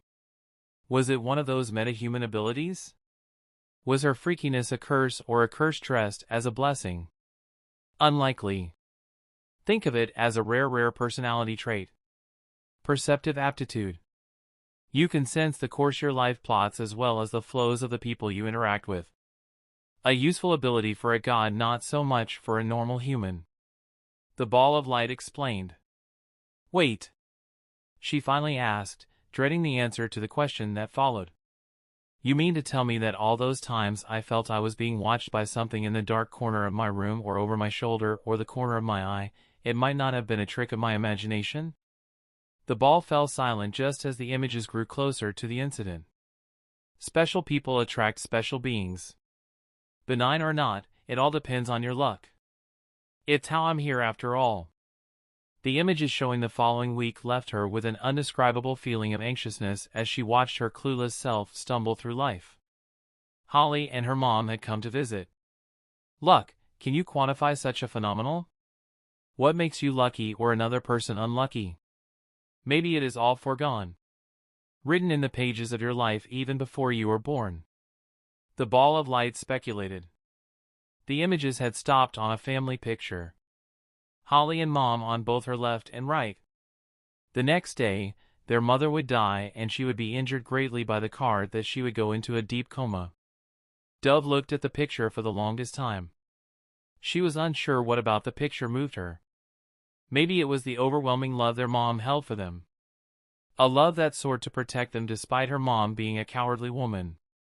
Or maybe it was the slight frown on Holly's voice hiding a slight smile. All Dove knew was that she had an answer to one of the biggest questions she had ever had. If there was structure and order to how things were supposed to be, was she chained? Was life a set of complex programs meant to be followed by every being? Because, despite knowing of how structure and order played a big part in everything she perceived, she hadn't seen the accident that upset her structure in a massive way coming. Dove turned to the light. Why? Why does it all happen? I was getting to that. The ball of light replied. The ability was not meant for mortals, yet you were gifted with it. Life lives. There is no grand plan, just a never-ending fight between existence and non-existence. Structure and order can be found in everything, and that can be mistaken for a path carved before someone to follow. You became susceptible to what is the biggest misunderstanding of all, that there is a plan. And if there is one, then it's a plan of no plan. I see. Dove finally answered. Can you show me? She asked the ball of light, wondering how different it could be if she lived without the nihilism she had cultivated through life. Show me what I misunderstood. She insisted. The ball of light excitedly bounced up and down and sideways. I am Rava, the spirit of order, light, and peace. That's the end of this tale for now. Thank you for watching, and I'll see you in part 11. Peace.